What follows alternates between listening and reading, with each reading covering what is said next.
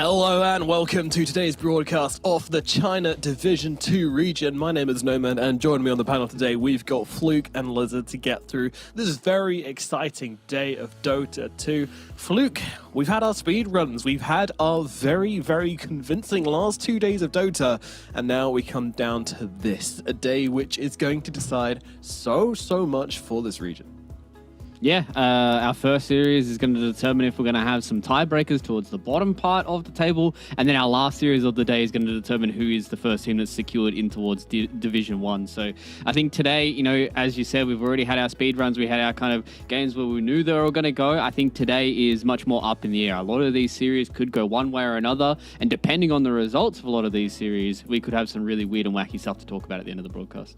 Yeah, it could go one way, it could go the other. We just don't know at the moment. But one thing we do know is that it's probably going to be very fun. But of course, we need to look back on the days we've had previously. You know, we talked about the speed run, Lizard. I mean, what exactly happened yesterday?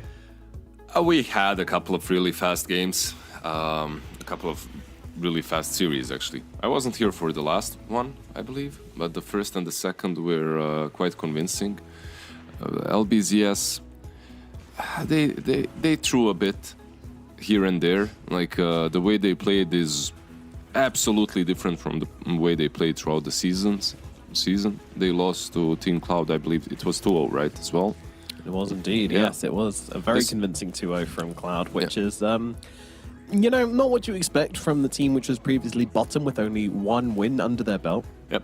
This first game was literally LBZS playing without any playmaker, like having absolutely nothing to do in that mid game. They got crushed. The map was too small for both the Sven, for Sven, Tide, and the Mars. Everyone was just kind of clumped up around the Ancients. They had a couple of decent fights, a couple of decent attempts for a comeback, but in the end it didn't really matter. And then the second game as well, the Cloud had some insane draft with Viper Troll Sniper. Yep. I don't know. Like, they won the lanes, so they won the game, right? All three lanes were won, but overall, this draft probably wasn't the better one, in my opinion, at least. Yeah, sometimes in Dota, you know, things just don't matter. And when you win the lanes, you know, it's just how it goes sometimes. You have this Viper running around the map. You have these two very aggressive supports with him as well, just kind of throwing their lives into the mix, which create a lot of space for Cloud to get online, to make their heroes work, and able to control the game and eventually close this one out. But of course, you know, with this Drago, it did take them a while. 49 minutes this game went to before it finally ended. But as you'll see here, this one did go in the way of Team Cloud, thus giving them a spark of hope, the silver lining to the Cloud, and that is that they could potentially wrestle themselves out of that bottom relegation spot. And now we move on to our second series, which we had yesterday. This is YBB versus Poke, and you know, YBB, they haven't actually lost a game yet, and that didn't change during this series, Luke.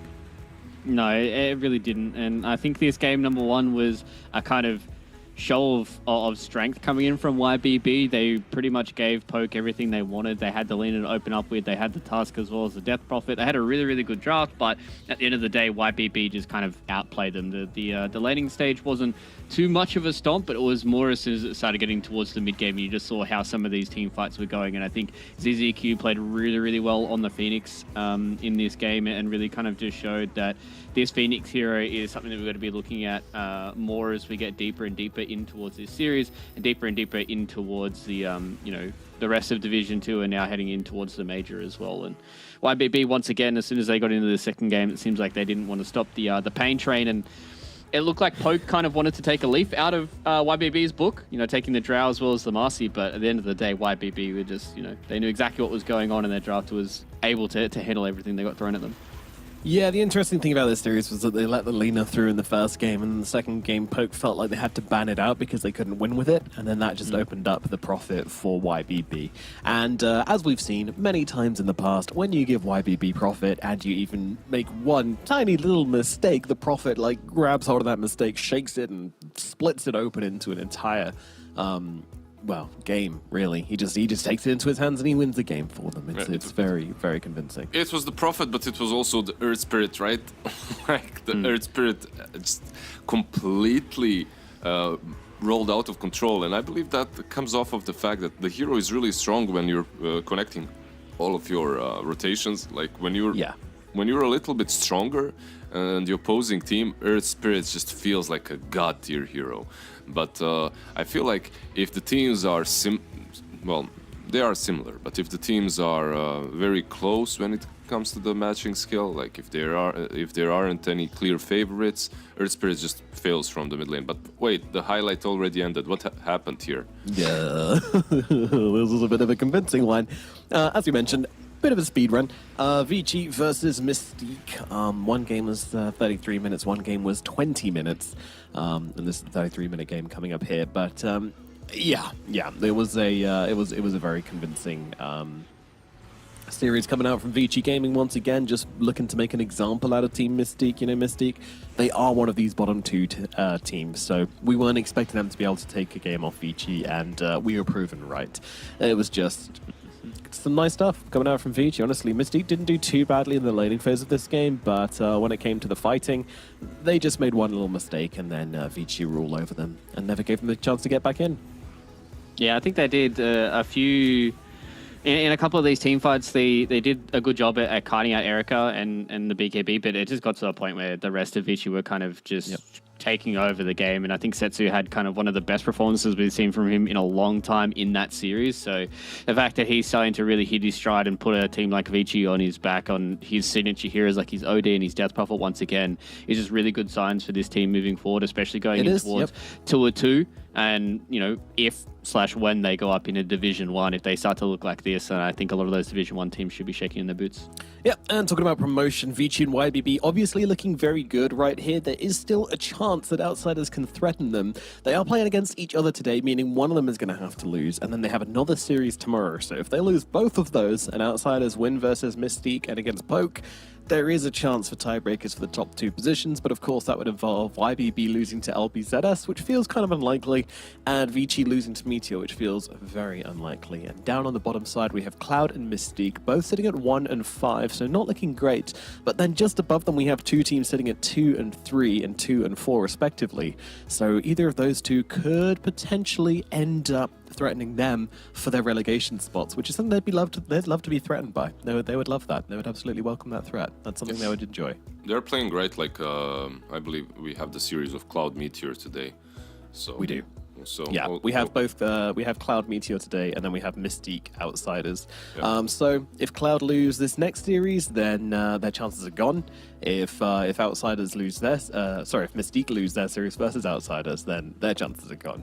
So it's very possible that we could have all of the relegation slots secured today, and then it just comes down to whether Vici and YBB can hold on to their promotional slots. So we're just waiting for Cloud versus Meteor. I mean, Cloud and Meteor, they're kind of similar, I suppose, in skill, especially after the last series of Cloud, like in which they took down LBZS. Anything can happen. Maybe you were correct all of this time, Nomad. Maybe you were supposed to be a Cloud fanboy. But you know what? Like, something bugs me. You were also an LBZS fanboy before. What happened? Why did you jump ship? I'm still an LBS fanboy at heart, I'd say. I just like Where's your shirt? It's actually, it needs ironing. I'm not gonna lie. It's been on my it's been like on the arm of my sofa, waiting to be ironed this entire time. And I keep looking at it and going, I'll iron that and wear it on broadcast. I'll do it. Did we finish all LBZS games? No, they have one more. They have one more on the final day. They have one more. Okay, so you have chance to redeem yourself, Nomad. That time? Yeah. I'll do the ironing stream. All right, let's move in to the series. It is Meteor versus Cloud here. Luke, talk to me about the biggest differences between these two teams. Obviously, the big one that's sitting out is the Shadow Fiend picks coming out from Team Cloud. So it seems like a lot of the games that we've seen them pick the SF, and a lot of games that we've seen the SF being picked, it hasn't looked all too good. Usually, as we said, it's kind of like Lena Light. It's like a lot of these teams want to try and pick the Shadow Fiend to have a little bit of that extra mix damage. We saw a different build coming out in the previous days from the Shadow Fiend with things like the Arcane Blink and the BKB going in towards this kind of like magic damage team fight kind of build. I personally like that a lot more than this hard style kind of just going into the right-click Shadow Fiend. So if we see Team Cloud go for that today, I would like to see them kind of play that more kind of controlling Shadow Fiend rather than I'm just the imagining hardstyle Shadow Fiend Fluke. Like I can definitely see Shadow like Fiend when he on attacks a really fast, he hardstyle throws like gig, you big know, hands. Just shuffling or whatever it is, you know. There's a He does have a dance emote. you know so. like actually when we With were in the green Romania, shirt on. there's this shop in Romania. It's Vagabond or something. Like I can definitely see hardstyle Shadow Fiend wearing all that swag, you know, all in black. Yeah, maybe not the Supreme actually. That's a bit too much, a bit too highbrow for hardstyle. But anyway, let's get into these openings. We're gonna have Team Cloud being able to grab their Death Prophet, and Meteor are gonna go with the Beastmaster and Rubik. Wow, that's pretty big. We don't see Beastmaster first phase very often, but this hero's had a really good win rate. And Meteor Gaming, the one thing we've been saying about them is they like to play fast. I remember in the first couple of days when we saw this team, they were definitely, as we said, playing fast. They did start to move away from that a little bit when they were going up against the likes of YBB as well as Outsiders, where they got stomped in their game twos being 15 minutes and 14 minutes respectively. So I would like to see them kind of fall back on that. Maybe it might be the idea that we were having with a few of these other teams where it's they respect the upper tier teams a lot more and they go away from their normal style. And when they play up against teams much more on their level, they tend to go back to what really works for them. So I would like to see Team Cloud. Yeah, I was going to say either go for the Treant or go for something that can really deal with the Beastmaster in lane. So something, along the lines of like we've seen a decent amount of Primal Beast that has been going through. That was something that Meteor really did not want to play against a lot. They banned it out 4 times in their last 4 games as well. So I was hoping to see something along the lines of like a Primal, but I think the Treant is just as safe for Team Cloud. Yeah, it's a safe bet. And Beastmaster's actually been banned 35 times. It's only been picked 8 times, but out of those games, it's won 6 of those. So Beastmaster's been having a very successful run here in Division 2. Meanwhile, Treant Protector, obviously one of the most contested heroes we've had so far. 18 picks on the Treant, 50% win rate, tons and tons of Treant coming out. DP also the second most contested hero, just behind Lena. I think teams are really starting to understand how to utilize this Death Prophet a whole lot more. And I think the biggest thing for the Death Prophet as well is it just really sets you up for having a good lane in the off lane. I think one big thing for Team Cloud today is I really want to see them enable Butterfly Effect. I think the way that he's been playing in their series up against LBZS when they gave him the Tusk game 1, he was really able to set the tempo, and then he kind of became the carry for them. They didn't have to put too many resources into the sniper lane because he didn't get ganked all too much, but you could tell that towards the latter stages of the game, they understood that Butterfly Effect was going to be the main carry and the Troll was going to be more of a chaos creator for them. Yep, Butterfly Effect on his kind of auxiliary carry, who comes in and actually becomes a main carry in the end. It's a tale as old as time, but I don't feel like they'd get away with that versus Meteor. I don't know. I feel like Meteor play a little bit too quickly for them to try and go for the same things they did versus LBZS. Do you remember the Troll position 5 carry Nomad?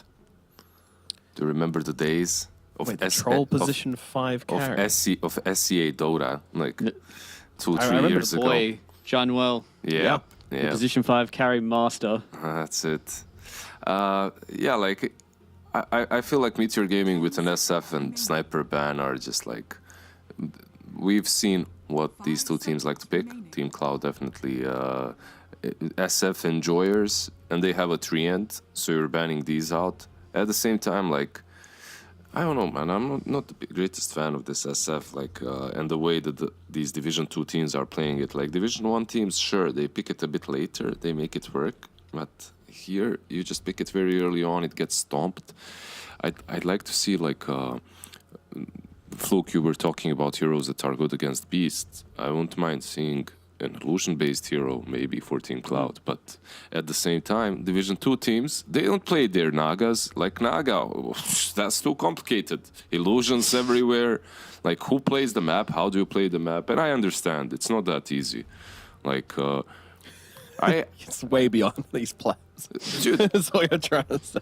dude, More than one hero? No, thank you. Dude, Naga is actually like ridiculously stupid to play with. Like you have to understand all the nuances of playing with it. Like there's just illusions everywhere, right? And if you're like as a team, you need to be aware of where you're supposed to move, how you're supposed to move. It's different. It's different areas that you're protecting. It's like you can just play with it. You can just play the Naga and go ham, right? Like you don't care. You're just playing the game, but that's not really playing the Naga. It's like not the same thing. Fair I point, think fair a point. big thing that some of these teams might run into is not abusing the amount of information she can give you, right? Like, as you said, there's illusions everywhere on the map. So, like, you get a lot more information about where people are because they have to deal with a lot of the lanes as they're coming through. She can see people as she moves through the jungle and all that kind of stuff. So, being able to abuse and utilize the amount of information that something like Naga gives you and where she wants to be on the map where the real hero is something that teams do struggle with. Yeah, 100%. Like just not abusing that fact alone. And Team Cloud again with an LC. Is this? They played the LC yesterday. CSJ played. And he just demolished with it. He was on fire. He had what, like an ultra kill, almost a rampage. If he hadn't, like he could have gotten the rampage. He's just fast. We won't talk about that. He got an ultra kill. It was bad RNG. Great. Almost a rampage. It was bad RNG. Leave it there. Yeah, RNG's fault. What's up with them and position? What's up with them and supports that like to run over trees, like the hoodwink, the tree, and I guess sharpshooter with the duel is really nice, right? Like you get that long range burst damage with the duel. It's pretty damn solid. I think Meteor are not all too fussed about, the hoodwink and the tree, right? Because they've got the Beastmaster. The Beastmaster Hawk is able to find them in the trees, and then always the Wild Axes is just going to be able to cut them down. I think the biggest issue is, Rubik and Mirana is going to have a bit more issues at catching them out. I guess you can use the arrow, but it's one of those things. I don't think this is an uber-free Morphling game, but I think it's a pretty good lane, right? Like going into the Legion Commander, you should be pretty okay as long as you don't get caught by like a random bushwhack. And once they hit level 6, that's when you should be scared on the Morphling. But pre-level 6, I think this Morph's going to have a pretty okay lane. In before overwhelming attack or whatever it's called. Oh, yeah. And then Morphling just dies. Yeah. Oh, I didn't shift on time. My bad. Well, down I go. But yeah, you're completely right. They show their hand when it comes to supports. And if you're Morphling right now, you're feeling kinda alright. Oh, they ban out the OD themselves. Okay, OD into Morph is pretty good, but into Rubik is bad, and OD versus Legion Commander obviously works fine. Very So annoying. makes sense to ban it if they know that Meteor likes playing it. 10 seconds. Plus- Yeah, would have been good setup with the Mirana as well. So And obviously Nomads, right? Like OD with Meteor Gaming, like. true. Yeah, got to stay on brand. Got to get those. Get your name out there. Never forget. I think another big thing with the OD is like they've got a lot of setup for like Arrow. Like you can always just Astral into Arrow, and that just means like your mid lane's going to have a rough time all the time. For sure. I think Naga, like after the Morphling pick, Naga just rose up in heroes that could be picked. Like Slark is banned out, Ursa is banned out. Drow is still in the pool, actually. yeah, like- Drowse. We see it sometimes as an answer to the Morphling, but Yeah, I want to see it again then. Like, oh, okay. Could they pick Anti-Mage? They wanna Is lose. there ever a situation that you would be happy picking AM? I think this is a decent AM game. You just don't have an overall last pick, so that's a problem. Doesn't the lane suck versus Okay. Beastmaster though? Drow is just much easier. Yeah. Yeah, I think the lane into the Beastmaster is kind of okay because you have a Treant that can do a lot of work Yeah, for you. I guess. You've got Blink, so you shouldn't ever really get caught out. But I think Drow is just much safer. I don't know. I'm a big AM fan, so if I ever get Oh. to see an opportunity for AM, I would like to see it picked. Big AM fan. It Yeah, was picked like once or twice in Division 1. And Meteor Gaming right Why'd now, you all they have to do Out is... yourself like that. What a self-report. There's some AM fans out in the Dota scene. There's some AM enjoyers. Yeah, I Rise know. up. I get them in my games all the time, Fluke. They're terrible people. They have anime profile pictures. They They're toxic as hell. What's wrong with animated profile pictures, Nomad? Why are you... Yeah, what's wrong with anime? I have very anime light. tattoos. Depends on the Nomad. anime. Oh, Depends you on the have anime. but- Ah, fuck. Okay. Yeah, we he's outed really him, Nomad. down. I am got the him. anime man. He Right. got him. Damn, weebs, get out. Yeah, absolutely. my Please, stream, just- weeps. absolutely. Good job, Leslie. We got him. Nice, nice, Got good him. cop, bad cop routine Baited. there. All right, final pick was the Castle there. So, how do you think that affects things, and which way are you leaning for this one, Fluke?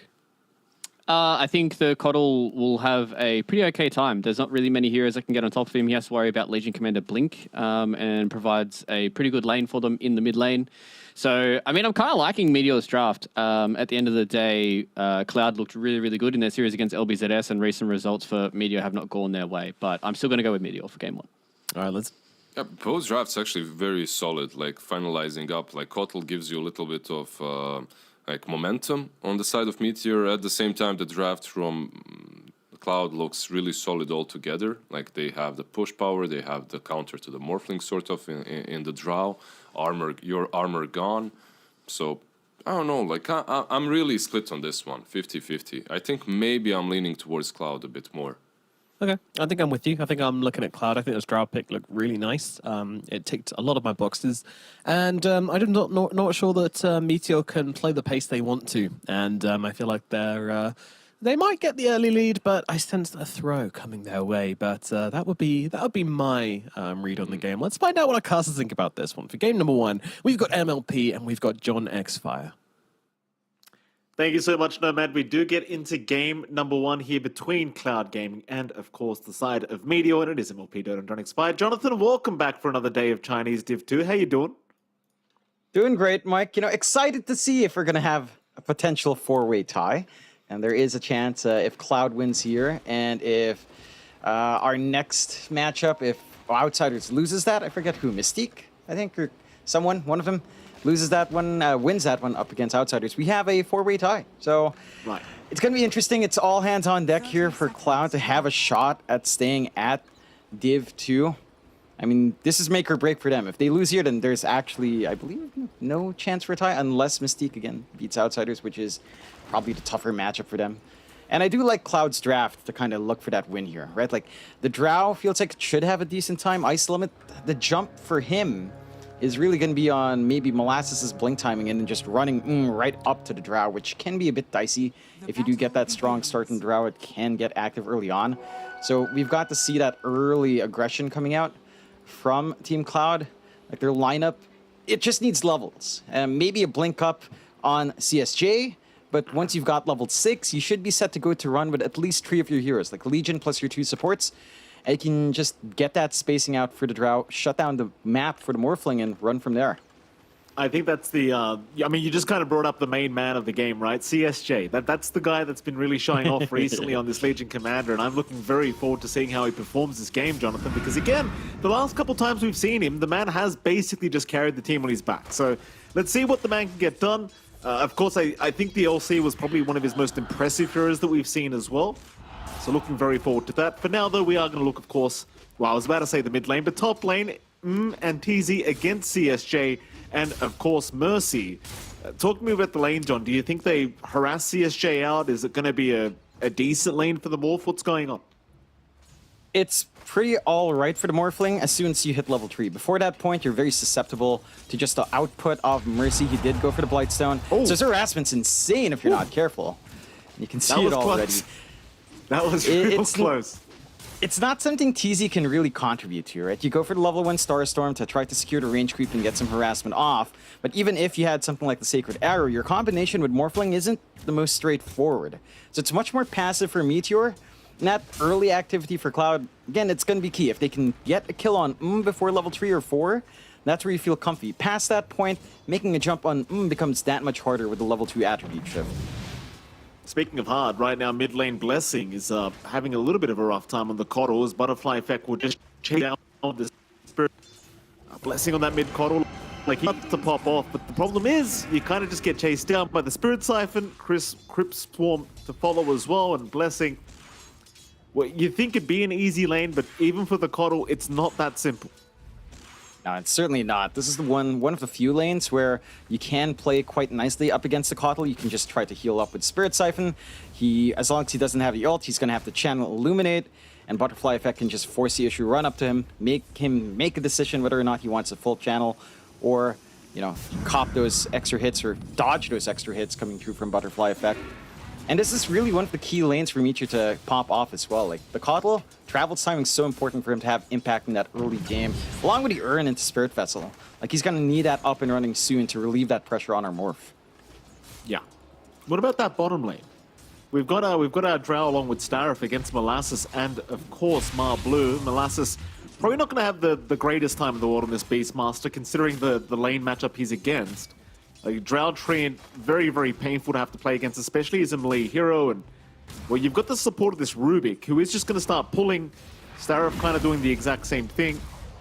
But as I said, I think the Molasses? Beastmaster is probably going to be in a lot of trouble, as Molasses does end up getting caught out. The multi-shot will connect, and that'll be first blood to go the way of Cloud Gaming. Point well taken. I mean, San Wu right there is trying to do the right thing, getting the pull off, trying to get some EXP flowing their way.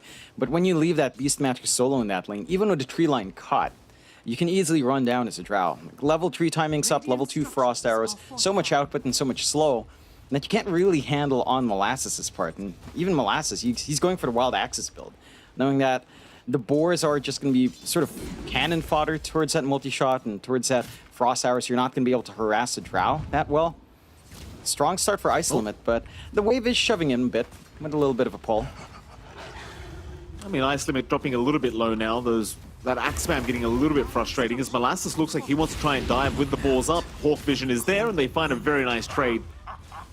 Molasses just realizing he could easily dive that tower with such a huge creep wave, and, well, that's a real shame for Ice Limit considering how much farm he's currently missing out on.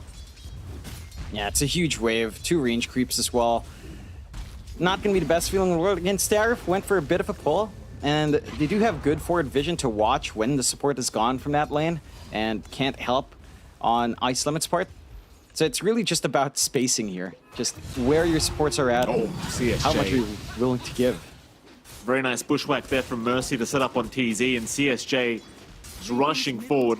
Love the fact that he opts to go for the chainmail first as well, along with the Wraith Band on this LC. Just the armor makes it kind of impossible to harass him away, and you just see how confident he is. Like, he'll run up to the morph very casually, Mercy with another bushwhack, but it's not going to really mean too much.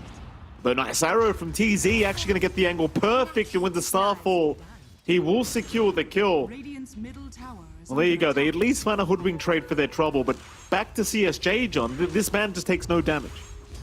No, he's just so durable. Like, we've seen a lot of offlaners opt for the Wraith Band nowadays.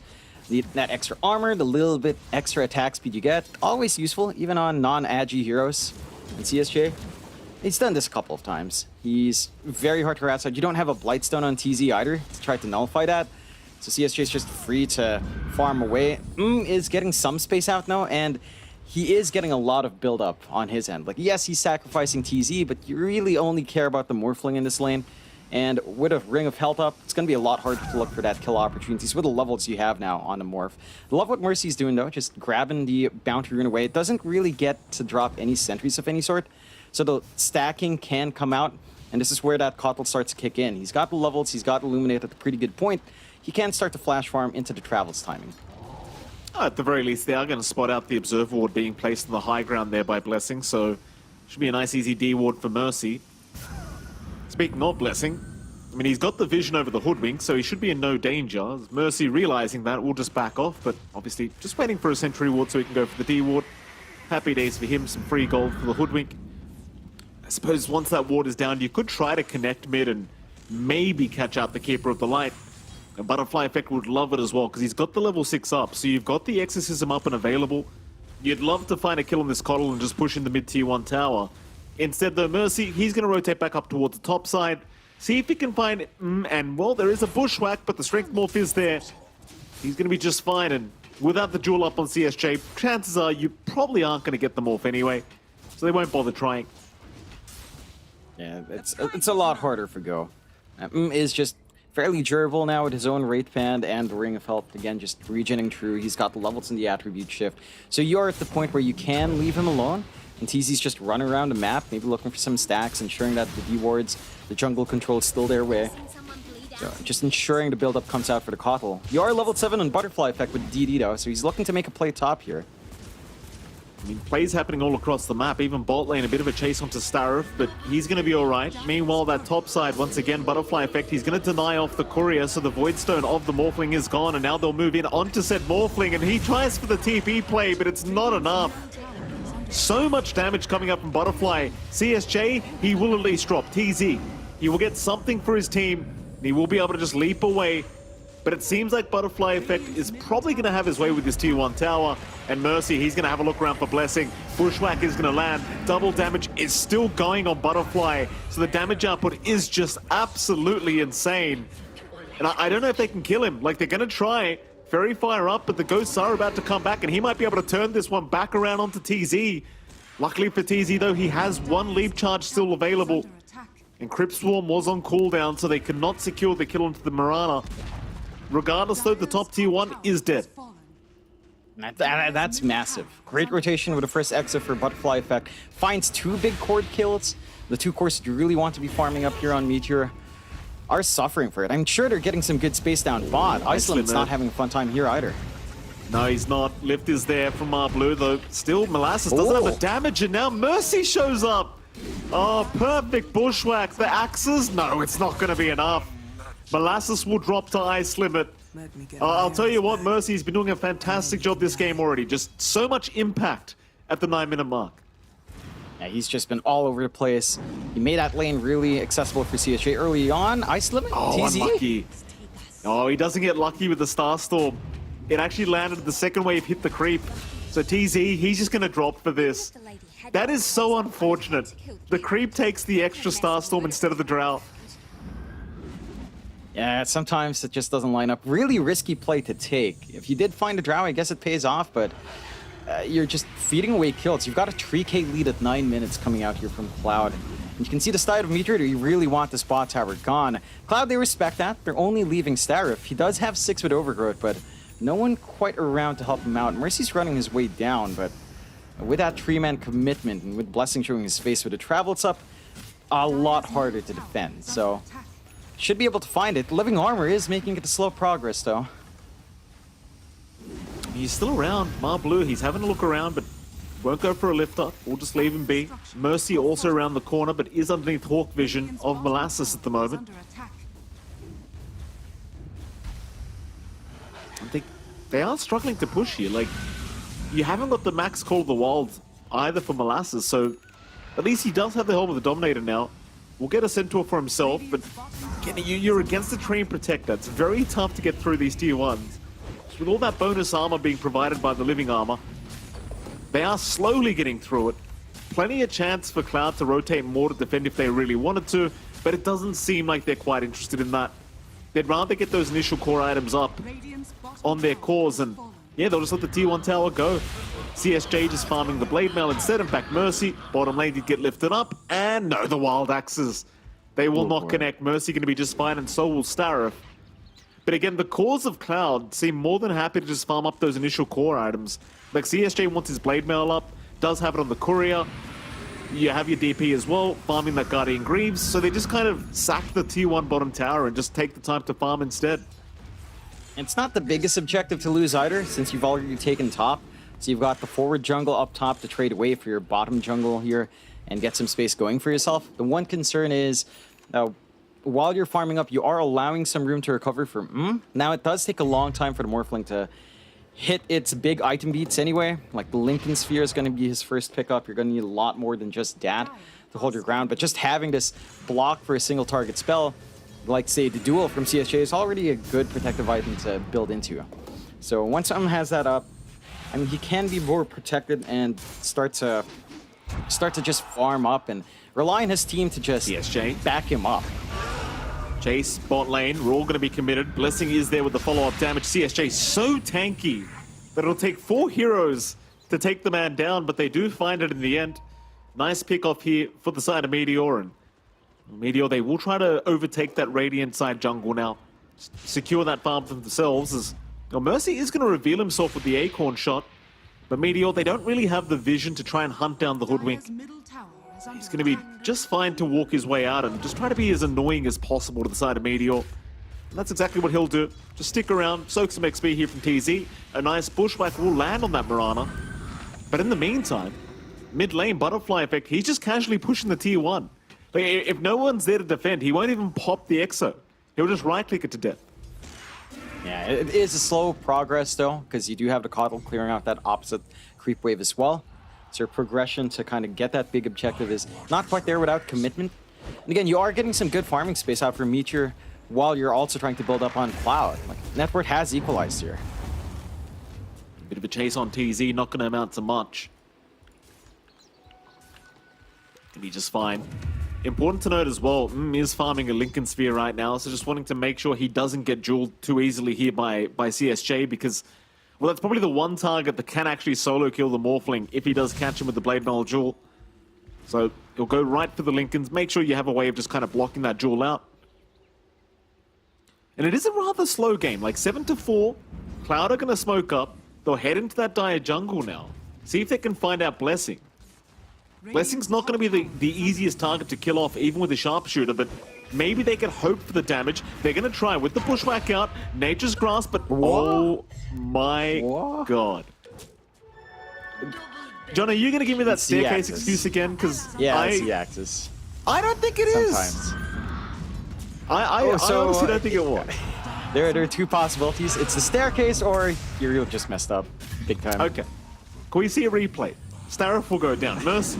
He'll be chased up. Arrow's going to be off the mark. Mercy trying to run. They'll have the damage surely, and they will. Marblue with the Fade Bolt going to secure the kill. Meanwhile, a bigger kill top lane. Ice Limit. He's in big trouble. We'll be able to gust and just TP away, and it seems like is not going to bother chasing. Radiant's He will leave it be. is under attack.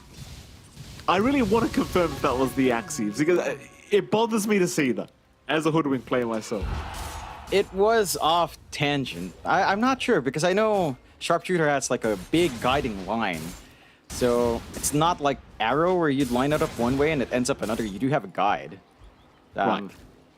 It happens. You miss out on big kill and then you suddenly toss out a big chunk of your lead away towards Meteor. And this is where it gets, again, a little bit scary. This Coddle's recovering. It is a Keeper of the Light. It doesn't take too much to recover. It already has the full Spirit Vessel up into a BKB for Blessing, so he does want to take early activity. They're constantly trying to find a chase down bot, but it's only the supports that are kind of poking them and keeping them suppressed in this bot jungle. For Cloud, the timing shouldn't be that blink coming out in CSJ. Once they've got something that can jump forward here, then you can at least start to find these support kills a little bit faster. Oh, Arrow's going to land on CSJ. That's the lockdown you were kind of hoping for with the jewel onto the Mirana, but he cops the Arrow. CSJ, he's very close to blink, and here we go. Here's the replay. This is what I've got to see. We can't see exactly where he's aiming, which is kind of the problem. You know what? Blessing, he kind of got knocked down somewhere, didn't he? That it doesn't seem like a miss, but rather that the Coddle moved. Yeah, he moved a bit. It still looks really strange, but you know, that's one of the things. I guess Bushwhack ended, and he just, when it ends, it does push you a little bit further from the pull it inflicts on the tree. So it's just awkward. Very awkward sometimes. Yeah. We'll say that's just a Dota thing. No one's fault. Bottom lane. CSJ, nice arrow out from TZ. Gonna catch him mid-TP, and there's really no way out. Just pops the Blade Mail, ends up dying. I think he even thought about maybe going for a duel, but was out of mana. And with that, Meteor Gaming again slowing down the timings of CSJ. He's just currently 200 gold off that blink that he's been trying to farm for such a long time now. But they just continue to slow him down, and he just hasn't been able to find one jewel yet. Yep, he's been very patient. He's just not been going for those opportunities when he does have it up. It's down to the fact that your lineup's initiation, it's not that mobile. And you could argue the same with Meteor, but they can jump in a little bit easier with their cores and with their support Mirana. For the side of Cloud, your setup for duel, it's really just Bushwhack. And maybe a couple of these fights when you do see the two-man rotation, they could have gotten that opportunity so they find Starif mid. But otherwise, again, CSJ's been more focused on playing the slower game, which I don't think is the most beneficial for Cloud. Like Meteor, again, they're farming up. They're the ones that are initiating these fights, dictating how the game is played, forcing a response out, instead of Cloud being the active ones. And that's all allowing this Morphling to find space while shutting down space yourself. Oh, look at the damage, man. It's just insane now from Blessing. Just deleting people here along with Mar Blue. You're at that stage with the Coddle where he's just going to delete you every single time. And, of course, that Solar Bind amp along with a Rubik, it's not very fun. Tier 1 mid tower, it's going to drop very, very fast.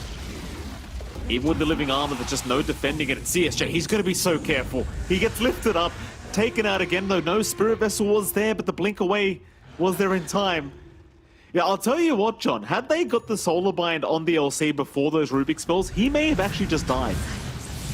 Yeah, he's not that durable when it comes down to the magic damage being inflicted. Ice limits. Find a bigger one, though. Yeah, that's a rough one. That's your POS 1 Drow, and Butterfly Effect's going to try and salvage something, I think. He thought about it. He does have the level 2 Exo, so plenty of damage. The question is, can you actually hold down this Morphling? Because it doesn't really feel like you can. Even with that level 1 silence, it's only going to last about 3 seconds. And it seems like he agrees. He'll just kind of leave him be, group up with the rest of his team. Maybe it's time to go for a smoke. Yeah, they do have to go for the D-wards first, but What? give it a shot. I think they got Butterfly Effect on the edge as he was attacking, so it's pretty clear smoke. They still have this Blink Duel, though. But Lincoln's is up. They get caught. CSJ, no hesitation. Still trying. They are going to go in. Jewel is dead. They just wanted to break that Lincoln's first with the Acorn shot, but the Strength Morph was there, so the Morphling is surviving for now. Overgrowth will come out. Do they have the damage, though? It doesn't seem like it. Oh, he just waveforms away. Radiant's bottom tower That's is under confidence attack. right there. Like, you know the smoke is coming, but you're confident you are not going to get caught. I think he has every reason to be confident on Like, he's at the point where bursting down this Morphling is just a pretty tall order. You just don't have enough control. You don't have enough burst in your lineup. They'll go for the Roshan instead. But here comes the movement from Meteor. Oh, Illuminate's going to give so much information. Arrow's going to land, though. Roshan will be taken the way of Ice Limit. As they do start to move in, they'll go for the fight, even with the Aegis going the way of Cloud. Is just chasing CSJ. Ice Limit, in the meantime, has lost the Aegis in the Roshan pit. This LC is still being chased down. Meanwhile, Butterfly, he does at least get a double kill on both supports of Meteor Gaming. But the problem is this Morphling. He is not going to slow down. Ice Limit, he just gets taken out so easily. And it's going to be another positive trade the way of Meteor Gaming. In fact, they even found more. Blessing's not done yet. He found Mercy. They will take him out, no problem. That'll be a third target. And with that, well, Meteor Gaming, they can look towards that top tier 1 tower. There's not really much in the way of stopping them. There's really nothing to stop them. You've got the full Overlord up on Molasses. And we've reached a point where Cloud, it feels they've definitely waited way too long to punish the Morphling. Like, they have this decent lane coming out from CSJ going back and forth. But then when it comes to that time where the Morphlings farm in jungle, you never invade. When they do invade, it's the 2 supports without any backup. Like, none of the cores were willing to make that move forward.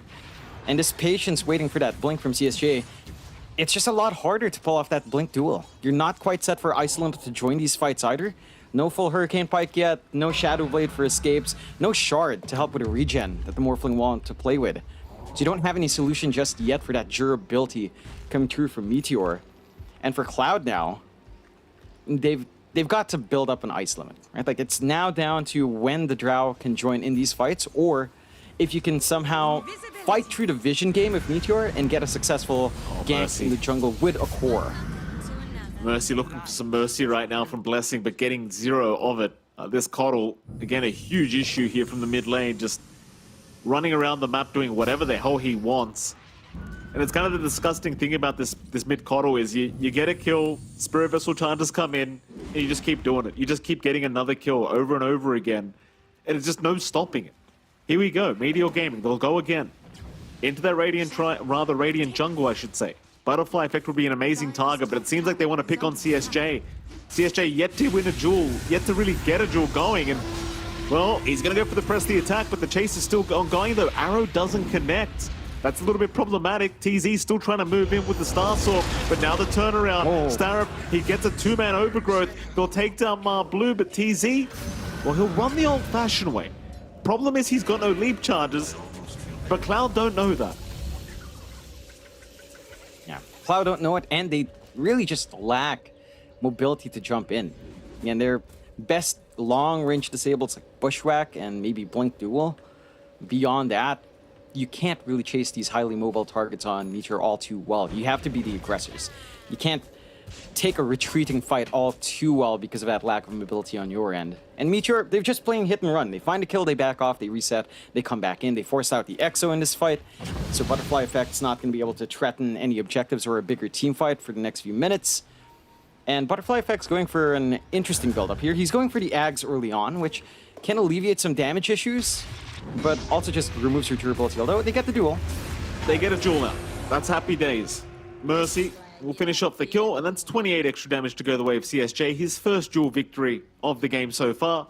Yeah, better late than never, I always say. Yeah.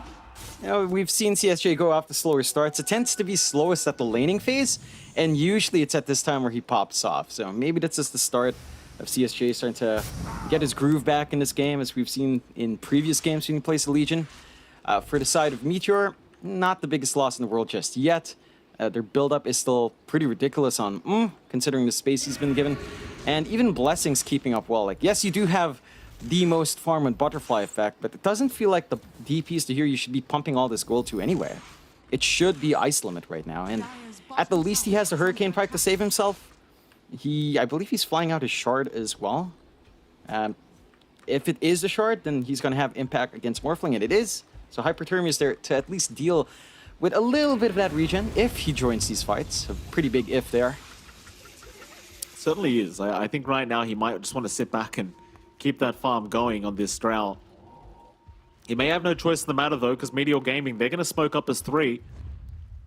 We're going to try and move into the mid lane, but there is going to be a counter smoke, a 4-man. The Hawk, oh, I think they know now. Butterfly Effect used the Crypt Swarm underneath Hawk Vision. And there's your scan out. So they know exactly where they are here. Meteor Gaming going for a very long wraparound, getting the wards down. It's one of the things against the Beastmaster is you're always going to have the vision advantage as the Beast. So they go, slowly moving in. Meteor Gaming, they'll go for that tier 2 tower. They still know exactly where Cloud are coming from, so they're not really afraid. They've got the vision to fight back. Even the Hawk giving even more vision now over Cloud. And the Wild Axes will kind of show them that they're being watched at the moment here by Molasses. And that tier 2 bottom tower, it's just not going to last. They can't defend this. That's going to be the Outpost taking complete control on the bot jungle coming out for Meteor.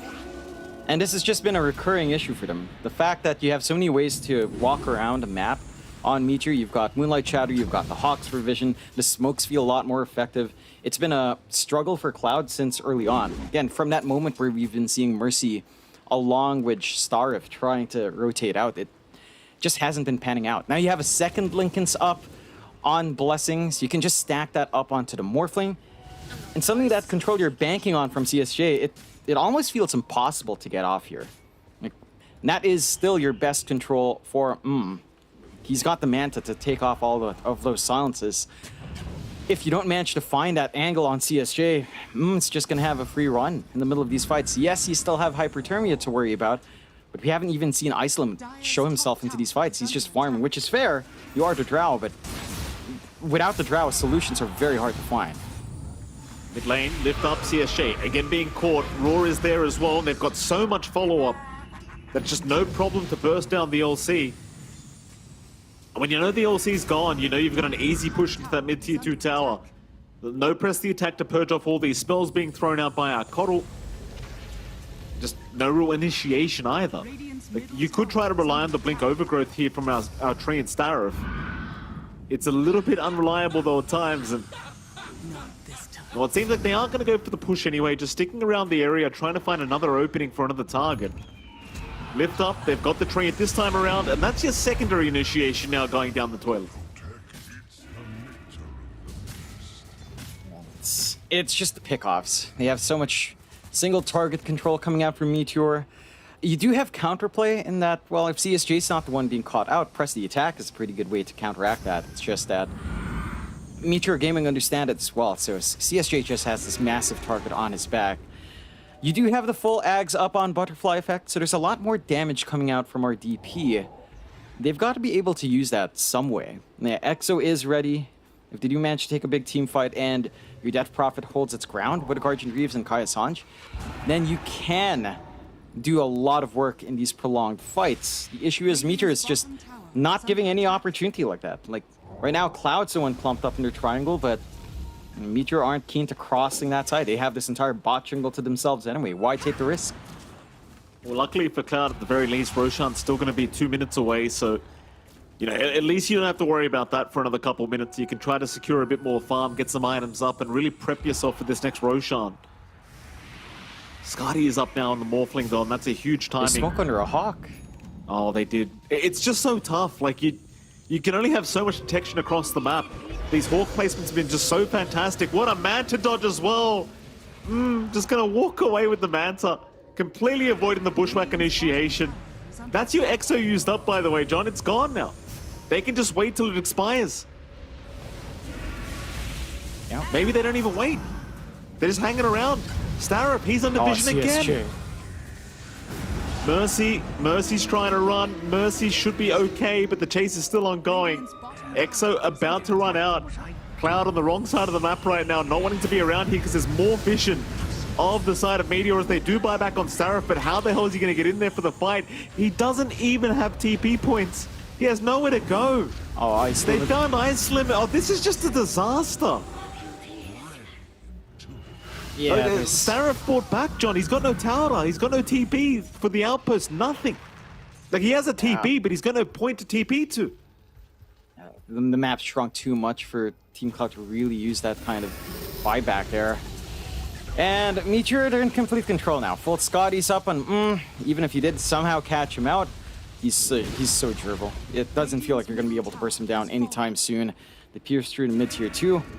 They are playing under vision from Cloud at the least, so they have a rough idea on Cloud's end as to where the side of Meteor are playing. But Roshan is coming up in a few seconds. A little shove onto that top tier 2 could give them free access to Rosh. Their creep wave is shoved back. You're not going to have easy access to that objective, but Roshan, more than open. As you mentioned there, Mike, no Exo from Butterfly Effect. Had to pop it in the last fight. So his impact with the Ags, it's not going to feel as amazing. And Meteor just free to start it. No worries in the world here for him. Well, Cloud have to find a way to try and fight this Roshan fight, because they can't just allow it to go the way of Meteor for free. They are hanging around. They know the Roshan's probably happening right now. And it is a slower process. Like, you've only got the Morphling and the Roshan pit at the moment. Problem is, you know you're fighting into Hawk Vision. Look at that. Mercy, he's just deleted. Right underneath Hawk Vision. CSJ gonna get caught by Aurora as well. Blessing with the follow-up, and it seems like CSJ, or at least he gets a BKB off. Problem is, the Morph is still in the chase, and is looking to have his way with it. CSJ, the arrow, he's gonna avoid it, but the BKB was there anyway, and it won't matter. Fade Bolt is out. Marbleu, he'll move in for another. He's got Ice Limit on the Drow. That's the big target. Blinding Light will knock him back, though Gus will at least save his life for a moment as the Morphling, maybe diving a bit too deep, is still trying, but Marbleu needs a way out. He'll waveform, and he's going to make it. Even using the press the attack with the LC Morph. And Meteor, I mean, they've kind of forgotten about Roshan, but they found a better target. They found Butterfly Effect, and they've got the mid-racks in their control. And this push just goes so quickly with all the output on and the control and in the inner beast coming through from Molasses as well. Oh boy. Another lift up. Perfect initiation from Marbleu, and that's just Ice Limit getting deleted here by It's like, what do you do now? You're 18k behind against the Morph. Nothing's worked. GG's called. CSJ's got 28 duel damage, John. He won 1 duel this whole game. And I'm not blaming it on him.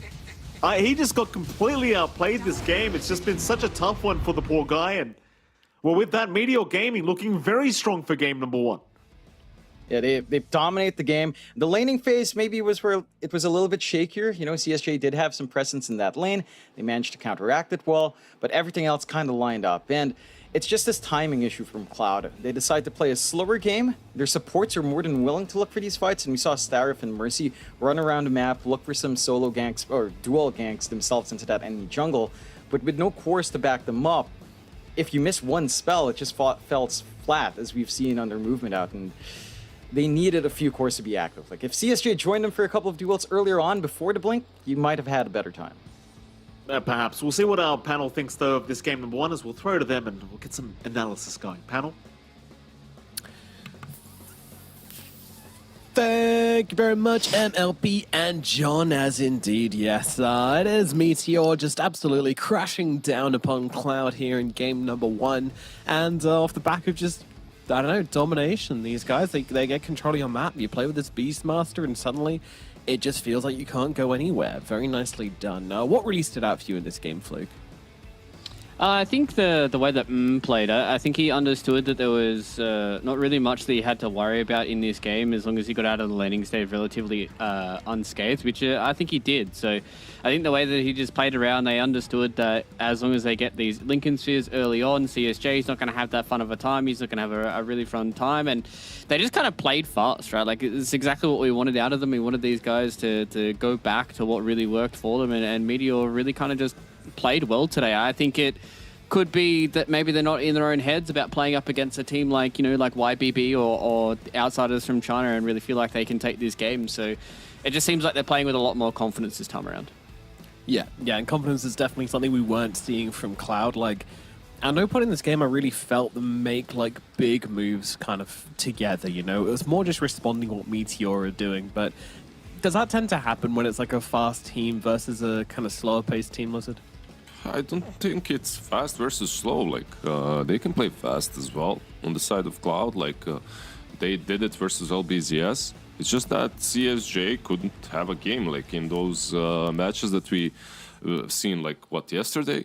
He was dominating. He was owning, and then the whole team would kind of jump on his back, and they would run across the map, do stuff, make stuff happen. This game, CSJ, he's playing the same hero he did in the last series, Legion Commander, but it felt like he was neutered, like he couldn't really do a lot. So definitely something that Meteor prepared for. Perhaps they just said, yeah, we need to crush this guy real hard. We do not allow him to ball out of control. And like in the lane, he wasn't able to. And then post the laning stage, if anyone is jumping, it's always Meteor. Like it's never Cloud really making plays. Yeah. Perhaps that's about the Mirana and Beastmaster. Like when it comes to approaching fights and when it comes to having vision, Meteor definitely had an advantage.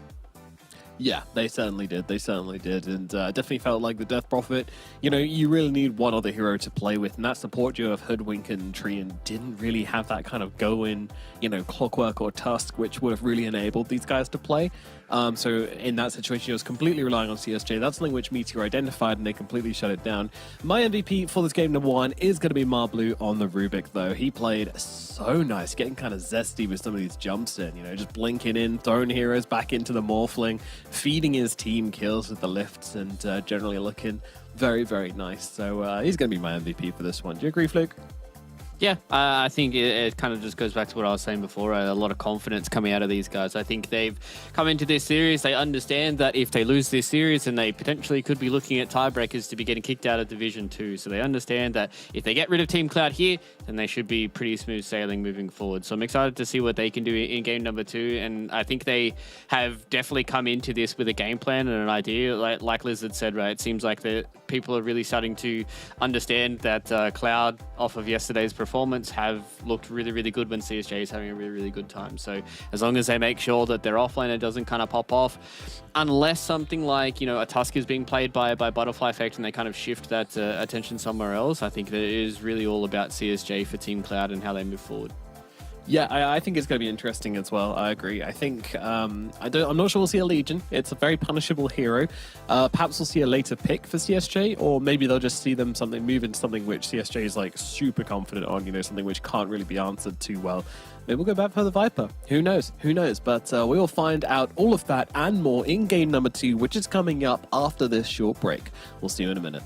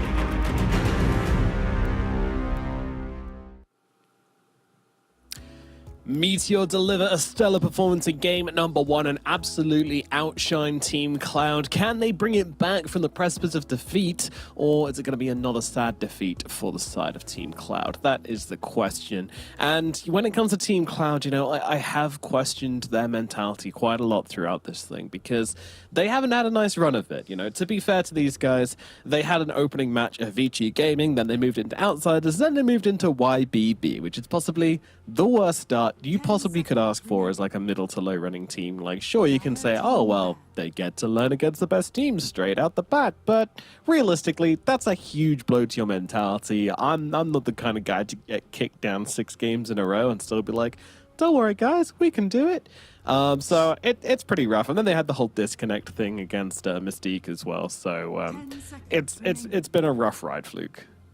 Yeah, it definitely has been, unfortunately, for Cloud. I think they've been on the rise in these later couple of series. Unfortunately, game number 1 didn't go the way that they wanted to. I think they really didn't address the morphling all too much in their game. I think they really could have put a little bit more emphasis on making sure had a bit of a rough time. So, I mean, interested to see how their drafts are going to change coming into this, because I know Meteor really like playing around their Coddle quite a lot. So that might be something that they could be looking towards playing here in this game number 1 now that the Beastmaster's gone. There are a few things that are left in the pool. Nature's Prophet is still left up. Primal Beast has been something Meteor have been banning. A whole boatload of Bat Riders still around. Treant's still around. Rubik's still around. Like, there's a lot of good heroes that are still open up for both these teams to try and snag up. Yeah. The openings have been pretty important because those opening heroes were actually the ones which did very, very well throughout the game. You know, the Beastmaster and the Rubik were super dominant for Meteor, and for Team Cloud, their Death Prophet was kind of the only hero who had a bit of an advantage. I just want to ask Lizard, you know, this Death Prophet last game was very farm. She had a good game, but she wasn't able to put any of that net worth to use. I mean, why was that? Yeah, it's kind of always like that with heroes such as that Prophet. Like, you can have a really good game, but you aren't going to be controlling the pace of the game unless your teammates are kind of in a similar position. Why is that? Is because if CSJ has the same amount of farm, right? Like, he's dangerous. Like, he's this LC, he jumps in, he eliminates someone. If it's that Prophet, like, you pop that ulti and you need your teammates around. Like, if you catch, you need some catch. You need a lot of things. You need some catch. You need some save. You need teammates, players to play with. Like, usually for me, heroes such as that Prophet, Dragon Knight and stuff are the easiest to play with for most teams, actually, because they just give you this focal point that you need to converge on, focus on, play with. But if the team isn't on the same page, on the same level, it can fall flat like very, very easily. So that's something that happened, and especially when you're playing versus a team that has a lot of vision, a lot of dodging potential. Like, if they can juke you, if they can make you use those spells when they want to and just dodge fights, like, you'll find yourself feeling pretty damn useless. So yeah, it happens, but Team Cloud already kind of adjusting. It feels like Nature's Prophet and Tusk, both of these guys can really step up the tempo, the pace, play really fast. Yeah. 10 seconds remaining. It does feel like Meteor were kind of asking for this, though. They have their Primal Beast. We've seen this being picked up as a retaliation to the Nature's Prophet time and time again. So. Yeah, definitely. They picked the Primal Beast and Snap. Like, it's not only versus Nature's Prophet, even though it's really good against him. We talked about this. It's against any. It's against any glass cannon type of a core, Yep. right? Fluke called it. Yeah, you just jump on top, use those Snap Mortimer's kiss. Yeah. Yep. Yeah. Use the kisses. Grab that Prophet, eliminate him. Feels good. Yeah, I think the biggest thing as well for Primal Beast is, even though they picked the Tusk into it, Pulverize is such an annoying spell with that like small little mini stun that's very, very hard for Tusk to even get like a snowball save on it as well. So I'm looking towards Team Cloud. I know I hate am going to say this, but I think they should pick Silencer here. I think Silencer is probably going to be like the only real response they're going to have to like Mortimer's Kisses plus Pulverize. You need to have something that is a combo breaker for this Primal Beast. You need to force him to BKB in weird spots he doesn't want to because his hero relies so much on their BKB in the mid game. So I think if you just go like Silencer +1 hero here, you can try and throw that into the Primal Beast lane and just force him to have a bit of a rougher go of it. Because your Nature's Prophet into Primal Beast is going to be a pretty rough lane. So I would like to see Team Cloud go for a little audible here in their second phase and just pick up something that allows them to play the mid game with a bit of team fight and a hero that's able to farm against the Primal Beast and force him to play a little bit slower. Yeah, I definitely like that call. It's a good option.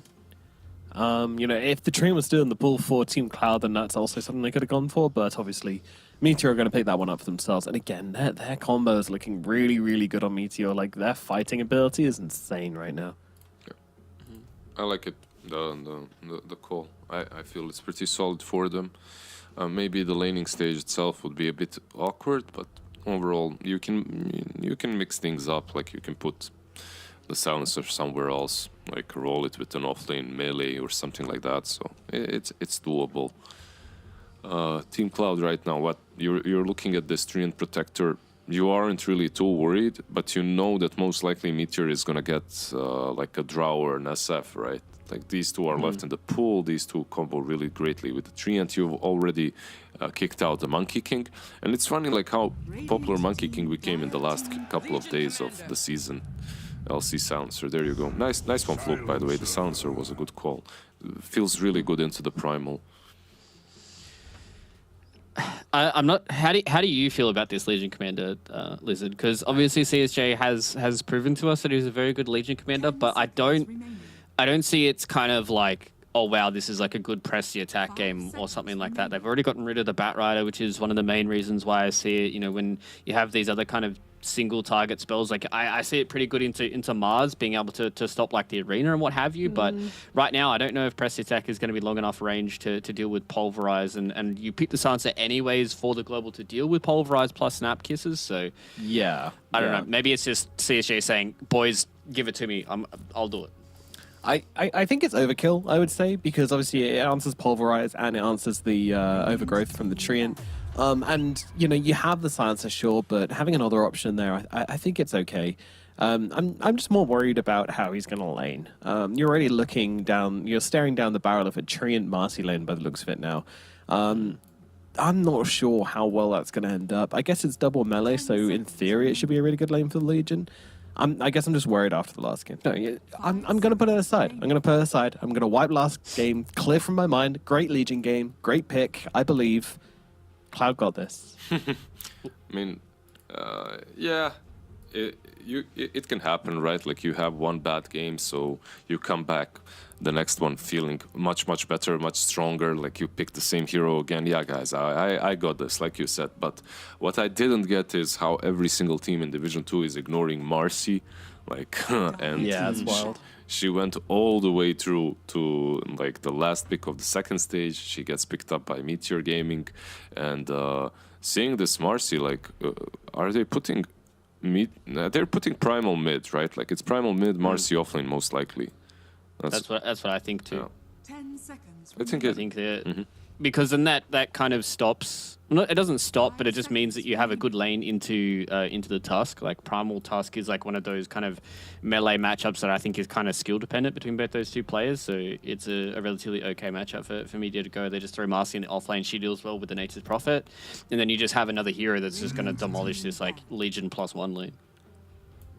By the way, just quickly, how many series in a row do you guys think we are on now for 2-0 victories? What's our 2-0 streak, do you guys reckon? I mean, I have them in front of me, and there's I can count them. 3 from yesterday, that's for sure. Counting with Lizard, let's go. But I can't remember the Is it day like 11? before. There's no way. Are we at 11? 11? Yeah, it's 11. 11? 11 series in a row of 2-0s. Damn. Since The last February game was 12th, the Mystique first versus Cloud. series. And it was Cloud that broke that were the last team to take a game of a team that beat them. So Let's see if they can do it again. please save us. I think I really like these last two bans coming in from Meteor as well. Like, I think Pango would have been really, really hard for Meteor to try and deal with here, especially like in combination with Global Silence. Like, that's when you can be aggressive with Global, is you just running with something like a Pangolier. I guess Leshrac kind of does the same thing for you. The one issue I've got is can be pretty bad into the Marcy, and they're just going to go for the Lycan.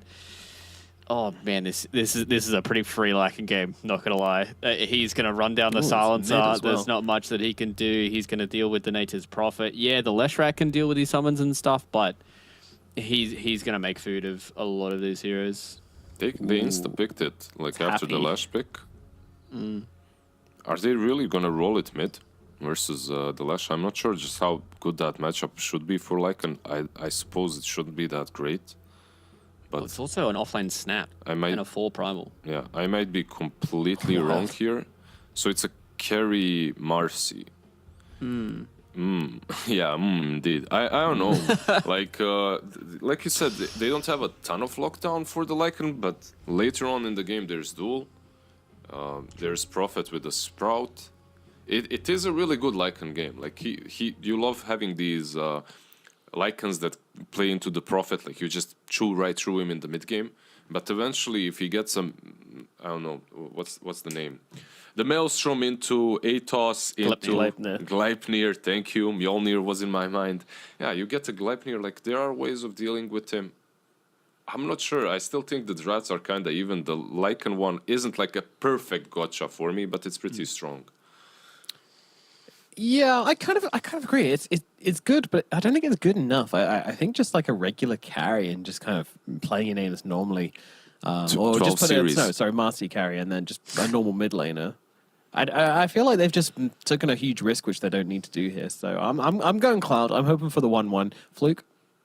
Yeah, I feel like the lanes that they've set up are kind of weird to me. I thought they would just kind of do some much more stock standard stuff, but they've thrown us a bit of a curveball. So I'm going to lean for Cloud. I want a 3-game series. Let's go. Alrighty, well, let's get into it. Game number 2. Turn your mics up because we've got John on the mic, and now put it on mute because he's joined by Mike. Thank you so much, Nomad. We do get into game number 2. Jonathan, these panelists, I mean, they have no idea what's going on with these drafts. So we see a POS 1 Marcy here. They were too afraid to say it's absolute garbage, so I'll say it. Marcy POS 1, absolute garbage. I suppose so. I mean, you still have the same issues What? you'd have from off lane. At the least, you could farm better from safe lane. You know, you're a bigger farm priority. What I really doubt is this mid matchup. Like, the Marcy is one thing, but Lycan versus Leshrac, that doesn't sound like a sustainable lane for Blessing. Like, there's no way you really play around that. You could summon your wolves to be fed into Butterfly Effect. I guess in a way, you can take the bite of some of those Lightning Storm jumps. That's one way. You use them as cannon fodder so you don't get hit and your creep wave doesn't die as much, but I don't know. I'm not so... my big issue is Blessing. Like, what can he really do in this game? Because if his timing's thrown off for the Dominator and he doesn't hit that Overlord timing and run around the map, and if he feeds too many of those wolves, the Butterfly Effect, then this Leshrac just gets that Bloodstone that much faster. So I'm really not sure how to feel about that mid more than anything else. I think what you're trying to say is bring Necrobook back, and look at this, John. No. Look at this, bot lane. They're just clearing out the That's creep one wave. way. That's one way to do it. Yeah. You can't It's just aggro gone. them, but you can get the farm early on. I'm sure it goes to Sanwoo. He's on the support Primal Beast, but you know, maybe it's just a matter of comfort. Maybe it's actually Molasses who's playing support, and Sanwoo just gonna gets do the it again. farm. Yeah, why not? At the least, Ice Limit has treants to soak through some of those creeps, but yeah, you can't stop this. Oh, they're going to try. Tag team is out. Mercy with the chase. He's going to make sure they can't aggro or take down the creep wave. And oh, very clever from Meteor Gaming to try and make those kind of plays. Molasses going to return back to the lane, but as we can tell, it's very challenging to remain in this lane as Ice Limit and Mercy going to try and be as annoying as possible. But in comes Mar Blue now, back in onto Mercy with the trample. Molasses hits the Scatter Blast. It's still not going to be enough, though. Mar Blue needs a way out.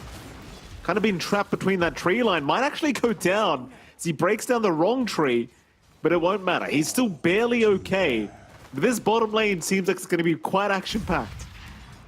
Yeah, you do want to be aggressive here for Meteor, and they are making it a bit awkward for Ice Limit to farm, but Now that the lane's equalized, he's able to farm well. This combination of Nature's Prophet plus Tusk with tag team, really easy to run heroes down. You've got the Blightstone up on Ice Limit, so it's a bit of a dangerous thing for our Primal Beast to kind of run out there. But Sanwoo is just, he's not going to stop. If you allow him to, he'll just go for those pulls. Yeah. That he will. Mercy going to try and be as annoying as possible. Can shard the staircase. Does do so. Pops the tag team as well.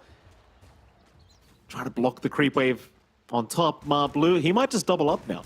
Just go for the double creep wave pull instead. Even better. See if he does get it.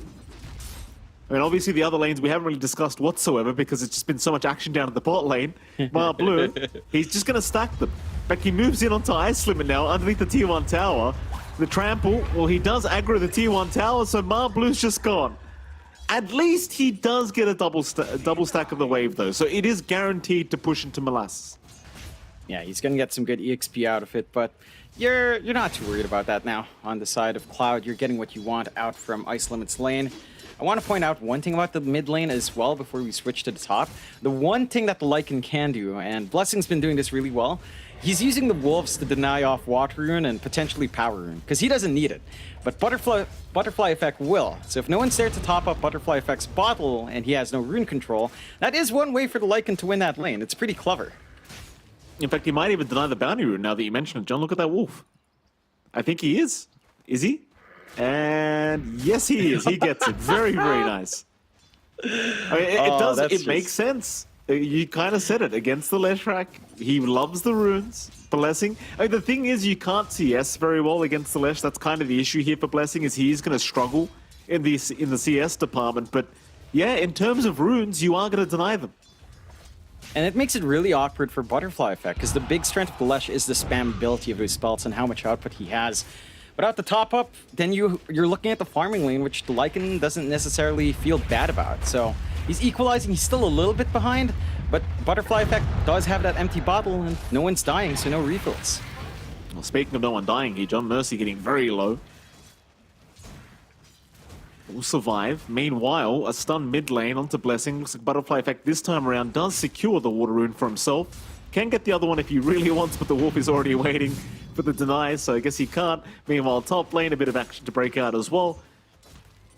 I've got to say this Marcy, at least for now, is farming okay. Might lose his courier, and will do so, as Starif will be able to secure.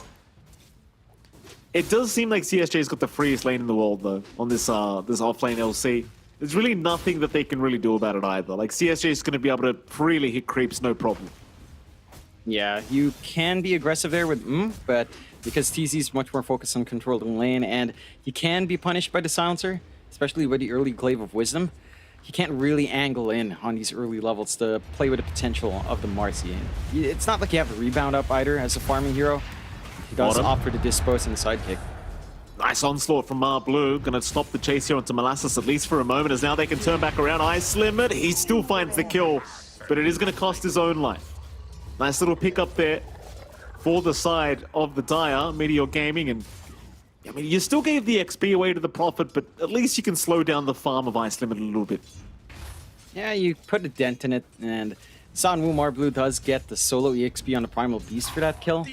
So it's a little bit of a blessing. Primal Beast is a hero as a support that really needs to rush into that level 6, into its key level timings. So you're pretty alright with that overall. And so far, a very even game, lots of back and forth, but despite the action down bot, Ice Limit's still in a good position. For the side of Meteor, you would want to commit more. CSJ, he's getting chased down, but M's the one in trouble here on the Marcy. Rebound away is going to be there, so he's going to be able to survive, but even with that level 2 sidekick, they actually can't man-fight CSJ. He can literally 2v1 them while they have sidekicker. And yeah, M's gone.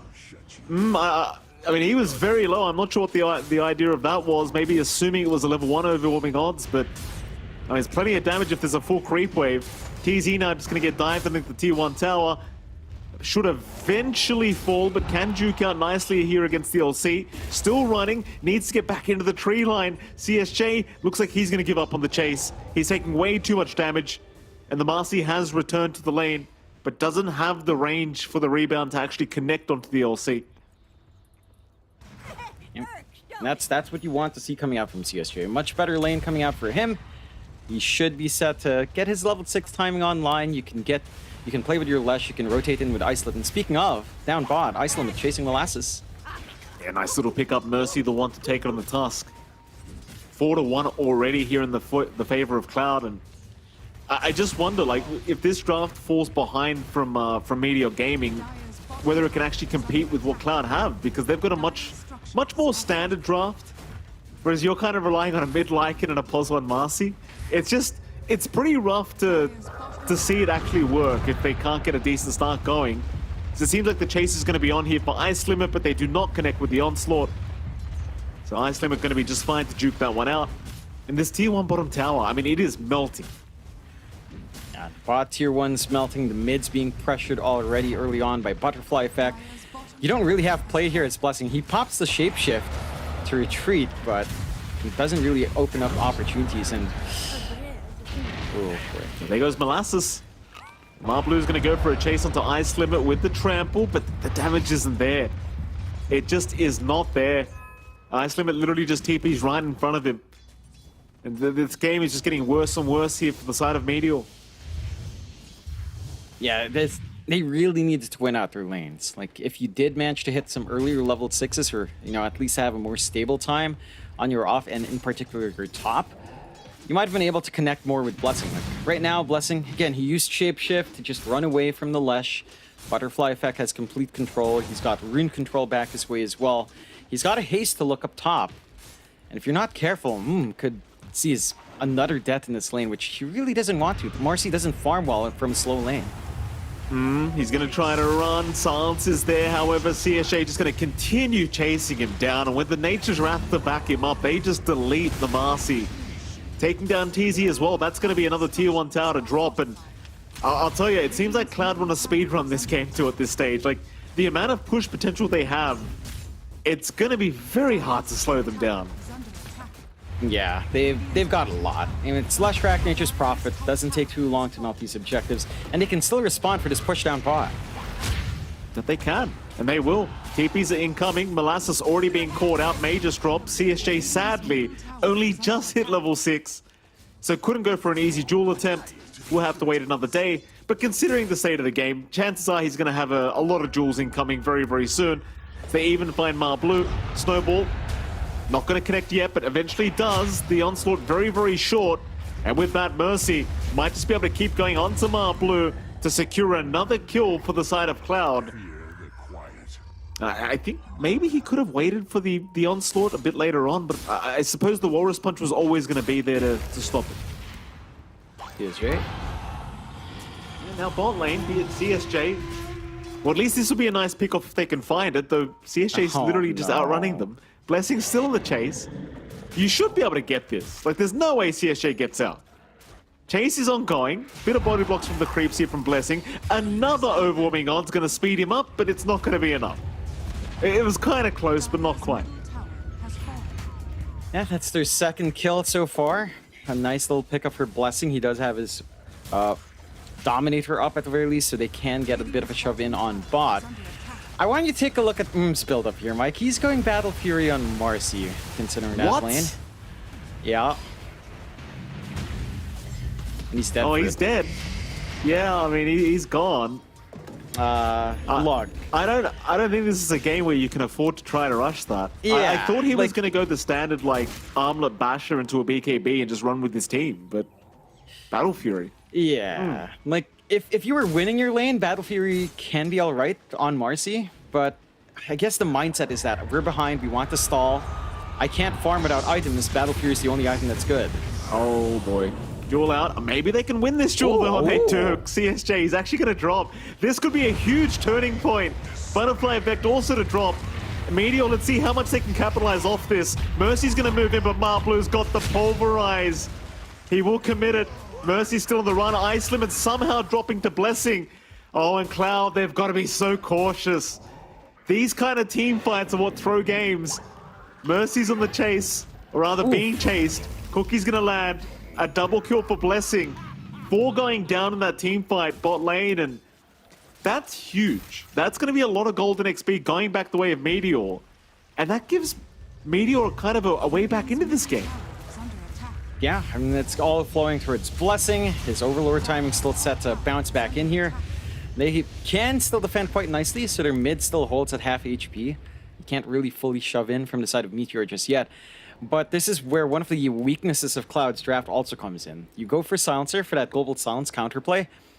It does interrupt, but it's not enough to save there. And it's a long cooldown. Compare that to Kisses, or at least compare it to Pulverize. It's only 15 seconds away, 32-second cooldown. Global Silence 130. You have so many windows where you don't have to worry about that global. They're going to find Blue. TZ's around the corner to try and help out. No overgrowth up yet. Still 20 seconds away, but Blue's actually walking out of here, and M's going to move in. Does have rebound. CSJ, though, going to show himself. There's your Unleash up from Marcy. He'll try to deal with Mercy, but Mercy might have Snowball, but no, not quite. Now CSJ, he's not going to get the duel off. Oh, Blue just pulverizes him, and CSJ's going to feed his own life away. Oh, boy. Yeah, I mean, here's the thing, John. If they keep throwing bodies like this at Meteor, then this Battle Fury might actually be decent timing on him. Yeah, he's not that far off anymore. It's not, and he's not that far behind from Butterfly Effect and from Ice Limit. All things considered, this 1k lead, it's very minimal. They've managed to bounce back from some really awkward lanes on Meteor's end. Look at Blessing, he's just chasing Starif all the way here. Yeah, I mean, why not? Starif? Or maybe he's gone a bit too far. CSJ gonna look for a duel out, and that'll lock him down. Whoops.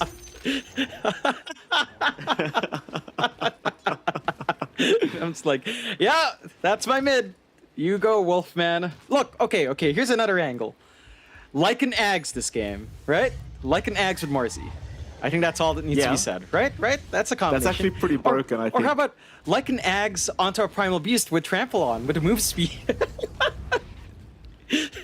I actually think if they do go like an Ags with the Marcy, I might have to take back my Pos1 Marcy as garbage comment. Because that actually seems pretty darn broken. True, but to be fair, almost any right-click kind of core field's busted with like an Ags, right? Like any melee core. Yeah, but so maybe you've got Unleash. True. I'm actually more interested Like in a Primal Beast with Lycan Bite. Oh, it's Pulverized with no animation. It's not gonna matter. Yeah, but Trample with that move speed, it just seems funny to be hastened, you know? Blessing? Oh no. He's not going to get the Ags if he keeps getting caught like this, though. He's gone. What's happening? I mean, TZ's going to move in looking for an overgrowth attempt, perhaps. They do land a nice cookie onto the left rack, but Butterfly Effect has the Pulse Nova. They don't want to make the jump in. Starif still getting chased down by some wolves here. Actually getting close to dying. They'll have to stun up that wolf and make sure the chase cannot continue. There is going to be a quick smoke out. See what they can get out of this. It's a big timing. They've got the Bloodstone up on Butterfly Effect, Global Silence ready. It's going to be really easy for Butterfly Effect to just stand his ground and melt some heroes. It's a big one. Yeah, he's certainly a very big one here, John. And he's sticking around for that farm. They are going to snowball in. Surely no way out for him as the Split Earth is just going to land, and well, he is just dead. Ooh. Mid lane. There was an attempt on CSJ's life, but the Snapfire Kisses going to be cancelled off by the Global Silence. There's nothing they can do to finish off the kill. Yep. It's the one thing, right? Yeah, sure, you pop Global Silence, but you're preventing Meteor Gaming from trying to build up in their own gank attempts here. And you regain the lead on Cloud over these kills. 4k up now, comfortable lead for Ice Limit and Butterfly Effect. Blessing and aren't too far behind, and he's still inching towards that Battle Fury here. We're looking at maybe a 16.5 minute, 17-minute Battle Fury, which, if you stall the game for another 10, the Marcy's going to be a pretty big beast. So the timing's still kind of lining up. They just have to stem the bleeding here on Meteor. Oh, nice little attempt there onto Blue, but he will just be able to onslaught and just trample his way out. And what is it, John? No, I was being notified that it could have been a Mjolnir on our Prophet. It is Assault Curious, so nothing too weird there. So another smoke comes out at least. Yeah, bottom side. TZ, he's in a nice position to kind of break the smoke here. Or rather, tank the gank for his team, though is still getting caught. Oh, he's going to pop the Unleash. Ooh. Never pop the Unleash against an LC Blade Mail. Blue. He gets caught out top side. Looks like they'll even find Molasses, though TZ is going to rotate to try and help out and make sure the Snapfire does remain alive. Overgrowth is out. Maybe they can find a decent trade, but the Snowball is going to save at least for now. They haven't had the cookie to throw. Now they do, but it's too late. Ice Limit, it's already out of there. Instead, they'll try to secure Mercy's life, and they will get him. But you don't get Ice Limit, and that's kind of the big issue here. Yeah, they're not able to really punish Ice Limit for going for a lack of control. He is going ultra durable on the AC first, but he is susceptible. If he is caught out, he can't contribute too much to these fights just yet. Although, to be fair, AC against Marcy, more armor against a physical output core that really doesn't have hybrid damage is going to be pretty damn nice. And Cloud are, for the most part, the aggressor. CSJ. Oh, Blessing, he's popped the wolf form. Jordan's going to connect, but a nice onslaught into the trample. It's going to save even the pulverize going. Butterfly effect, though, is still going to be able to punish at least the Primal Beast. But it's definitely a pretty nice fight here for Meteor Gaming. It is the Ags rush. Blessing is doing it. He's going for the Ags. Let's go. Let's go. I mean, it's going to be If he great. actually manages to get it. If he does, with his Marcy, yeah, a jumping wolf with a million bytes per second. That's something. It's Twilight. That's what it is, Oh John. no! It is Twilight. Oh, It's Twilight, It's John. Twilight That's- where Jacob gets Bella, I guess. Wait, Wouldn't you've it actually just be watched the fair movie? if- I don't know any I of the did in characters. high school. So we actually, Oh my me and my God. guy friends all decided to go to the local cinema. And Wow. when we went in, dude, we were laughing the entire time. When Edward shows up and his skin sparkles, all the girls in the cinema were yelling. And me and all of us were just laughing. And we yelled along to them, woo, Edward, let's go. Oh, God. I Yes. don't understand the references, John. I have not watched the movie. Mid lane, they are going to catch out the Snapfire. Though it's not going to be enough damage to actually win out the duel. Overgrowth will be committed, though CSJ, he'll just purge it off immediately and continue running forward, but won't be able to find anything. How embarrassing, Jonathan, for you to admit online that you've watched Twilight with a bunch of boys when it came out in the cinema. I mean, I would never admit that. Never. It has some deep storylines, okay, I think. I can't remember too well. I can see that Roche is happening here for Cloud at least. And they're able to melt it really fast with the output on Ice Limit. No real potential for turn. I mean, no global silence, but Meteor aren't around to punish. It's a big objective. 2 lives on Butterfly Effect with his durability, with his own plate mail up along with the Aegis. I mean, he's going to be a massive issue in the middle of these fights. And the side of Meteor, I mean, they still have this timing to work towards. Mike, Battle Fury's up and running on. I mean, why not? Ice Limit, he's going to get caught out here, but the problem is it's really only the Primal Beast rushing in. As he will realize there's a bunch of heroes around Ice Limit, and that means that the Marcy will not try to back him up. And with that Cloud, they're going to go for this top tier 2 tower. We go, Cloud. Is under attack. Tier 2 tower, it shouldn't last, there's no way. Under attack. No. It just melts. You've got the output on Butterfly Effect. They are stalling quite nicely with a Fortified Hoe, but it's not going to hold for too long. What they are doing well is split pushing bot. Like, this bot tier 2 is actually so low just from the Ancient Black Dragon. What? So they Oh, force a top tier 2 actually response out survives. here. It Yeah. survives and the bot is set to fall.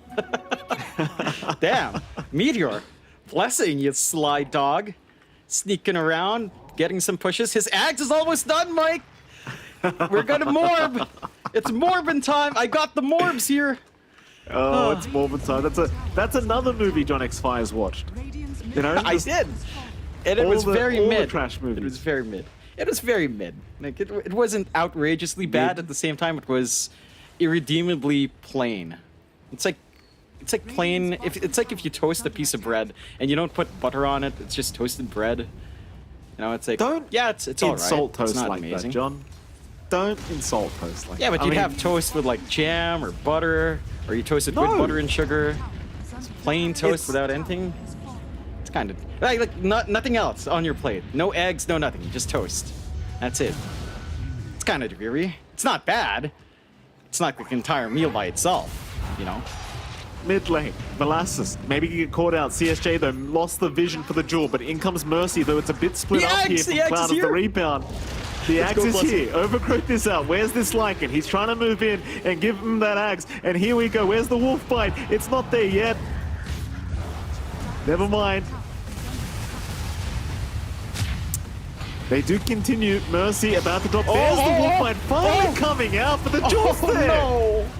Well, Blessing a little bit late to the party. Ice Limit's still gonna drop. Mar Blue about to fall, will do so. In fact, never mind, he's out of there. In goes Molasses now onto Butterfly Effect.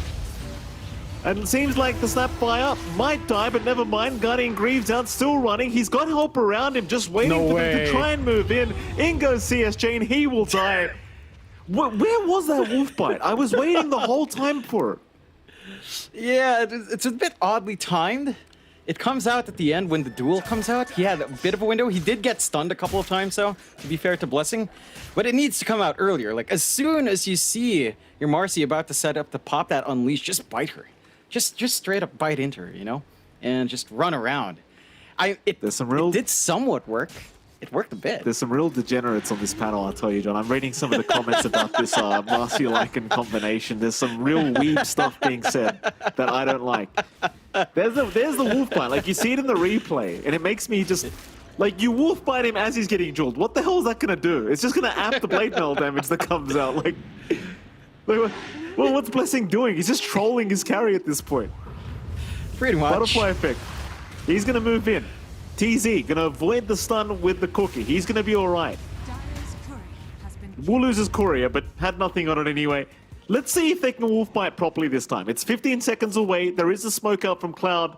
Looks like Mar Blue might break the smoke, might die for it as well, as he does get caught. At least he got his BKB off in time, but there is going to be a duel out to lock him down still. He is still surviving, so Mar Blue, he will onslaught back out, and here comes Blessing from the backside. The Global Silence is not going to save Starif. Starif is down, but now he's stunned up on the Lycan. He needs some help. He'll run away. Butterfly Effect, not going to be able to get the kill. Oh my Meanwhile, God. this Marcy's not even here. Ice Limit, he's going to die top lane. He just dies solo to this Marcy. His Butterfly Effect is still trying to salvage this, but he's being kited in and out. Still rushing forward with the Aegis, but there's your Pulverize. There's your cookie out. That should be the first life gone. And it will be. Butterfly Effect, he'll blink out of there. He's seen enough. And we are yet to see this damn wolf bite. I mean, come on. I get he got the Ice Limit kill. I want to see the wolf bite Marcy. We all want to see it, Mike. That's what we're here for. That's what we all paid tickets to see Morbius for, right? The Morb moment. Oh. Oh, Here we he's just go. keeping. All right. There you go. He's all right. He's okay. Oh, CSJ, he was right there as well with the duel. Just a bit too late. That is BKB pop. That's a fresh BKB from So immediately down to 8 seconds. Not the best feeling in the world, but you are clawing your way back into this game for Meteor. They take away the lead. They're going into the AC for Blessing. You're gonna have the bash for on and your tools are getting ready here, Mike. They just need to pop all of that together in the right order, and things can go their way. Like every time you see that Global Silence committed from Starif, it's a window for you to come in with Kisses unimpeded, Pulverize unimpeded. It's a lot of angles, and it's a lot of time where Cloud just doesn't have a counter fight. Well, here we go. Meteor game. Grouping up, feeling much more confident. Wolf Bite available. Snowball committed. There's your Wolf Bite. Who's going to jump in? Rebound. There's your flying Wolf Bite. Look at the damage. Look at the damage. Mercy's gone. Mercy's actually gone. They can't fight this. They need to run out of there. Oh, it's so damn scary. Scarif. He'll just be chased down. Butterfly Effect has no idea what's punching him right now. Oh, it's too much. Bloodstone is active. At least it is helping him survive, but this wolf is flying everywhere. This literally might be Morbius, John. Considering how bad the wolf jumping around looks. It's literally Morbius. It's Morbius It's too. Morbius. We need a Morbius tie-in. No, persona for Blessing. Even though technically he's supposed to be a vampire, but man, this is way more Morbi than the Morbius movie, I think. So we're getting morbed up. Meteor Gaming or Morbius Gaming starting to feel great here again. Keeping the game in their way, or at least even for the most part. I can't take it seriously anymore, dude. I can't. No. This is just, I don't know. I do not know how Molasses and San Wu got away with their off-lane Marcy support. Oh, ooh. Nice duel out. Nice duel. Should have the damage to finish him off in time, and they will. That's God on the POS 1 Marcy. That's a big one. That's your POS 1 going down, and yeah, sure, you're scared when the wolf bites popped on this Marcy, but apart from that, if she gets caught with the duel, she's just as good as dead. Yeah, they're not going for anything to defensive, you know, no Lincoln Spheres this time around to protect. So that control, it's always going to be good, and that leads into a push opportunity on mid. The side of Meteor aren't really clumping up for a defense either. Oh, Molasses is going to show up as well on the low ground. He just gets taken out. I'm not sure what the idea was there for him. Claiming there's vision. I suppose there is on the high ground, to be fair. Not quite on the low ground. Meteor Gaming gonna have to kind of sit back, relax for a little bit, just wait out their Marcy once again. Cloud, they've got a tier 2 tower. They could just wait for the next Roshan, but that's gonna be about 2 minutes away. The Starif will have a look, but won't find it. Meanwhile, can I just ask as well, John, why have we got no Gleipnir on this Prophet? Like, you're against 2 wolves at this point. Why no Gleipnir? Yeah. Hold on a minute. CSJ, he's gonna find him No, once not again. He's being caught out. And the overgrowth, it was there, but it does nothing. And with that Cloud, they can move high ground. You know, they're forced to buy back out from Treant. Who needs Gleipnir when you do have duel, right? If CSJ can just land it every time, no worries here. They're forced to kiss as well, just to shove the wave away. And now they're getting a response on bot. Blessing's trying to push. Problem is, he is stunned up. Blessing gonna try and run away, but they've just perma-stunned him. Sadly for him as well. Tier 3 tower remains alive on 20 HP, but there's always that rat potential. You know you can force them back. So Meteor Gaming, I mean, they're trying something, you know, cheeky here with their draft, and, you know, I don't know what to say, John. It's kind of working, it's kind of not. We'll see. Duel out. They've got a 3. He's gonna drop. Another kill for CSJ, 142 damage on him.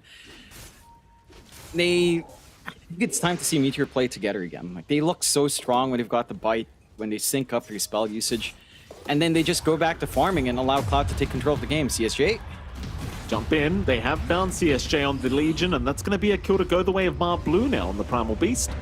Happy days for him. You are getting to the point where the bash is going to be up soon on this Marcy, and I think that's when things get very scary, because you actually have some form of actual lockdown. Here is the Marcy, and we'll see how it pays off. Like, what I question is, what was the point of the Battle Fury? I mean, I guess it still allows her to farm quicker, but imagine you had the Armlet Basher into a BKB. Wouldn't you just feel better in that wolf bite? Top lane? Yeah, but I don't think he scale as well. Mar Blue gonna BKB TP out, and is not gonna make it. The Sprout, of course. Mar Blue trying to run, not enough. Pierces spell immunity. Always love that on Nature's Prophet, just because Sprout technically pierces spell immunity as well. So does the Leash. And there you go. Yeah, I mean, if you did go Armlet Basher, might have been able to join these fights earlier, but I don't think he'd be able to farm into the BKB as fast. Like, he had no space to farm. He needed an accelerant. Battle Fury kind of does that. Roche, though, is falling quite fast to Cloud, and we're in the same position. Meteor just aren't there to contest. They get the scan, but it's too late. Satanic now up as well on the Prophet, so Ice Limit, much more survivability now on this Nature's Prophet. They've just got to watch that bot wave, because it's constantly being forced in by these wolves. That's just the one thing, you got to make sure you don't get ratted again by Blessing, because he's always sticking around. Now, it wouldn't seem like the worst idea to just get a chance for this Lycan, right? Like, just make it so there's always a wolf. It's kind of annoying to play against. I don't know if it's worth the 1.4k gold, but if you got it for free, maybe. In they go with the duel out, though, and speaking of Blessing, he is gone.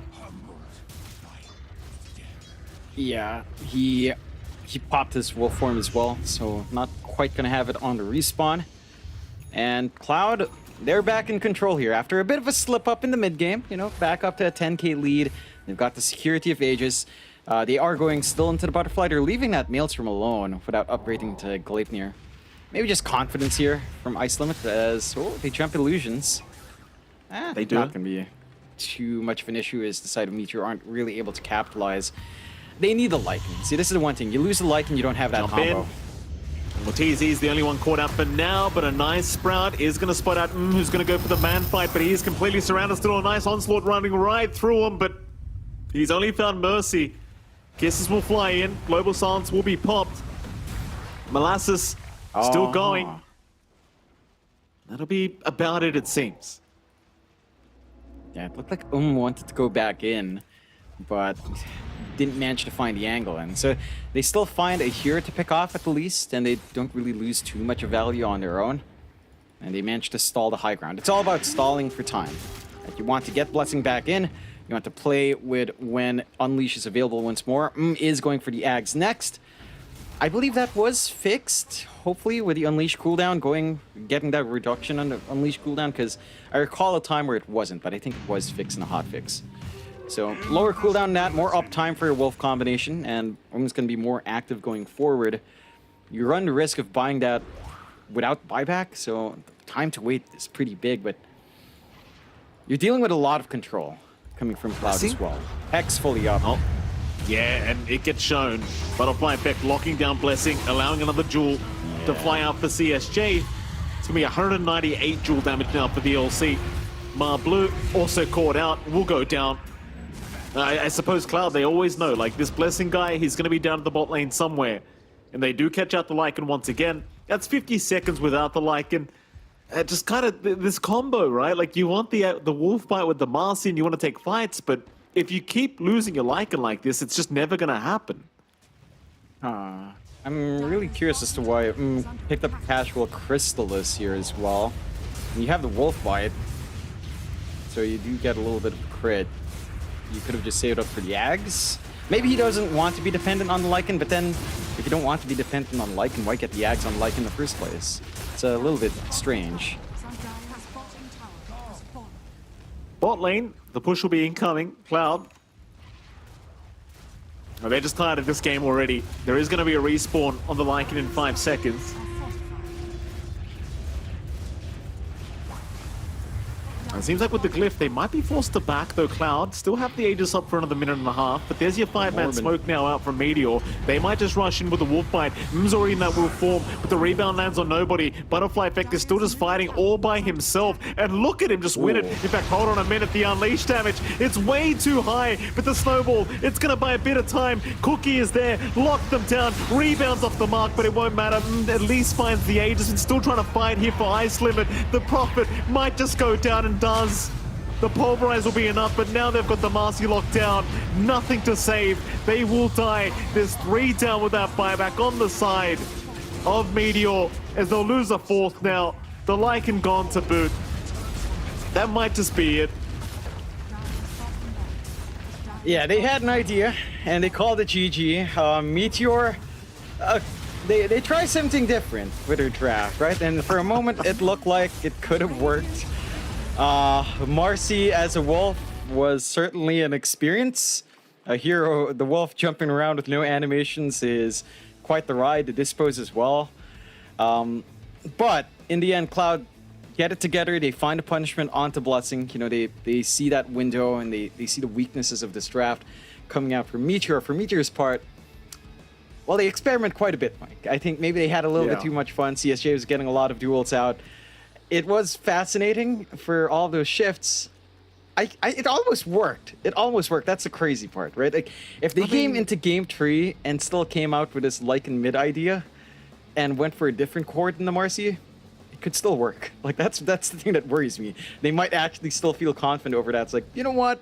That wasn't too bad. Let's try it again. We'll ban Legion and we'll give it a shot. You know, Morb is strong. I mean, I don't think it was the worst idea in the world. Like, it kind of made sense, and we saw how powerful the Marcy was in that wolf bite. It just, maybe the itemization was my biggest thing. Like, I still, maybe it was like go Battle Fury because our Lycan's not going to have the quickest Axe timing anyway. I personally still think Armlet Basher BKB was the way to go. I don't know, though. I mean, I'm not a pro player, John, so I can only speculate. I'm not a Marcy enjoyer either. So what can I say, right? But it was a very interesting draft. I mean, keep in mind, Meteor Gaming, they're not exactly safe from regulation yet. That's my issue here. So it's like, if you're experimenting right now, it's probably not the best time. Because you do want to secure those wins, so at the very least you can ensure you don't get kicked out of Div 2. And now Cloud's got an opportunity to get a victory here in this series, in this best of 3, and you could suddenly find yourself as Meteor in the lower 2, and suddenly, you might get kicked out if you're not too careful. So I'm not sure what to say about that combination, John. It was a very entertaining draft, to say the least, but it seems like they haven't really ironed out the creases yet, is what I want to say. Yeah, for sure. And hopefully, again, maybe we see something more standard like we saw in Game 1 coming out from Meteor. But for Cloud, if they find that win here, Mike, we might have tiebreakers. In fact, we will, I think, at least have one guaranteed tiebreaker. So, they've got to win, and maybe Meteor just wants an exciting close to the season. Maybe they want to be on the edge and have to play tiebreakers. Who knows? Maybe. Why the hell not? We'd love some tiebreakers, John. Always a bit of fun here in the China Div 2 region to have a four-way tiebreaker. I'd love to see it. I don't think our panel's quite ready yet because they're still shocked at what happened in Game 2. Still trying to figure out what... Panel is ready. Never mind. We'll throw over to the panel. We'll see what they have to say about this game number 2. Panel, what the hell happened?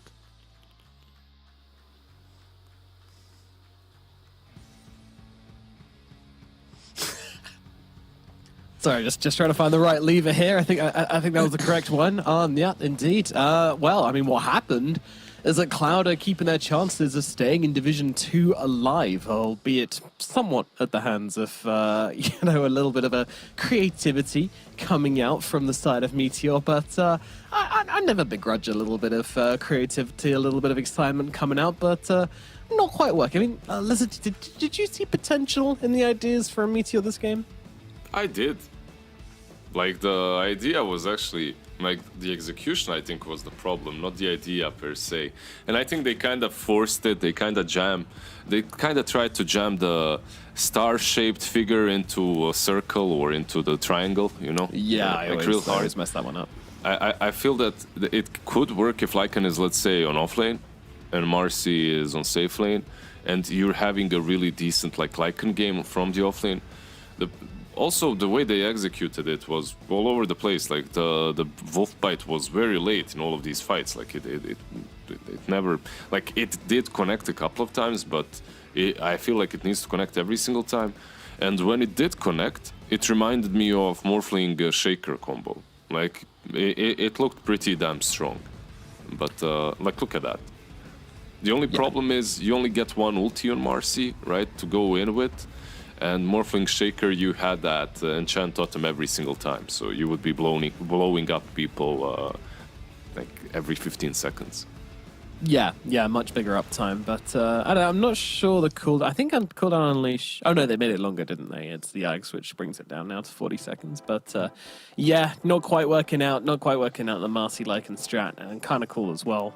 To see that in action, but not enough oomph in the end. And it's going to be Cloud that take the victory. What were the things which Cloud did right here, Fluke? I think the way that Mercy played around the map, I think he did really well at kind of setting the tempo for them. Butterfly Effect did a really, really good job at connecting with a lot of these fights as well. And I think CSJ finding, Blessing multiple times on the bottom side of the map as he's trying to, drag the game out a little bit longer for on the Marcy to try and come online and win the game for them. So I think Cloud did a really good job at, once they got ahead, really kind of shutting down Meteor coming back into the game. There were a few moments that they were looking a bit clunky and they're looking a bit disconnected, but as soon as they realized, hey, if we just all go in as 4 heroes, we can really just start to take a lot of these people out and blow them up. So Cloud did a good job, I think, at in towards the mid and later stages of that game, really starting to tighten it up and closing the game out versus And who was your MVP? Mercy. Has to be Mercy. I think the way that he played on the Tusk today was really good. A lot of these Pods 4 players have been looking pretty good. Honorable mention to CSJ, I think, this time around.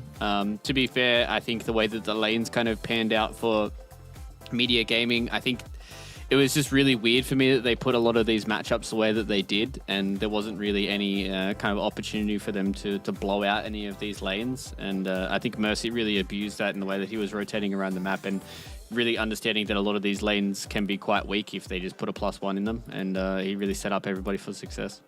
Yeah, I thought it was interesting the way they played the map, actually. Like, they were obviously playing with the Prophet, so you could do whatever you want, just run around like maniacs, but I guess it's more a Meteor that they kept trying to really force the issue on this bottom side of the map. Like, it just got a bit messy towards the end, Lizard. It got a bit messy from both sides, but I felt like for Meteor to take it, they needed to get like 5-6 fights in a row, like in which they're not like feeding any single hero. It got messy a little bit, but there was no Gleipnir on the Prophet, but they had more than enough control. Like you had the task with you.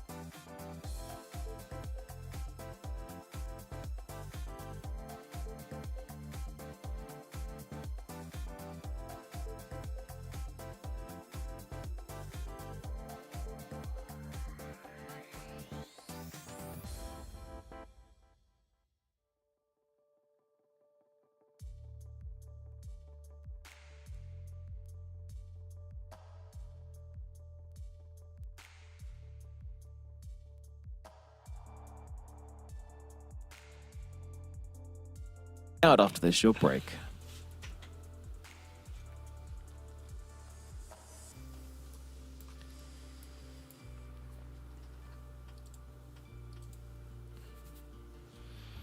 All right, BRB.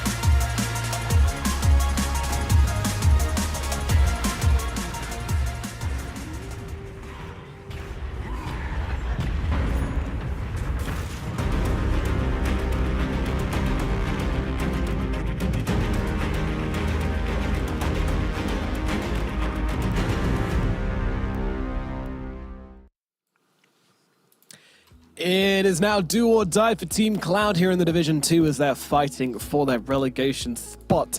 If they can find a way to beat Meteor once again and take the 2-1, then they will have a chance to play for tiebreakers for that relegation spot. If they lose right now, though, their state is field. What? Their state is field? The state is field. Well, it sounded good for a bit, one. you know. Swing and a miss. What could you do? Flukes, save me. What's going on? What are we going on? What's going on here? Both these teams fighting for their lives, and I think it happens to the best of us. Nomad. Yesterday, I had a big slip up. I believe Kezu had a slip up a few days ago as well. So it's okay, man.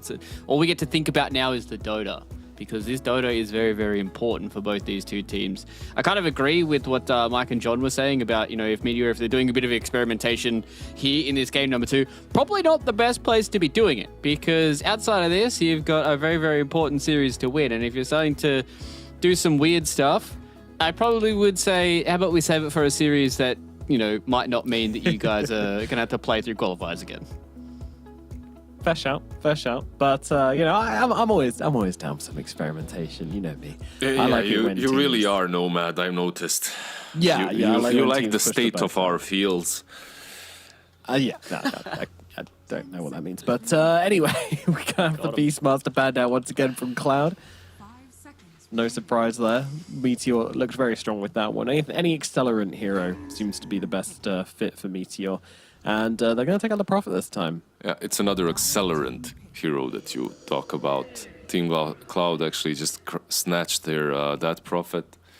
I like them more with more active heroes on the mid lane and on the off lane, but sure, okay, they got the DP. What are they giving away? They're giving away a Rubik Tusk, they're giving away a Rubik Treant. What's gonna be snatched by Meteor here? What do you guys think? 5 seconds. Well, they went, remaining. Primal... What did they go, Primal Snap? Yeah, Primal Last Snap time? was into the Prophet, right? Into the natures. Yeah, like now it's DP. It's kind of different, I guess. Like you can still do it, but I don't think it's as strong. They go with the three man. I was thinking like maybe they have to take the Tusk here, because I can almost guarantee you that Team Cloud are going to pick the Tusk up. And then put DP offlane and Tusk mid. Is that what you're feeling? Yeah. Yeah. Or they could play it on Mercy. I think Mercy's been doing a pretty good job so far on the Tusk, so wouldn't hate to see it. Yeah, I can envision that. Yeah, like Rubik or Tusk for me on Meteor Gaming is pretty damn solid. Bat is still in the pool, but like they have one more pick on Team Cloud. You can instantly get countered and you can't protect it as well. But also hero I wouldn't mind seeing. I go with the Tusk. I think you kind of had to at this point, because running into the Tusk again, I think it's proven not only its flexibility, but it's just kind of pace potential. Like the way that a Tusk can set the tempo for any of your players just really makes it hard to play up against. Snowball's been amazing. Yeah, Loris yeah. Punch has always been amazing as well. So Plus, I absolutely love Tusk Death Prophet, so giving Cloud that would have been pretty brutal, and you can see Cloud there. They really wanted the Tusk. They take Tusk Mark II, who is tiny. Don't ask. It is like it's a pretty good call. Like Tusk definitely kicked Tiny out of his dominance, like out of his throne, off of his throne. Like Tiny was always the go-to, right? Like the GOAT of position 4s and the mid lane flexibility. Like this guy that jumps in and eliminates your supports, and then Tusk came over and he's like, yeah, move aside. I'm the better Tiny now. But yeah, Tiny still works. Like you can put him mid in some situations. On position 4, he's fine. Like you can roll him with the DP on the offlane. It's a very flexible opener from Team Cloud. Like a nice flexible opener. Always gives you some strength, and both teams have exactly that. But Team Cloud's a little bit more. They got 2 flexible heroes. Meteor Gaming only have 1. Treant, not very flexible. Doesn't do yoga. core tree, offlane tree. That'd be nice to see. Let's go. What would you build on that? Meteor Hammer maybe, and the Blink, and that's it. Or the same stuff you usually buy, you just have like Greaves maybe, or some utility. Yeah, you could probably just go like Graves, Blink, and just be like an Aura bot. Or you get the Shard and Radiance. Wow, what does a Shard on Treant even do? when you That's hit, the route from Indies. yeah, route from Oh, Invis. that one, right? Yeah, his old. Mm-hmm. Yeah, Eyes of the Forest. Okay. Well, that sounds lit. I'm down. Remaining. If anybody in a game of offlane tree could farm Shard and Radiance and their team hasn't just lost the game. Right, it we can can- happen. If you're winning, and you're planning on being completely useless, you just farm. Your team's kind of winning for you, and you're like, yeah, I'm doing so well. Look at all my farm. Get an Echo Saber tree in. That sounds lit. Red team Bam, bam. Does that sound good? Actually, I do miss was the days I of was Radiance. building that, like the Echo Saber tree. Yeah, but when he was kind of even viable on offlane. Just for fun, obviously, but double Yeah. hit from Invis was pretty damn solid because you had the bash. It wasn't the root, it was the bash. So that was broken as hell. Yeah, that was wild. 5 Alt seconds. On the Smack. ban for Meteor. I'm just trying to think of what are the Team Cloud heroes that they've really been falling back on. Obviously, with Ice Limit, he's been playing a little bit of everything. Been playing a little bit more Shadow Fiend than I'd hoped for. They have played a decent amount of Spectre here and there, which I wouldn't think would be too bad. It all comes down to these heroes, SF okay, but banned out, right? Like Drow, Lina, Prophet, SF, they're like your no-brainers, and then heroes like Slar, Cursa, Spectre, they're not necessarily super situational, but they're more of answers to something, right? Like you see a hero and then you snatch them. Right now, from Team Cloud and Meteor Gaming, the drafts are so generic that there isn't. The second stage can go in any direction for both of these teams, right? And Meteor Gaming obviously will kind of set the lane in which we were going because they have the first pick of the second stage. But it can go in any direction. 5 Are seconds. they just going to Morphling here, or at least set up for a Morphling, right? Like the three heroes that we've seen so far. Three good Yeah, bans this isn't for a the Morphling. carry. I don't know if you can get away with it though. Like if you're Team Cloud, like unless Meteor pick the Morphling here, like you can just go +1 into a Morphling yourself and say, we know this is what you're going to go for considering game number 1. Yeah, they're just not showing anything. They just picked the Mirana. They're showing the Tusk is mid, but besides that, not really Remaining. revealing any of their cores, big cores. Like Tusk can't really be easily countered on that mid lane. So Yeah, he just gets his shards, gets his snowball, and there's nothing you can really do against him at mid.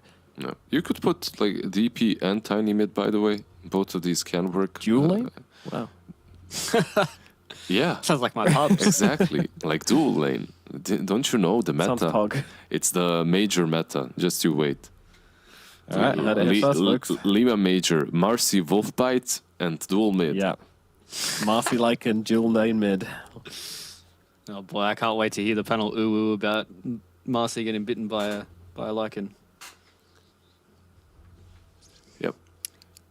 I'm just trying to think. Do you just go like Clockwork Snap +1 here, like your carry, or are you going to go for the offlane here? Okay, so they're going to go for the CSJ Viper.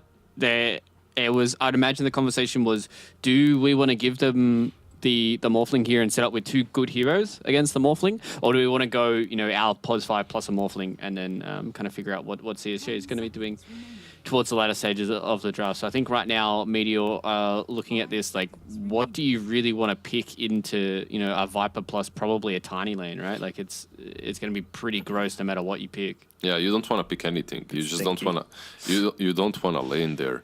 You dual lane mid. Yeah, exactly. They picked the Disruptor as well into the Mirana, which is pretty solid. But Team Cloud, like both of these teams are really keeping it tight. Like they're not showing. Yeah, Naga is pretty strong. That's pretty solid. I wasn't gonna call her because like so far Naga hasn't been picked like in perfect games. Now they get it. Is it a perfect Naga game? It's solid. Like you should be able to lane kind of all right into the Viper, but I'm not sure because people make mistakes in Division 2. Like if you feed a kill or two to the Viper, you'll be gone out of that lane. Like you won't be able to do anything. Also, one thing the Team Cloud is going for them is, what did you call them? Team Stinky right now with the Viper Nomad. They stink a lot, not only with the Viper, with the DP too. And they're all in for that early game aggression. Like they should be taking objectives, controlling the map early on. They could even finalize the draft with like doubling down on that. They don't have to, Yeah. but they could.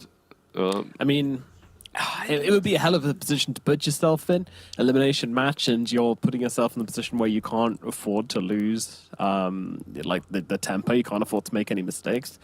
That sounds rough, but at the same time, you know, you kind of have to have the confidence in your team to pull that off if you think it's the best way to win the game, which it might be. You're playing into this Naga Siren Treant combination. You have to find a way to make some decisive moves on the map. And honestly, Cloud have struggled with that. Like last game, yeah, they won, but like I wouldn't say they were making like a ton of really... Actually, they're making pretty good moves around the map. But yeah, you have Nature's Prophet, right? That's a crutch. What do you think about these like Slardar bans? I think they're trying to protect a Naix, right? Like that's That's Oh, yeah, the first thing that better. comes to my mind as well. But why pick Naix here, like into the Naga? Like, what are you doing? Like a Radiance build, or just going? It would have to be. If they're going Radiance, it should be Slark. It should be Slark, exactly. Like if you want and it's a decent Slark game. Like you're playing into Tusk, Mirana, Naga. Like you could go for a Slark with a Radiance. It actually does fairly well into her, but. I'm thinking if there's something else, there has to be a better hero even. Like you don't have to go for that. Like you could push up, like step up the tempo and just go with DK here. Like DK Prophet, Viper, just go all in, wreck their base. Like you can even itemize into the Naga later on. We've seen Tundra deal with some late game heroes with the DK, but I don't think the Team Cloud is like that. God, what is this pick? Why ban out Morphling? Like you have a Naga as well. It's feels Yeah, kind that of. seems sussy. I mean, I guess it would be one of those things where it's like it's kind of just at the end of the day, like what are Ice Limit's kind of heroes? oh, that that's they've seen? perfect. Okay, Damn, I forgot all about. Yeah. this is a sick Pudge pick. This Yeah. is really really sick. Dude, Ags Pudge this game is gonna slap. I didn't see Pudge in a long while in Division 2. I think No. maybe one game, perhaps. But this kind of like Team Cloud right now looks like Entity, and I love it. Like this draft into the Naga should really dominate, and Meteor Hammer, they really need to find a way of dealing with him. Okay, maybe. Yeah. So we've had 2 Pudge carry games so far. One was played by Meteor and one was played by Cloud. How interesting. And they were 1-1 and one lost. And it was Cloud who won with it. What a twist. Okay. I think this is a really good Pudge game. He does have to get an early BKB here.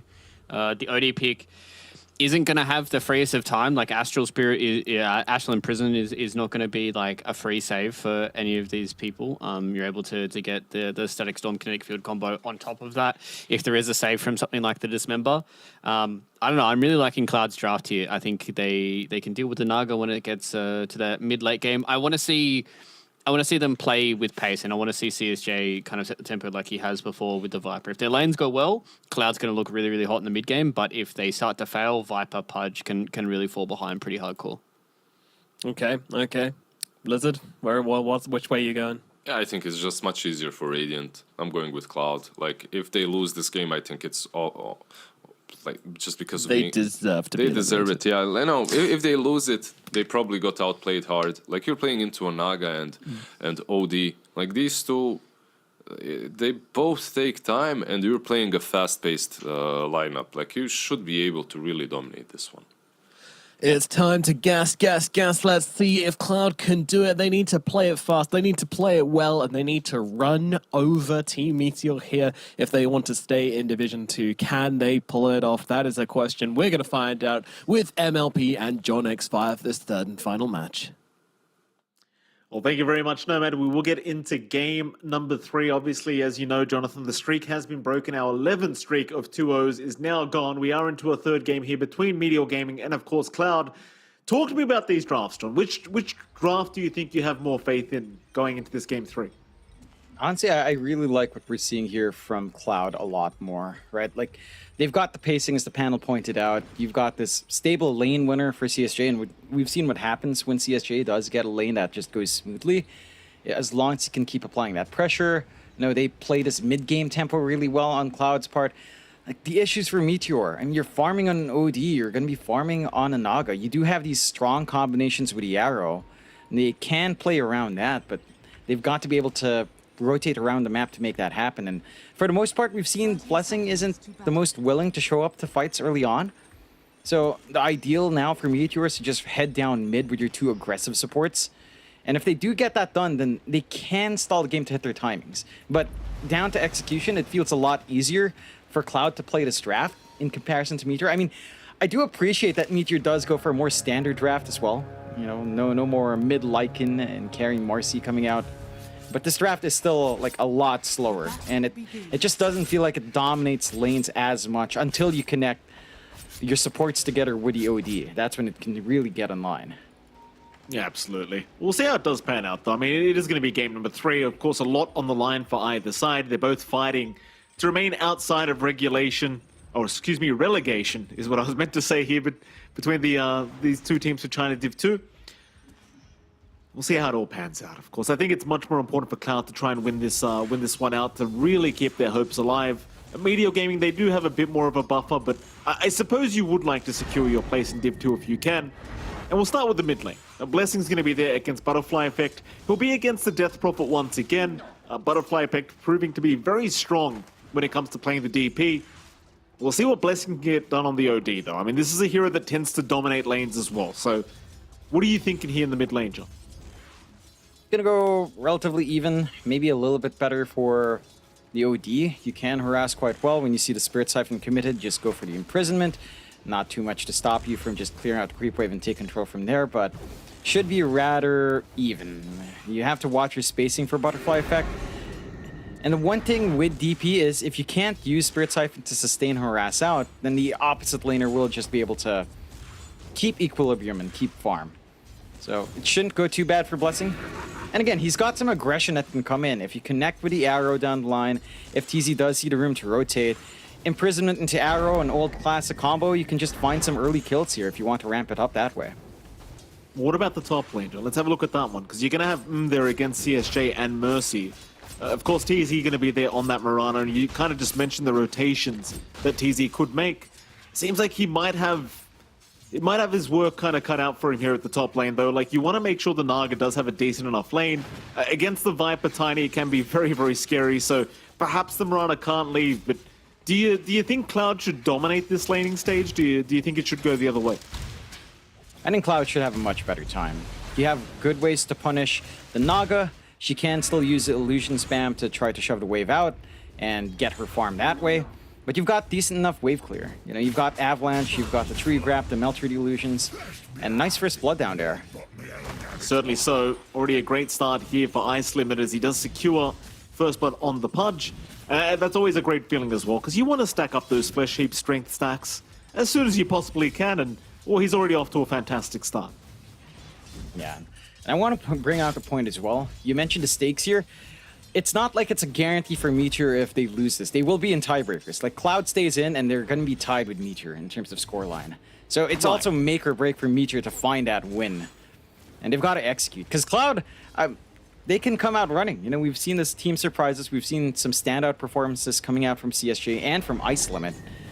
And again, having the strong start for Ice Limit down bot, you don't have as much presence with your Tusk and Treant combo. There is a lot if you can find the space. Tag team plus a Treant is a lot of physical output. And you can melt through the Pudge, even with just level 1 Flesh Heap. He will be very susceptible to that damage. It's all about finding the angle, and so far they're just not allowed to really look for it. Like, Starif can trade back really nicely against 2 melee heroes quite well, and if danger comes in, Glimpse is there to save. Certainly is. Top lane, a bit of a rough affair here as the Viper just really getting to work with that poison attack, making it very hard for TZ to actually remain in the laning stage here as this Mirana.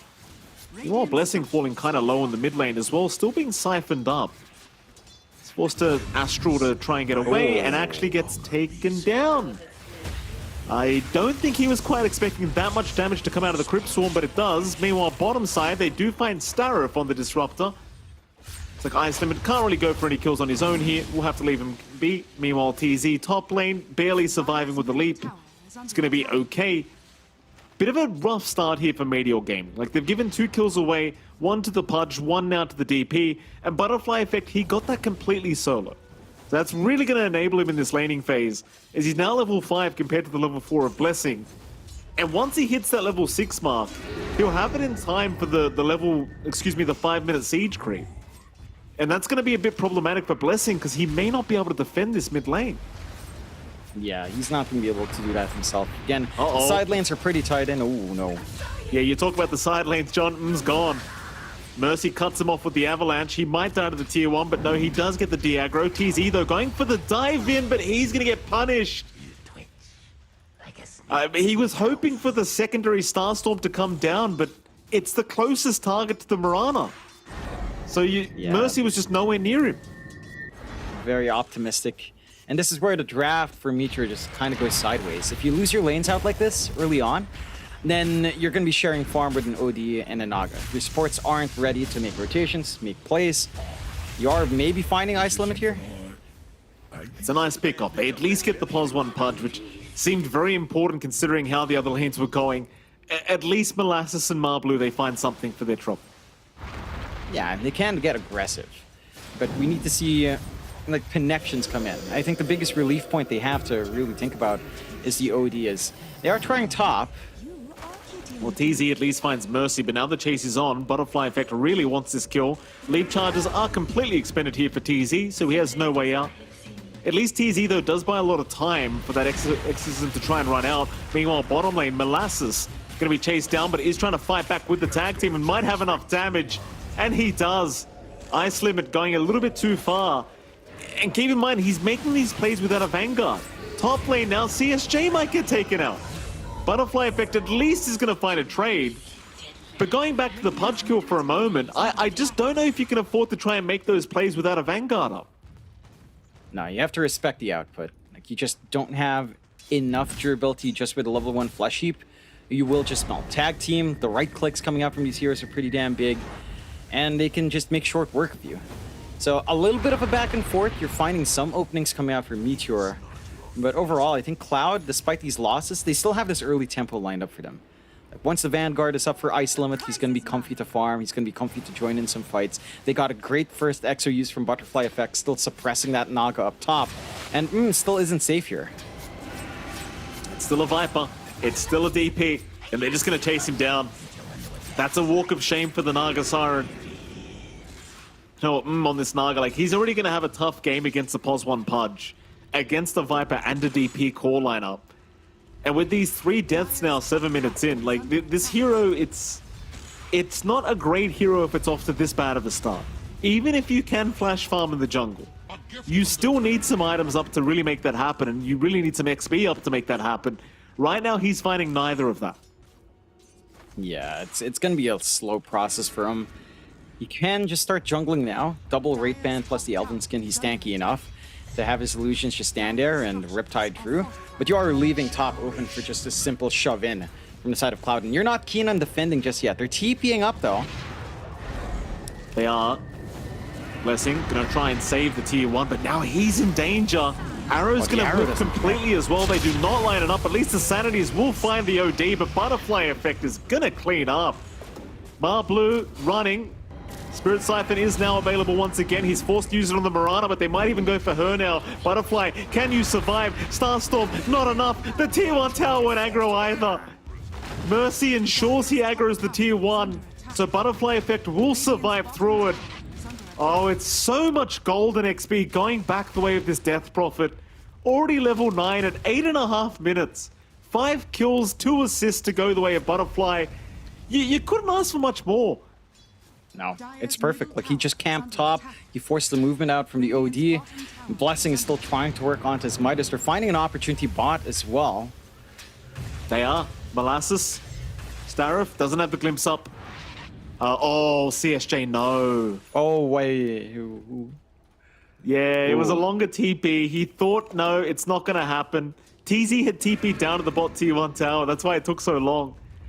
One more poison attack probably would have just done it.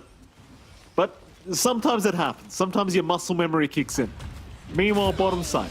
I mean, they still have found Starrett. Problem is, Molasses is going to give his life away, perhaps. He'll run. No. Viper strike there onto TZ. Not going to make the difference. He's okay. Yeah, Molasses gets away with a little bit of a freebie, but you're having issues up top. Mar Blue falls down again. Butterfly effect, the round to help. You're giving some stacks away once more to Ice Limit. He's got the Vanguard go up, and he should be able to clear up top. Look at Butterfly effect. Just with travels, he's just chasing around. He has no care. He's got the movement speed to chase you down with Spirit Siphon. He knows there's no burst damage here just yet from the side of Meteor, and he just takes over these stacks. These are the stacks that you desperately need on and one Soul Death Prophet is enough to shove you away. Yeah, it's very clever play from Butterfly because he knows how far the Naga's behind now. So you just take all the stacks, you just force her out of the jungle. In fact, you even question why they're even leaving at this point. Bottom lane, at the very least, CSJ does go down, but Molasses will follow. Looks like Starif is going to get Overgrowth just to ensure they get a Disruptor, but they've lost Blessing. Blessing on the mid OD is gone. And now they're looking into that mid-tier 1 tower because Butterfly effect, he's got a double damage, and more importantly, he's got the Exorcism off cooldown. How do you defend this one? You can't. You don't have the song to play to set up. You popped Overgrowth down bot. Your OD is not at the levels where he's going to be comfy yet. Molasses will show up. They have some snowball plays on hand, but you don't really want to run up to Butterfly effect. At least with a Treant, you can heal that mid-tier 1 tower up a little bit more. So you have an opportunity to try and stall, but the output from Cloud is there if they do decide to commit. And now this is, again, where Meteor's draft kind of goes sideways, Mike. No Binance on Blessing, no jungle space, or not that much coming out from and they're just dropping. TZ's gone. That mid-tier 1, even with the Exo, looking kind of tasty here for Cloud, but it looks like they're a bit low on mana, so maybe just needing a bit of a reset. This whole time as well, Iceland's just been free farming on the punch. And that's the big thing, right? He's going to get an Aghanim Scepter up, and if things weren't painful enough as they were, once the Ags is up, like, there's just no running from this side. Like, your Naga's not going to be anywhere near prepared for it. Is farming, but he's still behind a net worth and just currently trying to work on towards a Yasha. It's just going to be so slow.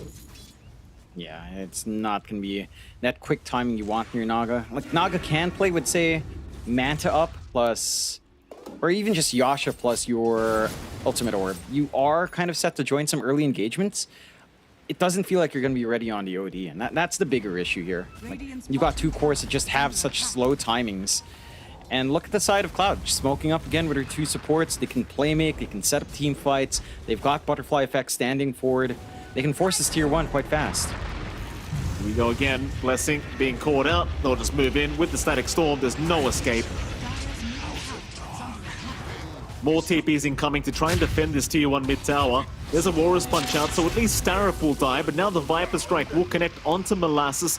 He can run away though with the Moonlight Shadow, excuse me, is Mar Blue now. Gonna go for a nice Overgrowth, but they are very tanky on the side of Cloud. Maybe they could at least secure CSJ. CSJ looking to fight back, does go down. Meanwhile, Ice Limit showing up with a nice hook onto TZ, but can't keep up with the Mirana. In the meantime, Molasses getting chased down to the Tusk. Maybe I'm gonna run his way out, and it seems like he will. He will survive for now. They are desperately trying to ensure this mid-tier 1 stands, because they need the farming space for this Naga Siren. Problem is Blessing, he just came back. He just TP'd to the tier 1 tower, but he might be right back on his way to the graveyard. And he will. They find Mercy for it, but it doesn't matter. Molasses, he's trying to get out now, but Butterfly effect on the chase. Snowball up in 2 seconds, 1 second, but the silence is there. Butterfly effect 11, 0, and 3. This is 13 minutes in. He's almost got a kill per minute.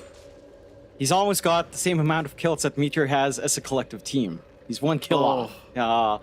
It's down to the draft, right? Meteor, they didn't manage to get aggressive. Their side lanes were too suppressed for them to connect with the OD combinations.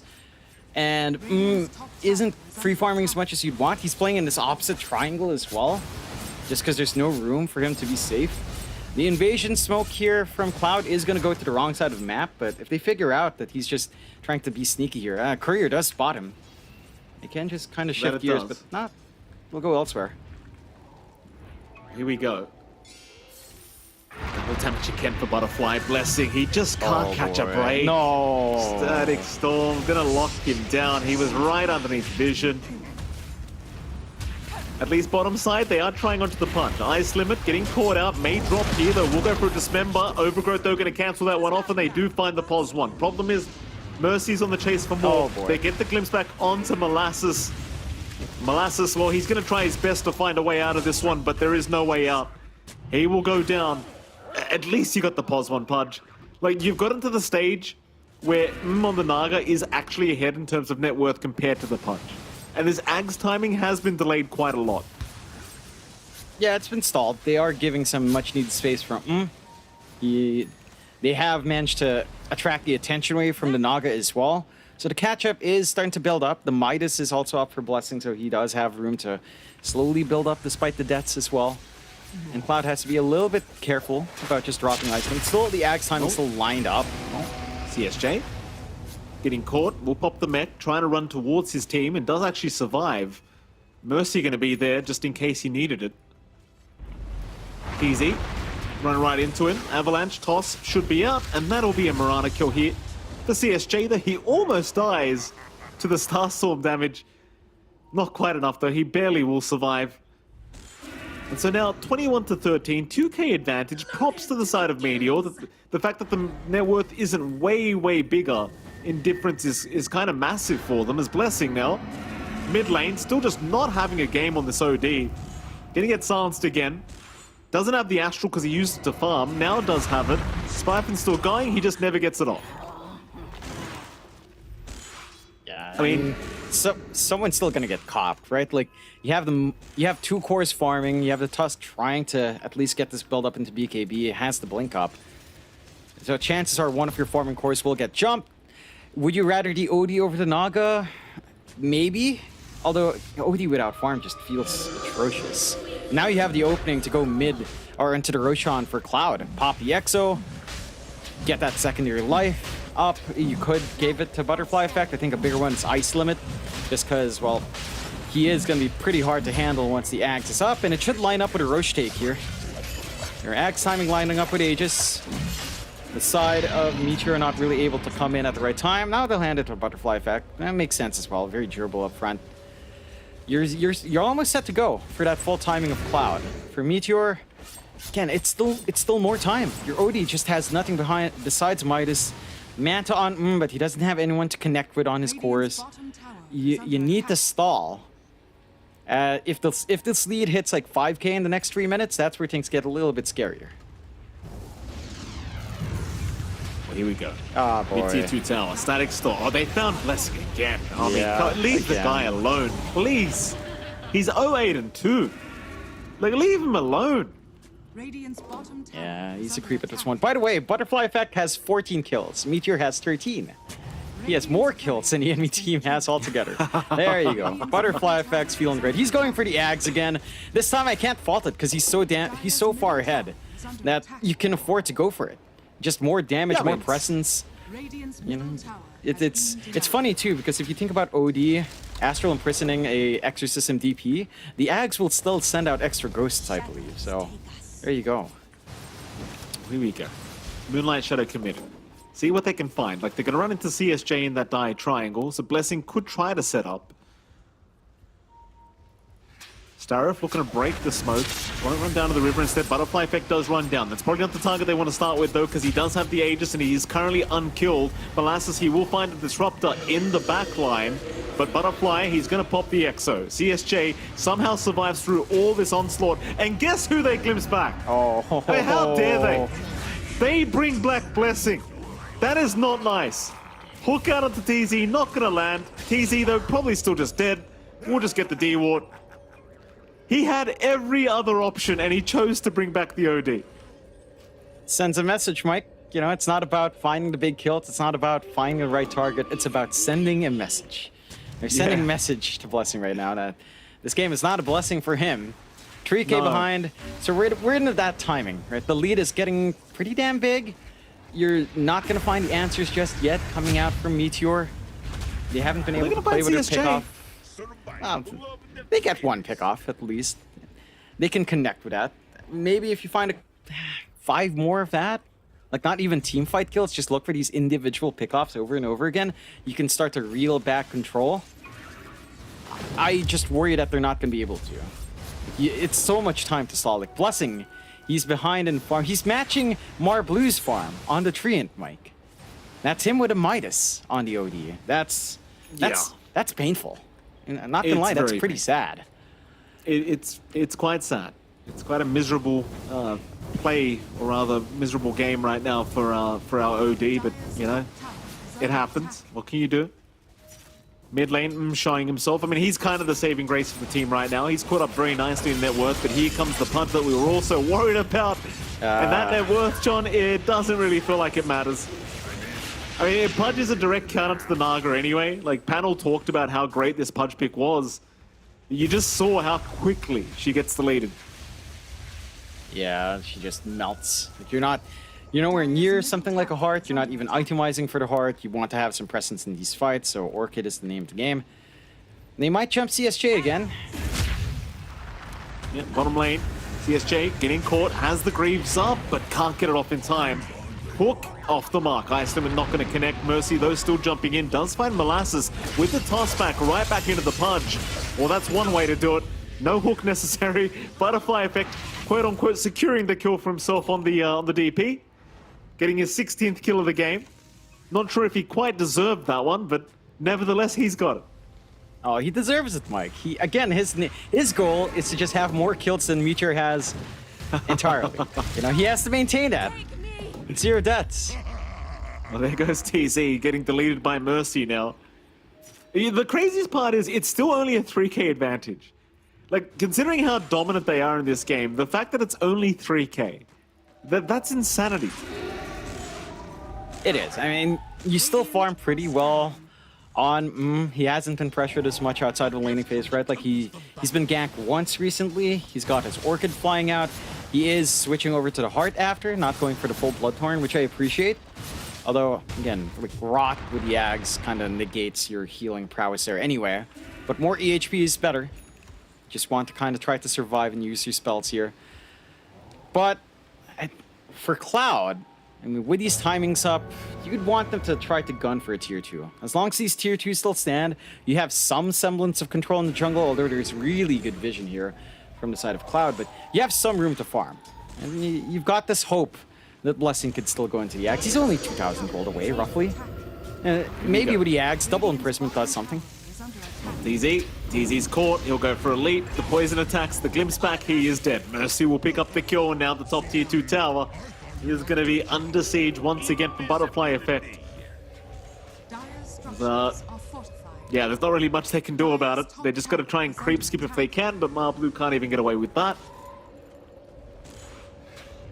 Boy, oh boy. It's tough. Like, it's such a rough game that Blessing's holding the Philosopher's Stone as well. Like, you look back at the OD for a moment, he's literally holding Philosopher's Stone. Regardless of the minus attack damage, it's like, whatever. I need the gold right now. I need the catch-up. It's just... He does. It's just miserable. You know? It is. It's just miserable. There's no way that he's a happy camper right now. There's just no way. They moonlight up. There's smoke out from Cloud here. They've got all their ults ready, except for EXO. If they find... I mean, that's one target you really don't want to lose here. Toss up. Song? Ooh. No, it's not there. Ooh. Maybe now? No, never mind. He's down. I mean, there is That an was a bit animation. funky. There is a spell animation, to be fair. Can take a tiny bit. Just didn't have a chance. It's a bit funky to see the hook and the glimpse back as well. It's always kind of funny to see. But yeah, they find a big kill that you really didn't want to see coming out there for Meteor's End. And now you have that 5k lead we talked about, 30 to 16. The side of Cloud just completely dominant in this game. They can go for the siege onto the mid. I mean, you have the living armor, but with the Ags up on Butterfly effect, he's got a mini EXO basically going on every time. Like that tower just melts with that bonus damage coming through.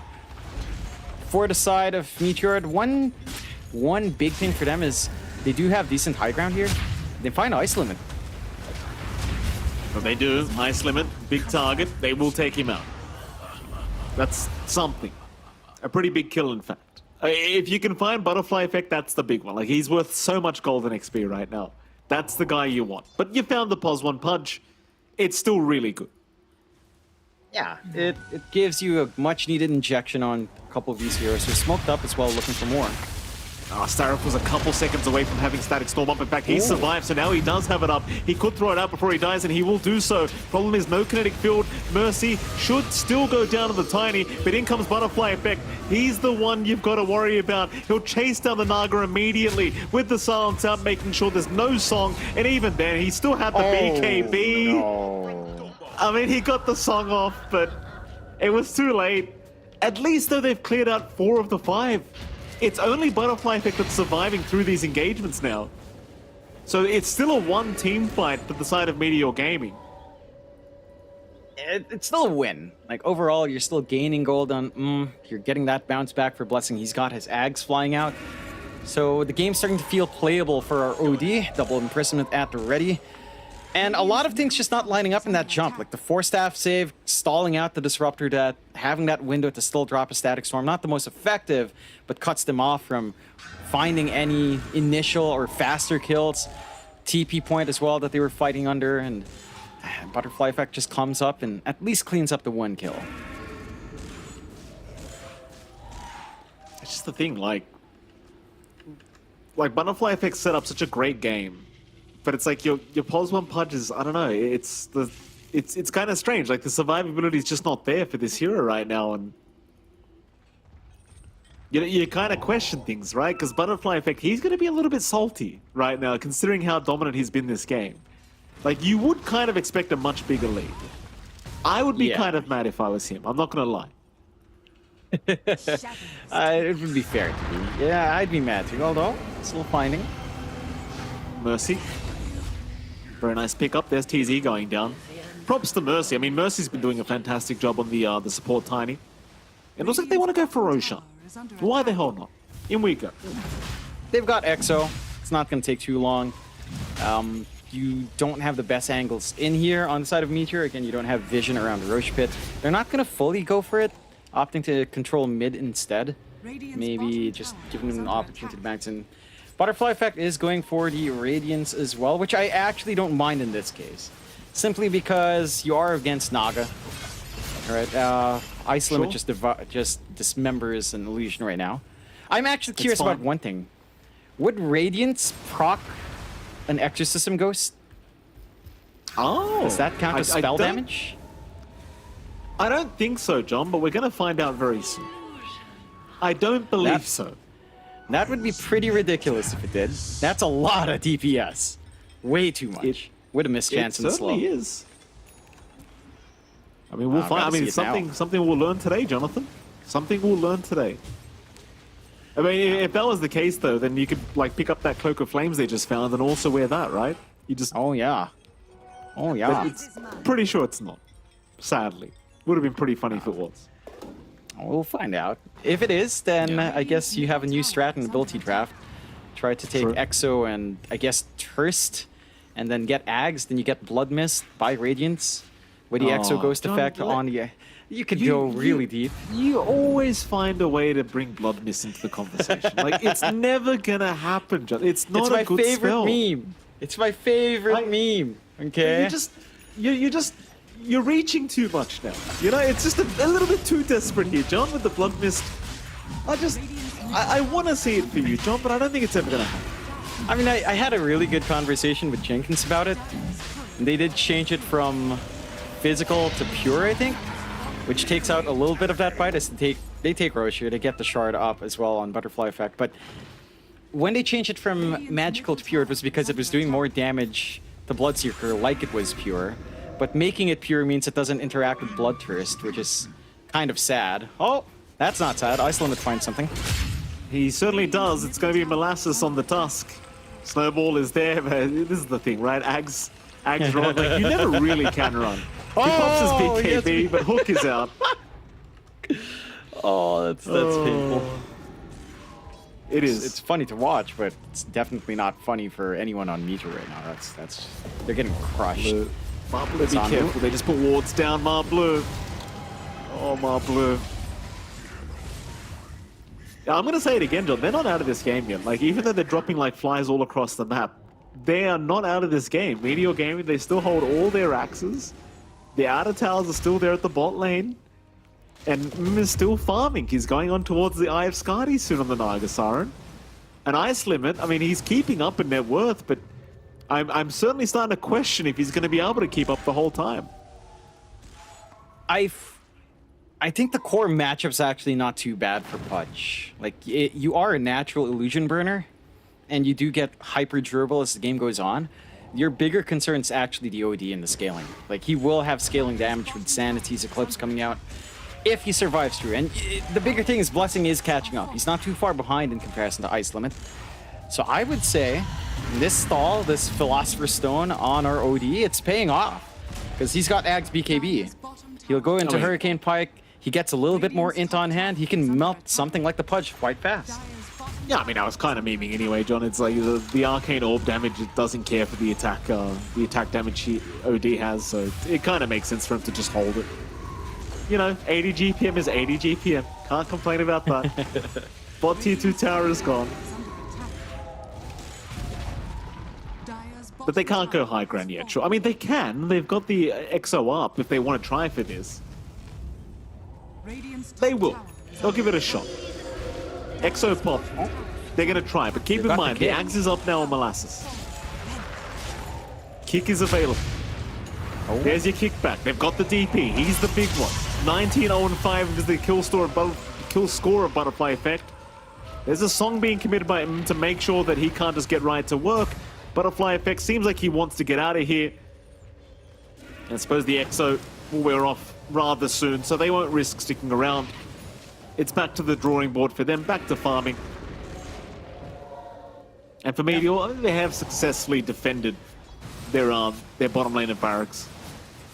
That is something they do really well. They have really good threat on the high ground, so they can stall out and hope for a comeback in. In fact, they're going to go for a smoke play, and knowing that BKB EXO is down, they've got an angle in and really start to show us what Blessing can do here, I suppose. Let's see. Run to the Radiant jungle is the way they'll go here on Meteor. Into the mid lane. They know Butterfly is there. And that is the primary target. But they will not go for it. In fact, a group up now from Cloud, they're the ones that may smoke up as well. They may just group up and go as a team. In fact, no smoke. Just grouping up to make sure they don't get caught with their pants down. CSJ gonna lose his courier, very annoying. That's his Ags. That was his Ags. That's his full Ags. For 2.5 minutes, not having that dive is actually massive in terms of trying to melt these illusions faster outside of Pudge. And that's a window. And they find a DD on Meteor. They deny the DD on Meteor. Okay. Oh, okay. Doesn't want it. All right. Sure. Fair enough. Cool. Well, mid lane, bit of a push coming in from Cloud. 30 seconds for the EXO to be back up here on their DP. I have to say something, Mike. I'm disappointed. Butterfly Effect went for the smarter, safer build. Not really smarter with the Shivas. So we don't get to see if Radiance Burn will apply a Ghost. It won't, John. I know for a fact it's not going to apply. But what if it does? Think of the possibilities, Mike. John, if that actually worked, I mean, it's too broken. Speed Yeah, would but have then a you're field playing day. DP Radiance Ags. TZ gonna end up getting deleted. I mean, I'm gonna have to jump into a demo just to make sure that doesn't work now, because you've got me rolled up here. Oh, it doesn't. You've confirmed, have you? Yeah. There you go. Doesn't work. That makes me sad. Would have been funny. So funny. I want funny stuff would've to do been. it again, Mike. You know, I love funny stuff. Ice limit. Blood Mist. It's funny. Walking it up, force the BKB on the Pudge. Overgrowth will be there. And he's just gonna walk away from this. TP's incoming. Will get cancelled off as well. Just Song was popped preemptively just to ensure can get away from this on the Naga. And Blue, he'll just stick around bot lane and just continue pushing out the wave. It's about all he can do to buy his team some time. Problem is, Mercy gonna see him taking out that creep wave. We'll catch out the Treant. Blue eventually will probably just die. There's no real escape for him. But he has afforded to buy more time here for Meteor Gaming. Give him a bit more of a chance. Yeah, they're stalling. That's really all they have to do. Stall for Blessing. Have confidence in your OD and your Naga scaling into the late game. And for Cloud, it's not that they get out of the game. It's the ultra late game, it just becomes harder to execute this lineup. And becomes much easier for the side of Meteor. So that's a trade-off you're pulling here for playing this pace as well on Cloud's end. They have a Lotus Orb up and running on Ice Limit to at least get some saves going, maybe reflect back one of these Astral Imprisonments off, take Blessing out from the middle of these fights. And you have a Linken's waiting on Butterfly Effect. So some protection there as well from the kickback. Gonna try again with this defense. So Pop, Axe is now up on CSJ, so he does have that nosedive available. Lincoln's is broken. They're going to make the jump in on Molasses. Glimpse was there, but he will save with the Astral from Blessing. Molasses will not be brought back. Cloud's still very, very cautious, but a nice hook on Molasses this time around should do the trick. Astral's not there in time. Blessing, he needs to get the hell out of there. The chase is on. They've got the OD now. He was trying to get in range for the Astral, but he's got no buyback. He has got no buyback, neither does a Tusk. Hook barely misses onto Blue. That'll be at least the bot racks to go down, but considering there's two heroes down without buyback, they could definitely just go for more. It might be a little bit of a slower process, but they can certainly get it done. Yeah, I mean, you say slow, it's still pretty quick just with the Ags and Butterfly Effect. You know, probably fine too. Oh? TZ not going to get tossed back. I mean, to be fair, they don't really need it. Let's be frank. Mid-racks, Glyph forced out. That might delay things. M's trying to split push as well. Seems like they will not be able to find the Naga. She's going to be okay to back off, but they're missing a mid-creep wave, so they are just going to retreat, defend that mid-tier 2 tower, and sort the creep wave out. M's going to be ultra cautious here, though. He is really in that dire jungle right now, and CSJ may have just seen him. Do they realize which one's the real one? Well, Ice Limit does. They make the jump in. BKB is there, but where's the help for Ice Limit? Dismember is out through the song now to hold him down. Cloud still just wrapping around. Glimpse is there onto the Naga, and that's going to be gone. No survival, no buyback either. That's the big one. Should open up any sort of high ground foray if they want. There's no Roche to play for 2 minutes, unfortunately. So not going to be able to just go for the safer play here. Side of Cloud could just take control of the jungle, you know, sap away all this farm. For Meteor, the stall has been, all things considered, pretty respectable. They've held on to this game for quite a long time, but the lead is just growing. Cloud, 16k up. Ice Limit working his way onto the overwhelming blink now. And the Linken's just stopping any sort of big play for Molasses, although... Blessing forced to BKB very early on the OD just to avoid the avalanche stun coming in from Mercy. It's going to wear off rather soon. Meanwhile, Blue just going to get destroyed here by Butterfly Effect on the DP. 21st kill of the Death Prophet already. They keep trying to defend this mid-racks. The tier 3 tower not going to last, but Molasses, he's there with the kickback onto the punch, but that's not really your main problem right now. The main problem is still Butterfly Effect as, Ice Limit, he is going to survive. He just tanks through it. And look at Butterfly, he's just stat farming now. He's literally just stat padding. Oh my goodness, it's just disastrous. Butterfly, he'll go after Blue. He wants the easy kills. They'll hold him down though. Uh-oh.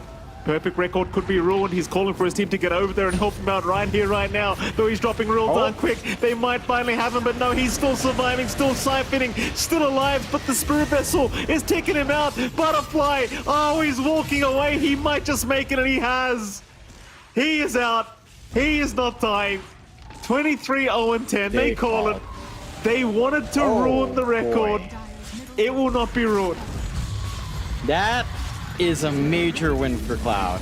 This puts them at 2-5. This puts Meteor at 2-4.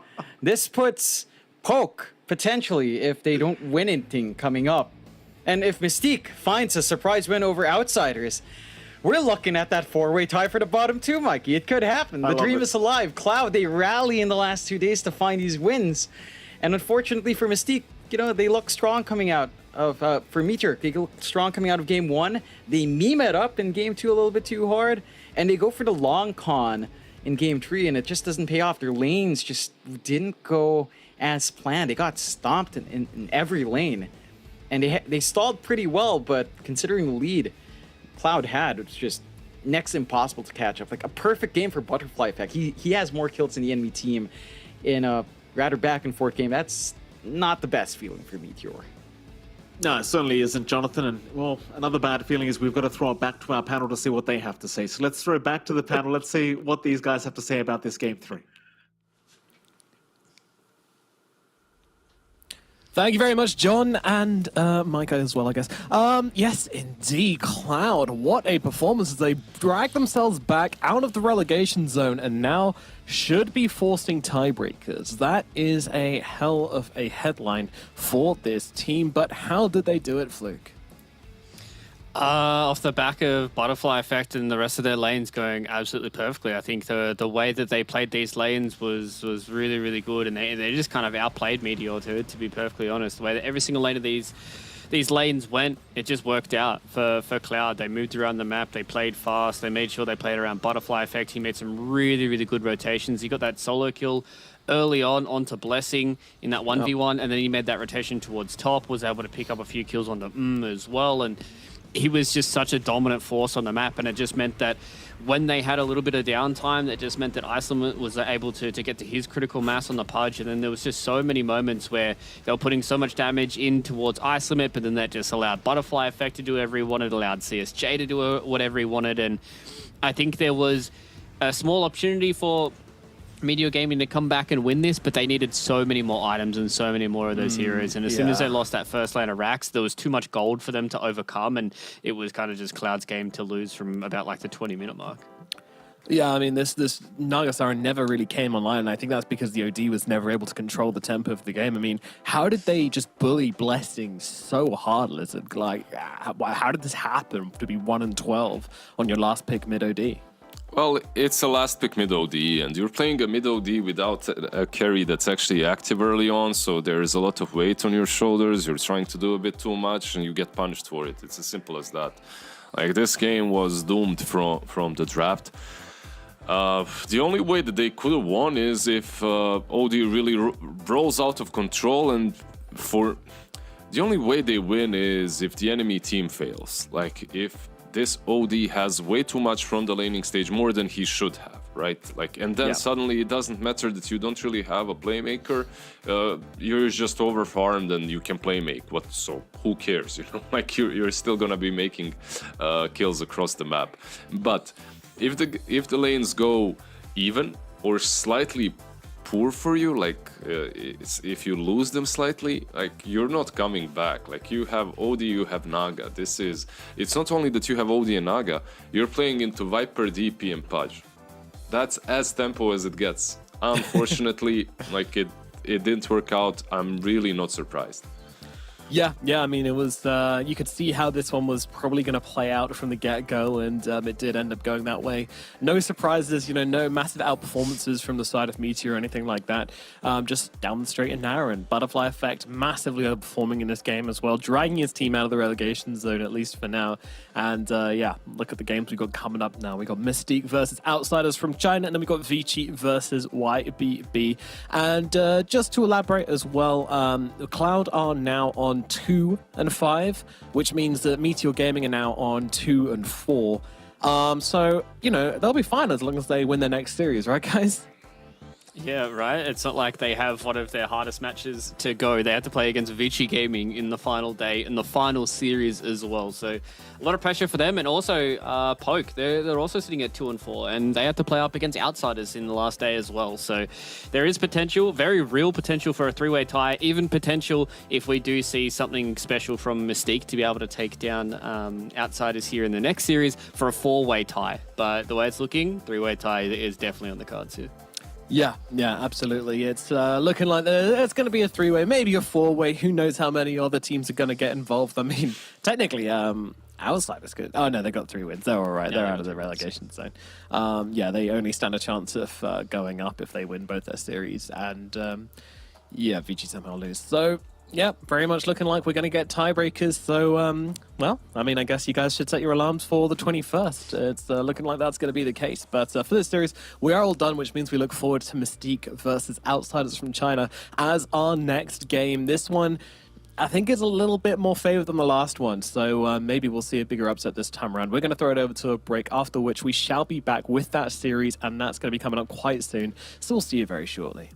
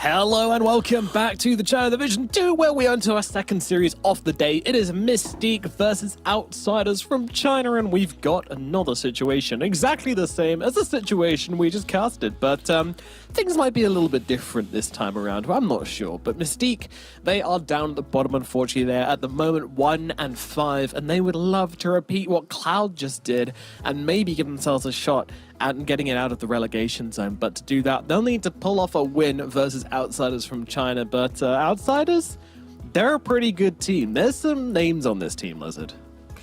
There are some names. There's a person called X and an M, I believe, on the side of Outsiders. There he is. Wow.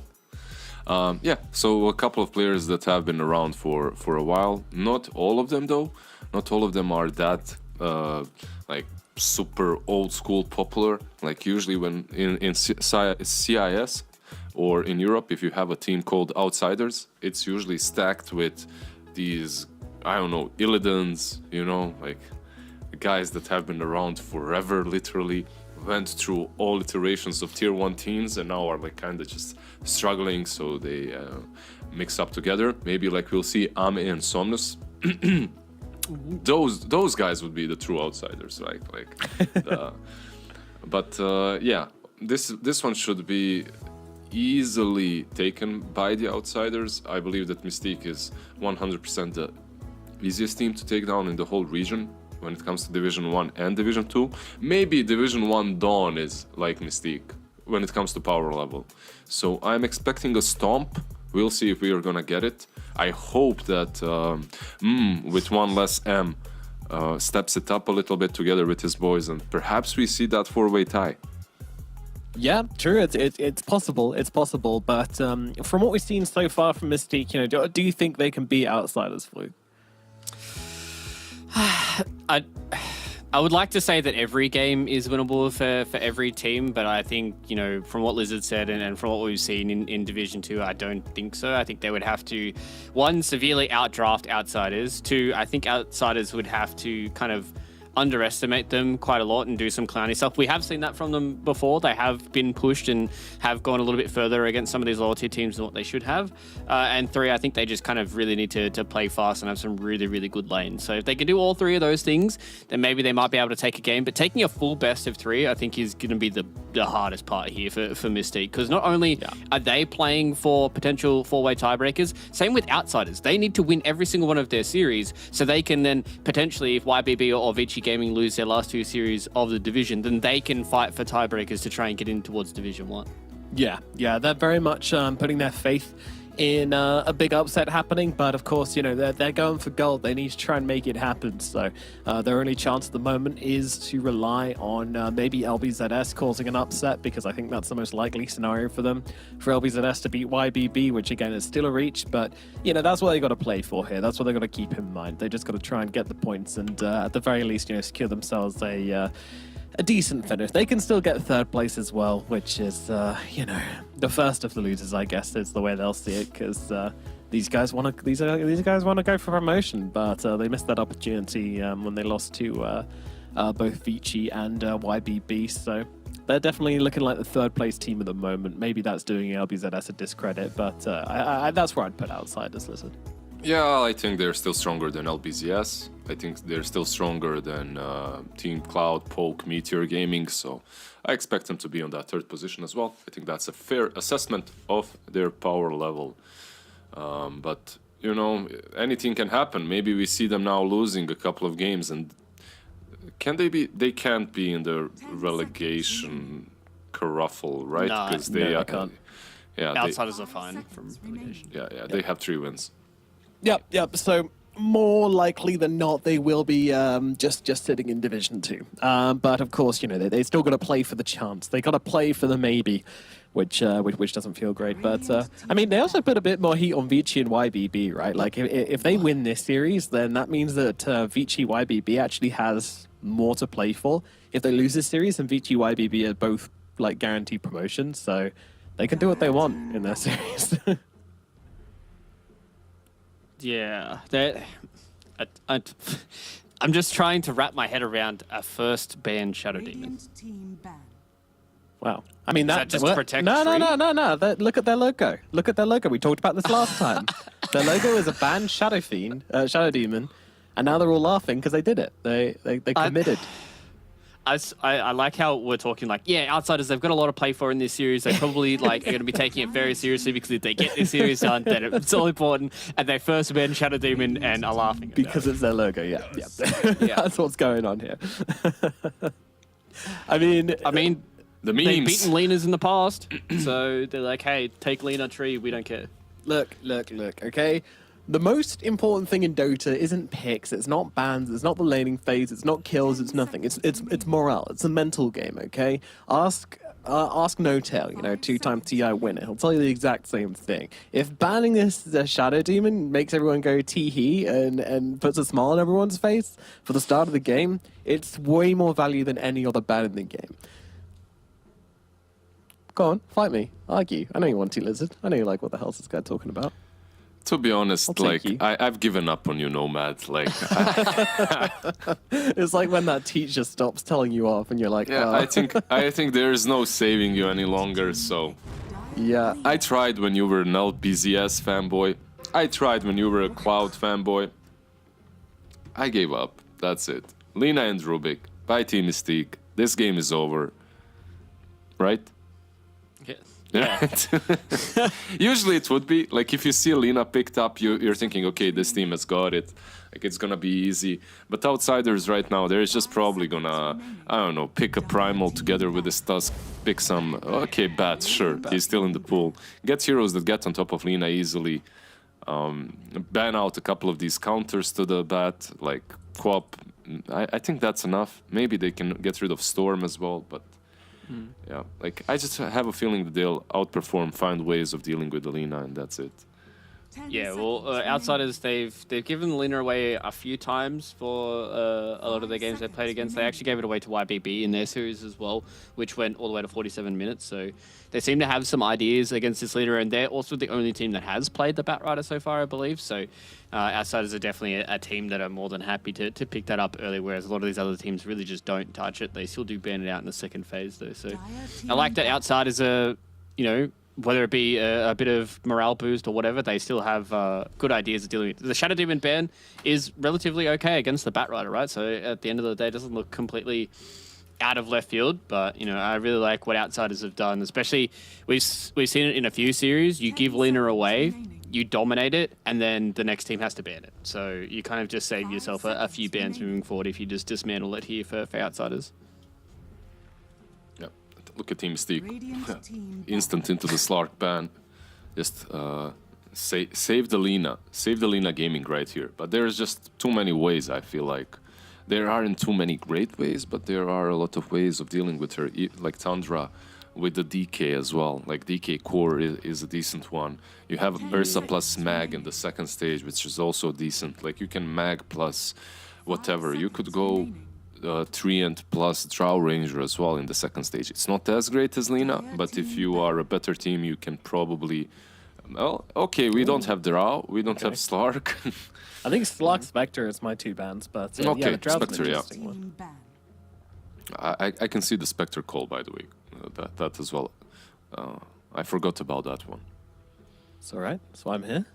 Thank you, Nomad. thank Masterful you. analysis as always. Thank you. The host with the most. And how about the silencer, which is interesting. What is Maybe this Snap setting or, up or for? Primal.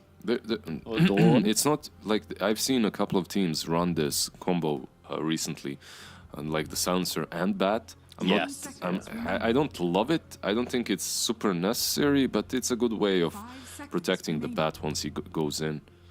So, like, it used to be old school. Jump in with a bat, global instantly afterwards. There's nothing you can do to help your teammates. So, makes sense. Dire team Just want to see what responses they're going to have here. So they're going to go I'm with actually the Dawnbreaker. So again, another hero. I would love to see the outsiders just pick Nyx here. Just pick Nyx Assassin. Gives you a good way of trying to find the Lina. You can link up with the Batrider as well. You cover your Batrider a little bit and really just makes this support Dawnbreaker useless because you need to farm a BKB to play against the Nyx, and support Dawn's not going to do that. Absolutely not, no. But XM, looking pretty drippy. Looking pretty nice there. Yeah, I love the Nyx. I love the Nyx call. The lane itself is kind of always weak with him, but you can probably find ways to alleviate that, like with some range core. That's Dire team well, what's left? Like sniper, I guess that would be fine. They go with the Mars instead.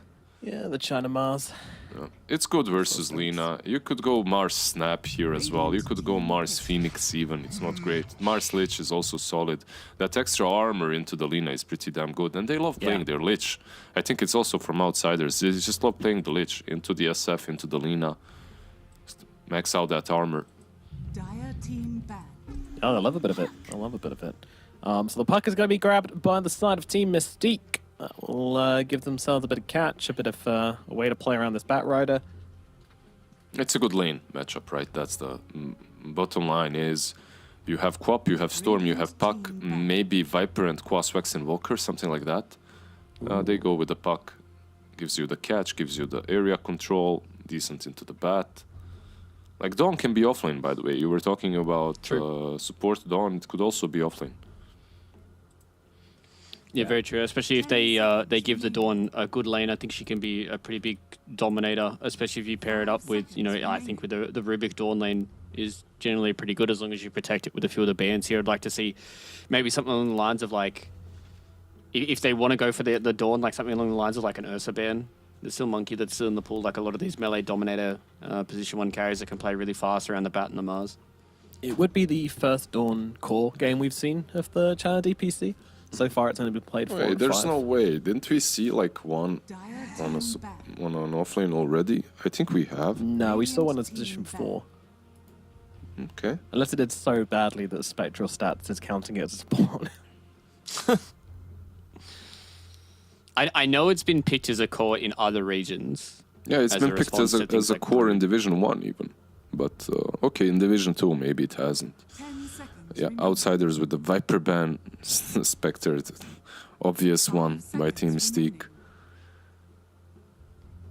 Yeah, I don't know. I feel like outsiders were maybe tempted to go like Mars Spectre, but we're just like, nah, there's no way we can leave our last pick for support. Which is a shame. I actually would have liked Mars Spectre, honestly. I think that would have been pretty chadly. Like, the global potential with the Batrider and the Spectre being able to jump into the target. Sounds pretty lit.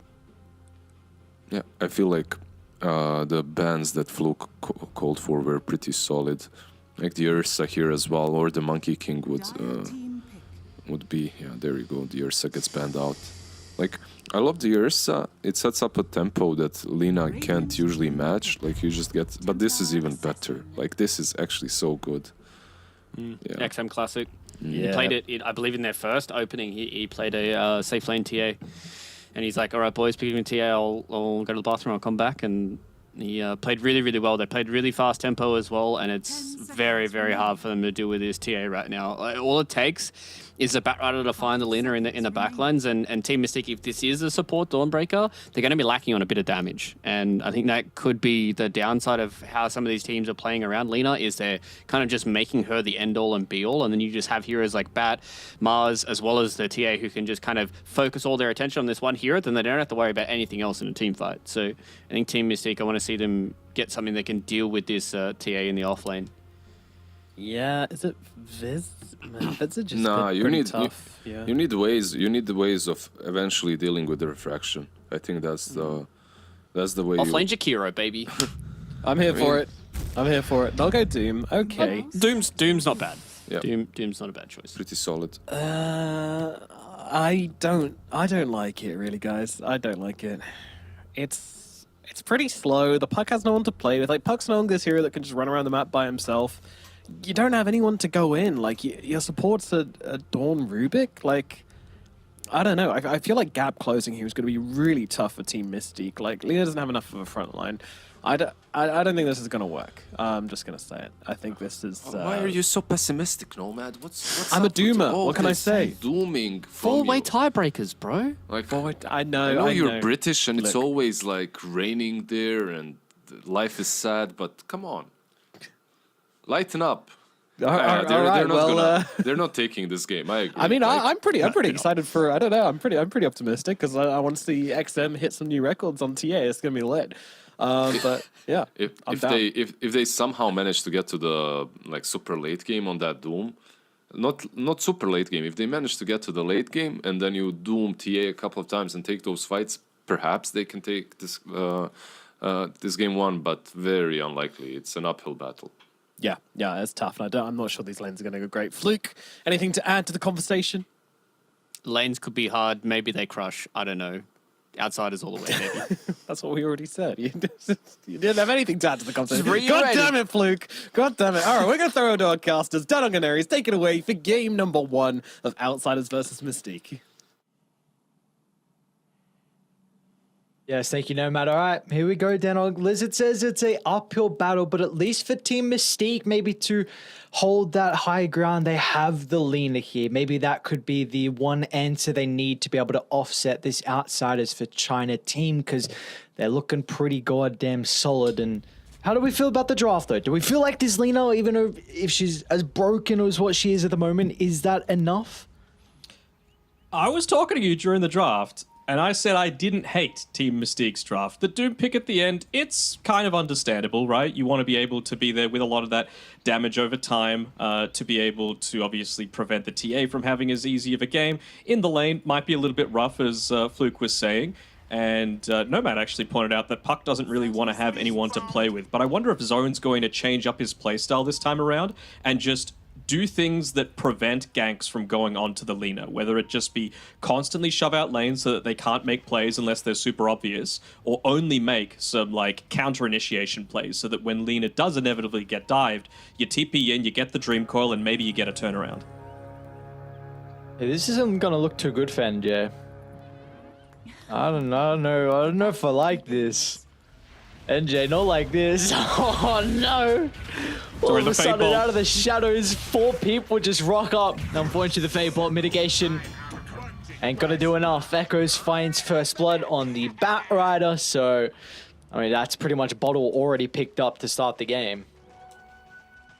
And did they get 3 bounty runes as well? Oof, that's not good. When you're committing 4 people to 1 power rune and the one other hero is just able to walk over on Ava and pick it up. So, yeah, not looking too great to be able to start things. I was also considering, like, could this Dawn have been in a position 3 role? I forget who was on the panel that called out the Jakira, but I would have really liked it, both for the Bat Rider. A lot of his movements are very obvious. The Tusk as well. You can oftentimes really easily set up for that snowball, and well, you can already see the amount of pressure that a Doom is able to do on his own up against this TA on the top side, taken down to about a quarter HP just for a single Scorched Earth. Honestly, I can't remember now if the meld was needed for the kill prior, but it's another lane. It's another lane now that we see XM go for the meld level 1. Mm. I mean, it's interesting, right? We've seen him set up in the lane as well, and I mean, just have a look at the sentry ward placed by DQQ on that top side, wanting to make sure that the same sort of thing doesn't happen to him again.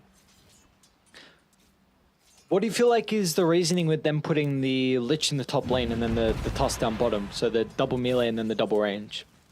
I guess they're just more concerned about kill threat coming from this top side, and that's just going to be off the back of Doom running at this TA, especially since she's gone the meld level 1.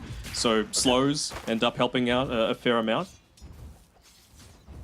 I mean, TA in the early game is effectively like a melee hero, let's be honest. The range is tiny on that right click. And there's also a hero that very much thrives on having a lot of stacks inside the jungle. So too with the Bat Rider as well, so going to be keeping close attention to how they look to try and prioritize them. XM's in some trouble. Telekinesis back, but the early level up in the Frost Shield will actually help XM to be able to step back to the safety of the tower, but doesn't have a whole lot of region, and they might dive him. Unfortunately, the Scorched Earth is Of course, already been used, so maybe they're going to be lacking the damage for that attempt. I mean, that's the only reason that they went for that kill, is that the Frost Blast had already been used, right? So they knew that there wasn't that slow potential up until he had to wait for a creep to die to get the Frost Shield and then use it to be able to stop the aggression coming through onto XM's TA. So both teams recognizing what they need to do in this lane fairly well so far. And as we take a look at how the other lanes are shaping up at the moment, Zone still off to a pretty good start, even though Echoes was able to find that first blood and, 3 bounties as well to his name. So I think we're not really going to have a whole lot of action here. Probably the action we'll get is maybe supports rotating to get the power runes, and then the mid lane is looking to do their own thing on the side lanes. Yeah, I wonder if, well, Zone actually hasn't made the choice to go for a bottle at all. So won't be making as big use of those power runes, just wanting to stick in the lane for as much as possible with that magic wand and keep shoving it out. I don't hate it. Again, I don't think he needs to be the one making those power rune rotations. He needs to be the counter initiator coming through. They're very happy for this game to go super late on Mystique. You don't need to Why up do you the feel like tempo. that? I mean, Doom late game is very scary. We know that the TA is very scary, and what's going to stop the Lina from dying? It's Puck, right? Dream Coil until you've got BKBs is a very effective tool, so why not utilize it? Could there ever be a concern that pretty much anyone who gets lassoed is a free kill at the later stages? Or does Rubik telekinesis with Agshard kind of disjoint the lasso? I'm not sure. It makes it a little harder, and then you also have to consider that you've got a Dawnbreaker with the Solar Guardian, who, again, at late game is probably going to have the Aghanim Scepter, so you're going to have even more of that. Top lane, XM in some trouble once again. However, with the slows coming out from outside, they won't be able to continue to chase XM down.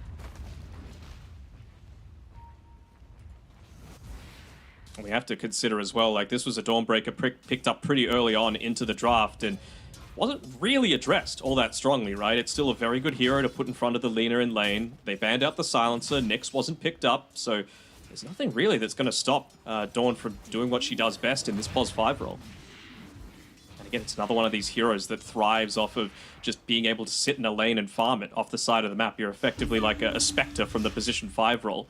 So it even lends more credence to them wanting to play a lot more defensive, slow-paced game. You don't need to go and get kills on Team Mystique in the early game. You don't have the heroes for it. You don't have the damage early on, but it's very important that you keep your towers so that you can play that greedier playstyle. Top lane again, XM. Outside's finally going to be able to connect. They're actually even going to look to TP the Tusk in. XM's still going to be pretty cautious of his positioning. Once the Scorched Earth is able to expire, maybe they have an avenue now to re-enter the fight. The bonus ice armor is making it really difficult for them to bring down the members of Team Mystique. So NJ, with one more swipe of the sword, is able to secure their first kill of the game. Yeah, Razy too. He's got the Celestial Hammer ready to go. Just needs to close the distance for the Starbreaker. XM, oh, he doubled back.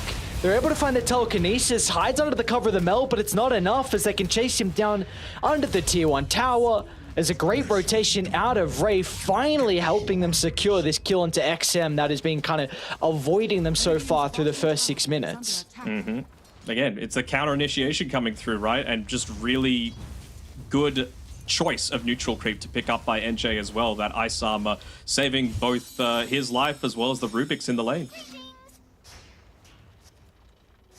Of course, the lane was in such a spot that was able to farm right underneath his tower as well. Exactly. Now you're getting it. See, it took you a while. It took you a few weeks, but you're starting to feel it. NJ is very far forward, though. Uh-oh. We'll be able to somehow get through, but the shards holds him into place. Even with all that armor that NJ has, unfortunately, it will not be enough. It was up to plus 14. On stage, but not going to keep himself alive. Meanwhile, across the map, though, Zone, level 6 DD to work with as well. So what would we like out of this DD in first coil? Do you want the supports to go to mid, or is he going to rotate? I don't want him to rotate at all. Push the lane. Play passive. It means that Batrider is going to be picking up a lot of this farm, and it might be an earlier BKB than you might like, but I still think that you're in a position to counter-initiate and just to They're going to go as soon as Echo shows. There we go. Coiled laid down straight away as they see the Batrider as Team Mystique bring both supports to enable Zone, and they've still got this catapult wave, and the next wave is going to connect shortly as well, so They won't need to tank the tower. Outsiders for China, forced to rotate the defender. With 2 points in the Frost Shield, that should do the job. Okay, don't hate that either. You know, obviously it's not making that rotation, it's support's making the rotation towards you. And Oh, with even that, Mars is coming. yeah, but this is a little too late. DQQ should be able to get away, and they already expend that first arena off onto a support. So Lena's going to be loving life. She's like, what? Mars is just already given up the tower, and I get a free lane to farm with no threat of arena? Thank you very much. Although bad. Oh, maybe Good not look for the so solo free. kill. Any TPs? Echoes. It's praying for them. Echoes able to sidestep the LSA. That was really the only thing holding back the Batrider for the moment. She'll look to TP out, but the damage will be too fast before she's able to escape. A great movement from Echoes down to bottom. It was, but probably just kept in the lane for a little too long as well on the Lena. You had the TP available on the Dawn as well, so I was wondering if you might have made that move with the Celestial Hammer for a bit of a slow, try and get the stun off to disjoint a little bit of the damage, but, well, clearly not doing so. Still though, 7.5, 8 minutes, mid-tier 1 tower as a puck. You're incredibly happy with that outcome. They might even be Now, looking what to do we make a make- bit of pressure happen on the top side against XM. I mean, they've got a Doom that's farming effectively pretty well. He's gone a Vanguard, so again, another hero that's pretty hard to kill. Looking to go into the Midas.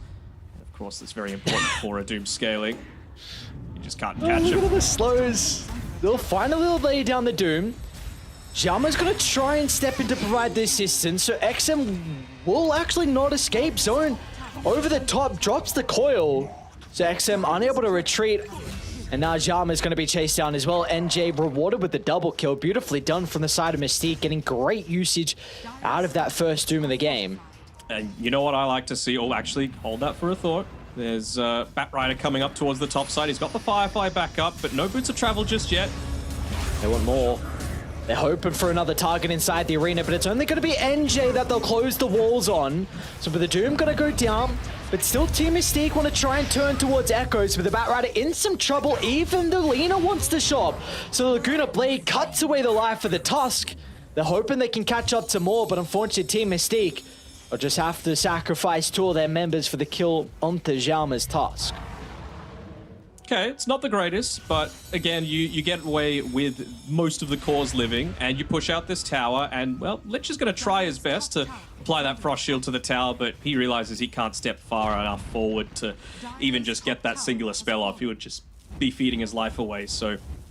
NJ, with that, TP's down towards the bottom side. He wants to get into his Midas. I'm really been impressed by Mystique's gameplay so far, even just with Lena's positioning while they made that previous play up towards the top side. He wasn't farming deep forward in the lane. He was farming probably as passively as you could, right next to the tier 2 tower, because Batrider hadn't shown at that time. So he wanted to make sure that he was as possible to kill. Oh, NJ. He needs boys. They're starting to TP down. Well, you asked for the boys, and the boys are coming. Zone's got that coil back up, but you'd love to combine it with the Doom. Unfortunately, that's still on cooldown for another 30 seconds, but 3 heroes on Team Mystique will be required to defend this tower. But they do defend it though, right? Lena keeps farming. Yep. You don't lose areas of your map to play around. I think they probably would have made an aggressive move if they had a little bit more duration left on that Scorched Earth.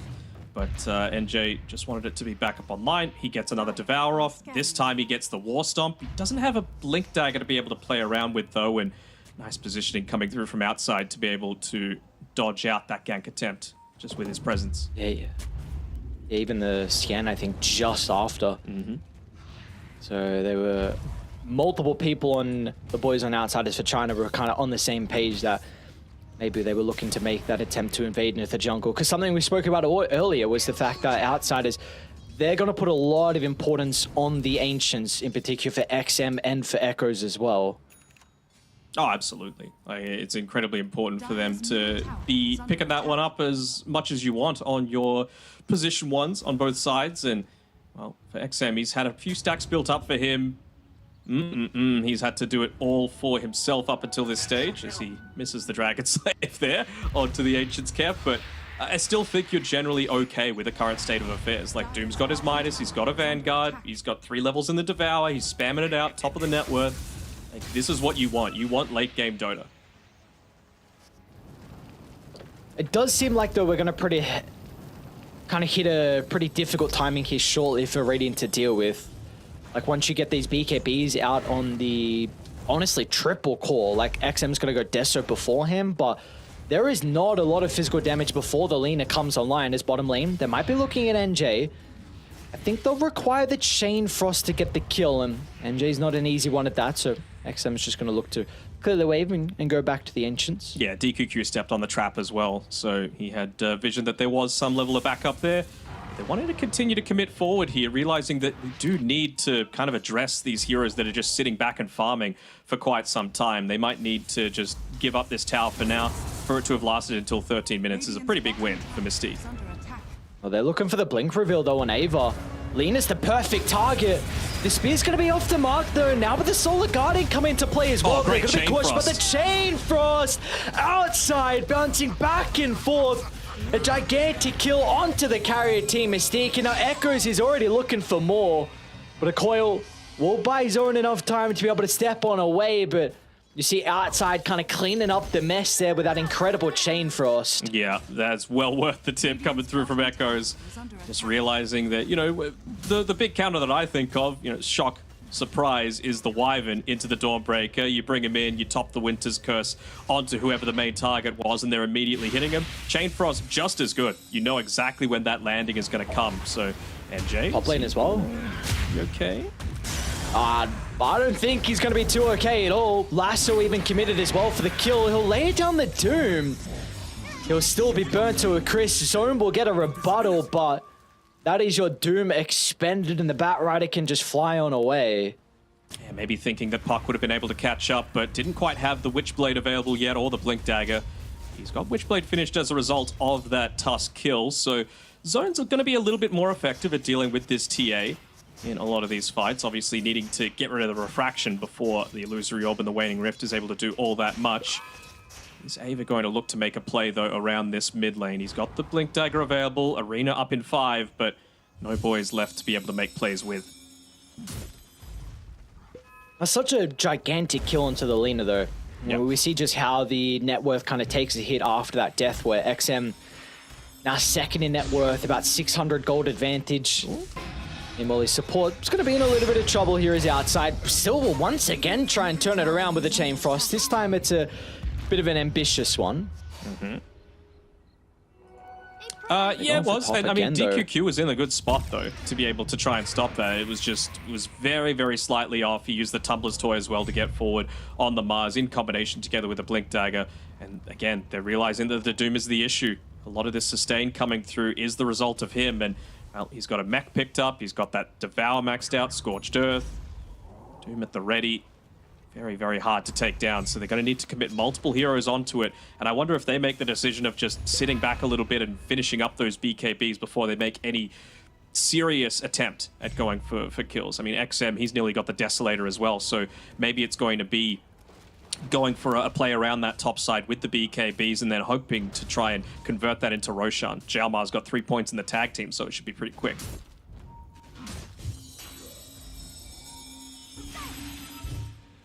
We might have a fight break out by the Power Rune. Multiple team fights kind of breaking out at the once, and meanwhile sorry? Puck's just going to be dragged back, and Solar Guardian will just a do misplay. nothing. Maybe it'll just get Ray killed off as well, as Ava finds the one spear inside the river to pin Ray up against, and outsiders find a couple freebies. Yeah, Park was just a little slow on a lot of the movements there. I know it was the nighttime, but he, you know, gradually stepped on forward towards that illusion rune, and they're going to go for another pick off here. Oh, they DQQ glyphed. goes down. Yeah, I mean, it's not going to Radiant's middle tower is under hurt your tier 2 towers, I don't think. You know, outsiders don't have the strongest tower pushing lineup. Yeah, they got the Deso now on the TA, but I really don't think that's going to be all that effective at the actual tower sieging business. Really just, to me, seems like they want to set up camp on the Radiant side of the map. They've got nice deep observer wards throughout the jungle in the ancient camp area. That's where TA is going to be farming to try and take that away from Lina's typical farming patterns. And then again, if they do find this key pick-off, they can just Zone. straight up go into Roche. Oh, he's in trouble here. Can Ava get the spear? Quick use of the phase shift to dodge him Already out. has a shard on outside. Nicely done. Meanwhile, XM actually gets a free XM kill. Yeah, and Jalma in combination together are able to chase down Ray, and they're still even considering about moving over to zone. They will not run into the puck though, but we see how Outsiders are starting to play the map after that tier 1 tower got claimed mid. They are well aware that if they get one pickoff or even a second pickoff, then Roche is easily up for grabs with this Deathzone maxed out meld. It is. The thing is, I like how Mystique have responded to it, though, right? They realize that, okay, we see the Desolator, let's move away from this top side. That's what their objective is going to be. And what that's resulted in is that has finished up his BKB for himself. So maybe they're going to feel confident in actually taking a fight. You're going to need to commit that lasso if you want to kill the Lina. Gonna go for a smoke here, outside of the range of the high ground. Looks like they will look to commit to be able to get rid of it there. Of course, Lina was the one that ended up doing a lot of the right clicks, so are they even going to be able to catch out this other observer one? I'm not sure if it's right on the edge of the sentry. Yeah, there we go. So they've completely cleared out all of this vision. This is nicely done by Mystique. NJ, though, I'm not sure if you can just walk in first. I don't think you can, as Ava finds a target for the spear, but look at the coil off to the outskirts, holding them all into place. Echo's going to look to fly into the middle, targeting down the Lina at the moment, but there was no damage follow-up with the ultimate, so Lina's going to be able to reposition, but Zone won't have the same fate, and now Ava finds an opportunity for the spear back, holding Lina into place, but she's going to stand strong. Under the cover of the Doom, the TA's in trouble, tries to do as much damage as it can before she goes down, and that'll enable the boys on Die to get the cleanup. One more spear for good measure means that all 5 members of Team Mystique will go down. There was just no Delta split that happened there. That was a full value Chain Frost coming through from outside without the arena even being part of the equation. All 5 heroes were getting hit, and you have to remember that the damage starts to ramp up with every single bounce coming through. So have a look at outside. He's got the second highest damage, 3,000 off the back of basically just that Chain Frost being dropped down. I don't think it even jumped to his Ice Spire either. What do you make of this Ice Spire as well? It allows you to go for, let's have a look here. So it's a nice Dream Caller. He hits in onto 4. Good use of the Solar Guardian as well. But just look at that Chain Frost constantly bouncing around.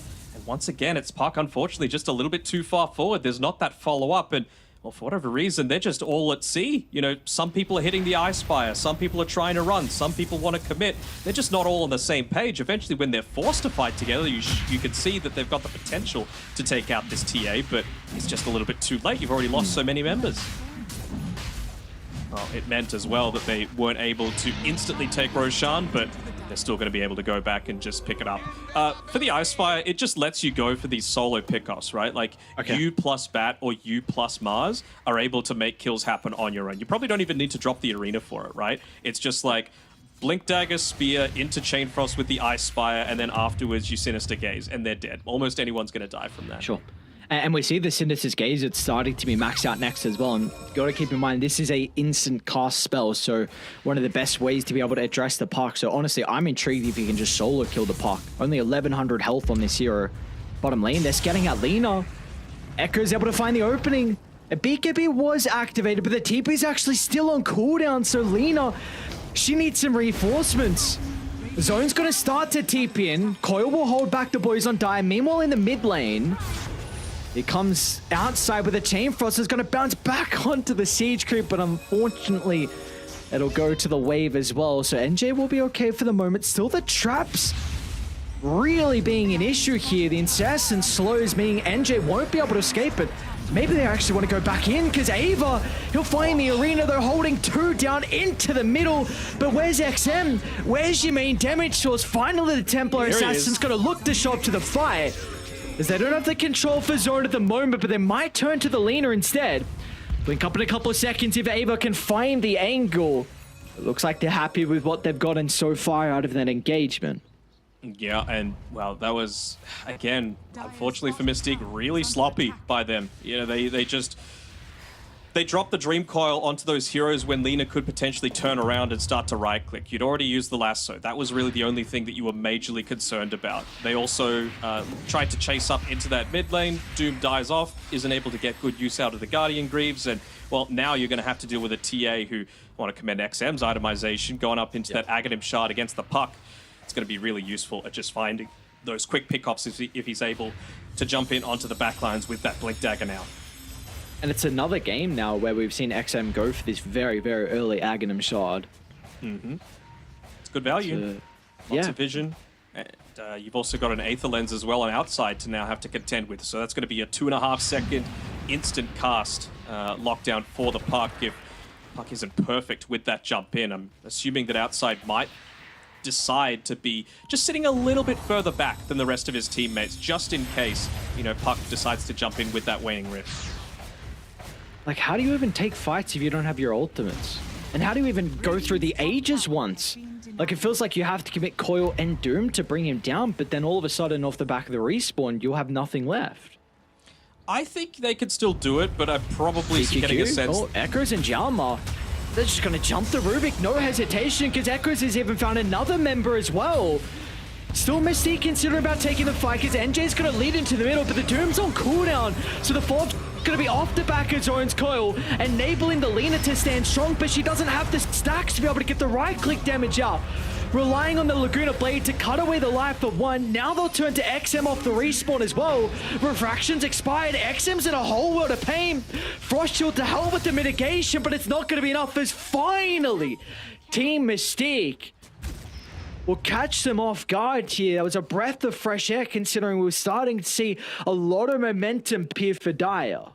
Man, DQQ has to take a bow there. He was by far the best player in that team fight. He gets the snowball steal off the tusk, lets himself survive just long enough for the Doom to get in, pop the Guardian Greaves for his HP. Then at the very end, after the TA respawns, has Sinister Gaze stolen, locks her in place so that she's not able to get away with the refraction charges to stop the blink. And wow, it was just a really, really good performance from him. So what can they do off the back of this? NJ, he's not going to go too far forward into this lane. I say that as he starts to path back towards the top side. Should just look to give his life up for free here, unfortunately. He got a little minus green.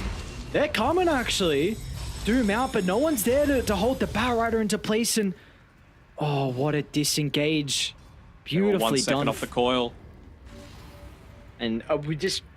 Even though they won that last fight, and we really did see what can happen, we're well aware of what this Lina hero can do, but when she's able to stand strong, get the right clicks going, then you are going to have some issues. But it's going to be another fight where they don't have Doom and Coil in combination together, which could be a concern, because Outsiders for China, they're looking to try and take a fight off the back of the smoke, and to the Mystique jungle they go. Ward dropped a little bit too late, though, so NJ is able to disengage. They might run into zone. He's going to be the first one to start. Jalma, quick fingers. unable to get the Walrus Punch. Great fingers to allow Zone to retreat, but NJ actually jumped into the middle. There's that The Ice Fire Chain Frost combination. NJ down to half health. They're going to lay both ultimates to try and take away the Doom's life. Well, they'll be rewarded in the end for that. Simultaneously, XM getting a lot of damage into the tier 2 tower as well. So in the end, not the worst here for Dire. Not the worst, but not the worst for Radiant either, right? He didn't have the Doom available. They had to commit a lot to be able to take him out, both the arena plus the lasso. Echoes, they will have seen, has TP'd back towards the top side because mid and top were both pushed in. I'd be a little surprised, to be honest, if they don't look to make any kind of defensive attempt on this bottom tower, but it just seems like they're giving it up for free. And they don't have cooldowns to play with. They don't have Aegis. They don't have a hero. Like, this should have been a 4v3 underneath your own tower, and instead, they've just given up some map. They're trying to smoke and catch the Batrider on the retreat, but Echoes is already back behind the T2 tower. We even see that this Batrider is looking to try and scale with some form of kind of Witchblade and Ag Shard build. This is going to be very interesting from Echoes. I mean, he's had a exceptional game so far. 9-1 and 9 on the bat, third in net worth. Nicely done by him.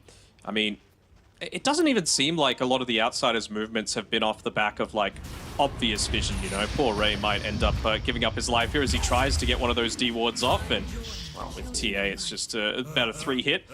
Has he finished up the Vlads? I think he has. So he's actually enabling his team to stand and just man-fight a little bit more, which is obviously going to be incredibly strong, just letting Lina stand, pop the BKB, and hope for the best. Speaking of the Lina, they see her with this really interesting Observer Ward on the high ground. They might get a glimpse shortly. We'll see if Ava actually wants to jump with that. She's got Lincolns now, though. So it's a big item. It's going to need to be the Mars. Oh, there we go. Ava's in for the spear. It's off the mark. They weren't able to steal the arena. Quick fingers from Ava. Toggles the bulwark. Towards the backline though, Doom's gonna try and find an opening as well, but Sinister's gaze means that NJ will get a delayed ultimate out, so XM protected with the BKB, and Outsiders, they can look to play this one a little bit more safe here. Just they could chill pill, wait for the Doom to expire, heal up, and then they can look to go back in now with the abilities on cooldown. Not sure if it was an intentional thing or not, but just a clever use of being able to drop the arena right there, right? Because you saw that the vision that weird little observer ward showed before, but if you like get rid of too many trees around the area, it becomes kind of obvious. But if you just drop the arena, all the trees die, and now it's giving you really good vision. They just get rid of it anyway. Unfortunately, it's gone now, so I do, I like where you're going with that. Were they next level thinking, you reckon? No, I don't think so. Wow. So you're saying they're dumb. That's ridiculous, Well, Aries. no, How I dare think you. maybe I'm calling you dumb for your thought. I don't know if I'm calling them dumb. I think it's just a benefit that comes out of taking a fight there where you can destroy some trees as well. Uh-huh. Or maybe they go back, de-ward that sentry, pop a ward down, and maybe Mystique won't expect there to be another ward. Clever. Ah, so I'm clever. Thank you. I appreciate it. Yeah, You're I'm dumb, always I'm complimentary. Are they going to go for really? this kill? I mean, if they're going to do it, it's going to need to be really quick because you've got a smoke coming up behind you, and well, it doesn't look like they'll be able to get there quickly enough. Ooh, unless... There goes. Oh, he went down. A big kill, but look at the turnaround. The damage from XM. 2 hits, and Enzo's just gone, and now NJ actually not going to get clipped to the shards, but they should still be able to catch up to him. Traps to slow him down. Gay's going to drag him back in, while the rest of the Outsiders will easily be able to still want to get that damage to bring down NJ's Doom. So in the end, yes, Echoes will pay the price, but I'd say he's pretty happy with that exchange. Yeah, again, it just shows the importance of being able to make those snap decisions. I think the panels talked about it time and time again. The difference between some of these tier 1 teams and the level below is just the speed that they make a lot of these stuff happen. They were sitting up there waiting on the top side for what felt like a good 5-10 seconds, and in the meantime, that allowed the rest of Outsiders to be able to close in onto the back end, be able to find those pickoffs and make it a 3-for-1 trade. Actually, 4-for-1 if you consider the second life that XM now has to play with that Roshan. Do we know where the shard went? I'm not sure. Probably who- Mars. He had that before, I believe. Probably Tusk then, Long Boy. Oh, the I mean, they've all long got it. boy. Oh, they've all got it? Okay. Mm-hmm. Wow.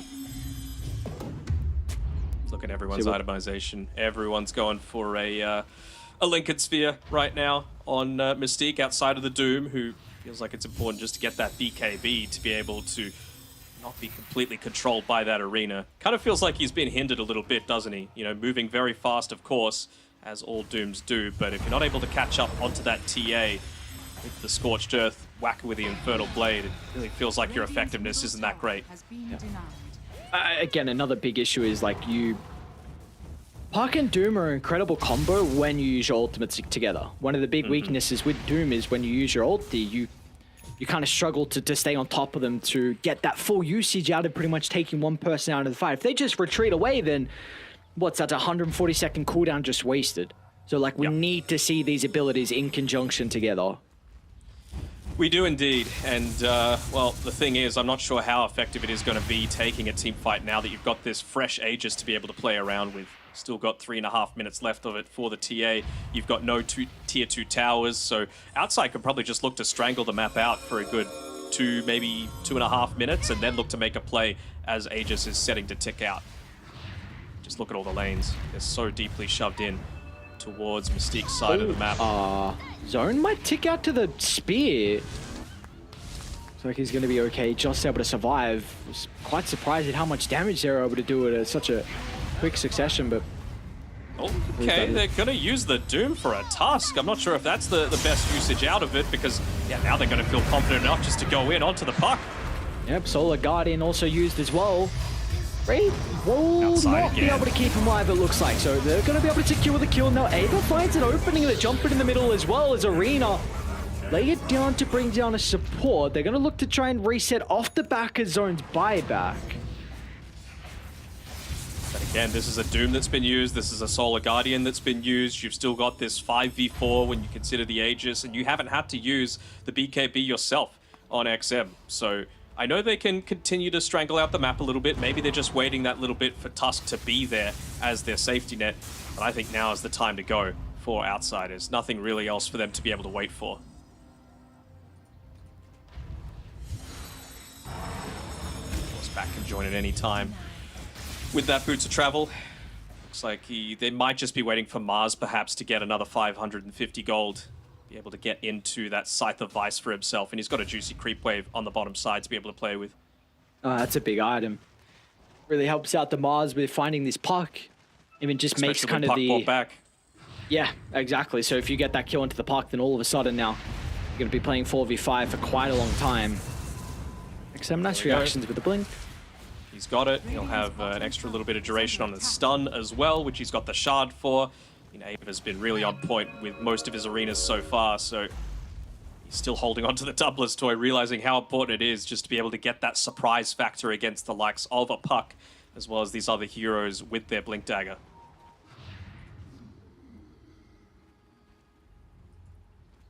This net worth lead, though, continuing to grow at a pretty rapid rate now for Outsiders. 15,000 net worth lead. Ages for another minute for them to work with as well. This high ground siege is still not the easiest. Seeing how they're able to kind of just stand behind Lena, let her go to work, who is level 19 and was going to be working on the Shadow Blade as her next item, but feels like she just needs so much more to be able to combat Outsiders at the moment.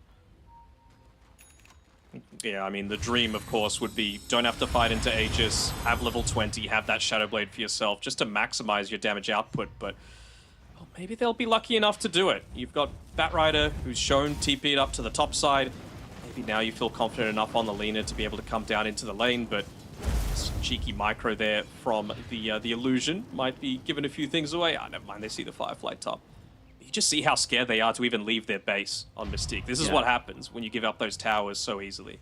And what happens when you pick up a gem as well, which Echoes has. So there's just all they got is this one ward in the top lane that is not really providing them a whole lot. So all right, so Aegis is expired. I think you could sell the raindrops and the Iron Branch just so that you could finish up this this Shadow Blade for yourself. But well, is at least going to be able to push out that bottom lane one more time. Has to be very careful with his positioning though. Look at them lying in wait on outside. It's just waiting for a single person to step out.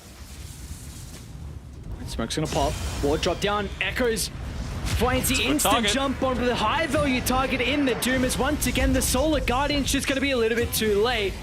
As Ray will now feed his life over as well, giving another kill the boys on Dire. And now with this 3v5 advantage, we might see them try and walk it up. Seems like it's going to be the case. I mean, he's got the Wraith Pact finished up on this this Dawnbreaker, but I'm not sure how effective that's going to be. I mean, you're going up against a TA. Yes, that's going to be very nice.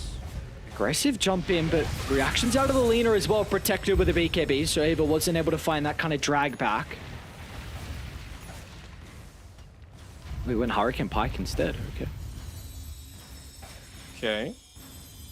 Just wanting some more range. Ava again, they know the BKB's on cooldown. So they'll be able to find the opening, but the coil's there, but it doesn't hold that value member of XM into play. So the TA damage just obliterates Lena. It was a nice attempt to stop XM before he was able to enter the high ground, but just a little bit too late there, and well, XM will punish them, and now they'll get the full set of barracks mid. There's no tier 2 tower to stand in their way as well, so I mean, at least 2 full sets, potentially megas. Radiant's middle barracks are under. Seems like megas to me. Of course, Mystique, they're going to play it out. They want any opportunity. If they lose this one, I'm pretty sure they're guaranteed to be relegated out of the division, so you got to play every game on its merits. We never know what could happen.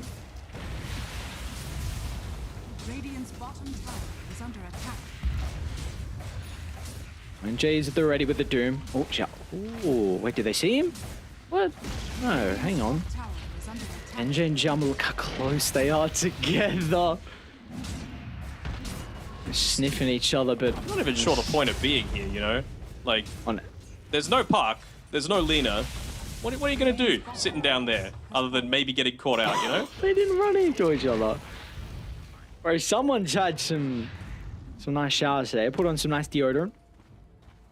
Couldn't smell him, Marcio. couldn't No sniff him one was, out. yeah, no one was able to sniff him out in the tree line. And Jay's like, no one's there. Maybe a man in the world of the Doom doesn't smell. I don't know. This is a scary What do you think creature. Doom smells like? Honestly, probably death. What's death smell like? I don't know. Hellfire and brimstone probably is what he smells like. The more I think about it, the more I really don't like this Wraith Pact on Ray. I think an Ags would have just been perfect for him. Just even... Radiant are scanning. They're going for a smoke here. Might feel like a bit of a last-ditch attempt. Still wanting to reveal himself, but maybe they the saw... high Okay. ground. A core's going to be laid down, but they doom up That's the not to toss for support. XM. He's got a free fight now. He's going to look to try and turn it. Arena will hold Ray into place, and off to the left side, he's unable to find an avenue to enter the team fight. LSA's out. A He's decent here now. amount of damage, in fact, and okay. All of a sudden, just like that, the fight kind of turns abruptly on its head. I mean, that's what you got to do, right? You got to just make a snap decision. If it doesn't work, you were 2 lanes of racks down, 25k net worth, but you bring it back. You know, it costs a buyback out of your POS 5, but do you really care? Although mid lane, Oh, nice Force Staff. Refresher was used as well for Echoes, so puts that on cooldown. You're not going to have this double lasso potential of a previous fight. Let's look at that one back, because that looked fine for Dire. Like, you doom the Tusk. Great Some great fight Force for them to Staffs. start. Force Staff gets zone out. Arena means that Lina can't do anything, and what went wrong now? I think Doom's just too tanky, right? Like, he's gone this very, very beefy build. He eventually does die, but you're going to have to get through a Titan Sliver, a Vanguard, a Greaves, BKB.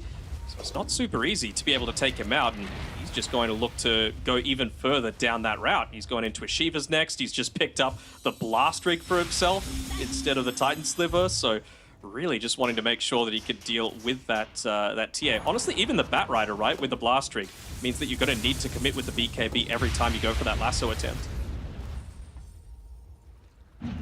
Overall, though, I loved how Team Mystique tried to start that fight with smoke up, drop the Observer on the high ground as soon as the smoke pops, just so they can get... And then immediately they went, right?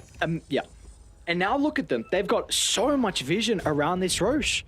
Like, if you are somehow able to win another fight in a row, then all of a sudden that's Aegis, Cheese, and Refresher Shard for the boys as well. So, Scan will be on the mark. Dire are well aware that they're attempting this, but NJ's going to look to jump before they get the formation set up. Ava, a solo Arena just onto the Doom. He's got a second round of the ultimate to work with. Ava going to put another one onto Doom, but they're only tickling for the moment. NJ activates the BKB, tries to run away, but Jama, an uppercut to the sky means that XM can close the distance. NJ, He's what? alive! The man's alive! He's got Doom back up! And now they're going to turn to the Templar Assassin. Telekinesis chuck down XM. Is he in some trouble, or is the Lina in trouble? They'll burn her out. And now the buybacks are coming into play, but they'll be a little bit too late to join the team fight zone. Stuck on the high ground, trying to get the finishing blow, but the Sinister's Gaze is there. The follow-up from Ava as well. And the Chain Frost to slam home the door as XM rewarded with the triple kill, and there was a hope for Team Mystique back into this one. But was after a that big fight, hope, it's and looking grim. Lina's got to be careful as well. She's gone very far forward next to these traps, and she bought back for that one and wasn't able to contribute to that team fight. I was really thinking that Zone was going to use that illusory orb as a bit of a bait and then continue to commit back onto the TA, because Doom was still running for a good 4 or 5 seconds. He could have easily got that pick off at the end there, but well, he chose a bit more of the conservative route and ended up dying for it without TA going down. They still don't take Roche though.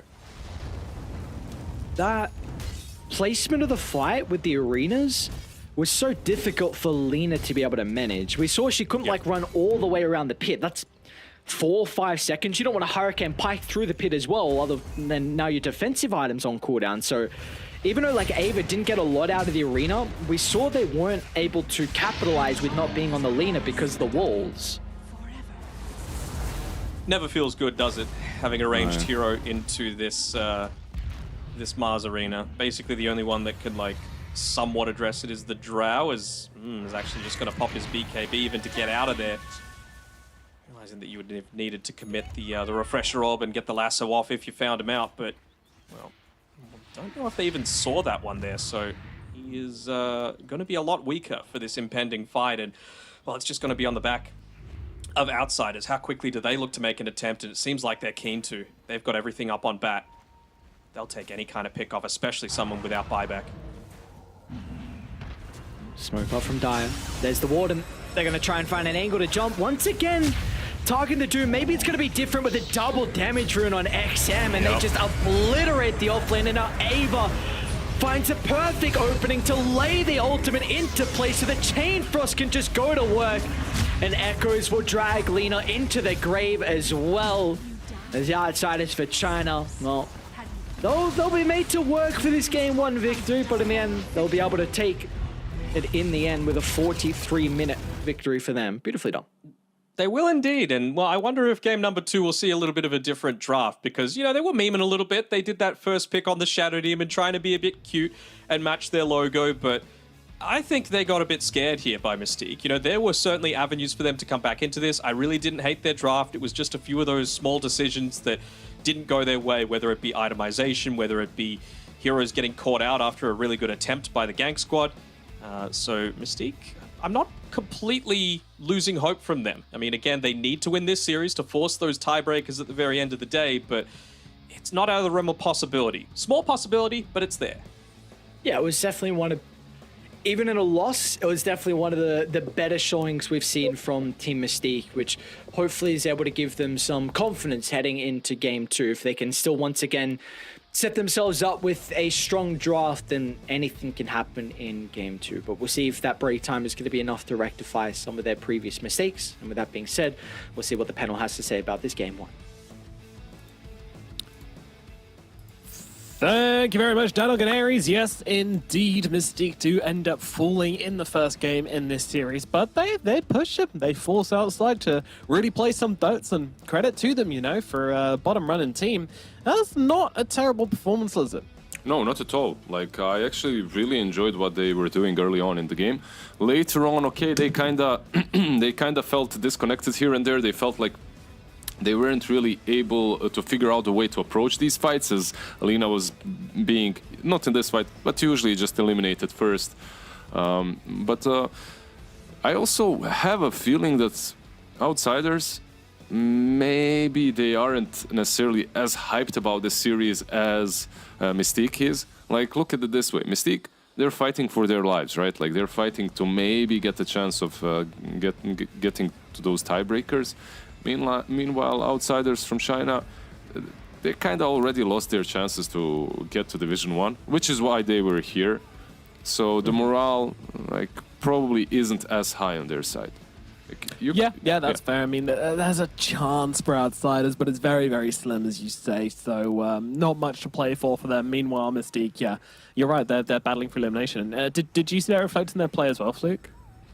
Yeah, I think it's kind of what Danog said, right? I'm not quite sure if they really gave Mystique the same kind of respect that they maybe kind of deserved after this game 1. And I think game number 2, Outsiders are probably going to pull their socks up a little bit, right? Like they're definitely going to be thinking about this going, okay, Mystique could probably take a game off us if we don't play properly. So we need to make sure that we are playing to our fullest potential. Maybe the draft will go a little bit different, but yeah, it is a little bit more important for Team Mystique, and unfortunately for them, they just weren't able to get it done here in game number 1. And I really hope that it gives them a lot of gusto in game number 2 to try and get things done. I think the biggest thing for me was on the Lina, just he felt so uncomfortable in so many of those team fights. It felt like that, I don't know if it was him playing against a Mars, that he hadn't played against a Mars in a long time, but there was so many of these fights where he would pop a BKB and run around for like 1 to 2 seconds and really not have any damage or deal any damage in a lot of these fights. And it was really kind of on Zone and NJ to do a lot of work for them. So, you know, maybe if they can give him a little bit more of a comfortable hero for game number 2, then this could be a completely different series. All right, MVP me up, Mr. Lazardo. What are we going for? MVP? If I could, I would go with NG. But yeah, let's go with Echoes on the other side. Let's just give it to the guy that was always ready to jump on top of Lina, I guess, at the beginning of the fights. If you agree with that, Mr. Nomad. If you don't, we can switch things up. Yeah, no, that's fine. That's fine. It's not me. I'm not the great controller of this. The host has no power. It's all the production. They're the true gods. I'm merely a vessel for them. And they have decided to agree with you graciously. They have decided that Batrider is worthy. Thank you. So it will indeed be Echoes who will be our MVP for this game. I mean, yeah, it's a pretty decent Bat game. We haven't actually seen all that much of Bat in the Division 2. He's the most banned hero. And yeah, one of the least played heroes as well. I think this was his 7th game out of like 45 banned. So yeah, good to see a bit of Batrider at last. Looking pretty fly, and a good performance coming out from them. Final thoughts and things you'd like to fix up for game number 2, Fluke. As I said, give a more comfortable hero. Try and get rid of maybe this Batrider or maybe even the Tusk. I think is probably #1 priority. To have a look at, a lot of these teams are really rolling off the back of the snowball and the pace that a Tusk can bring into a game. So I just want to see Team Mystique go for something a little bit more comfortable, get rid of the Tusk and try and play on an even playing field.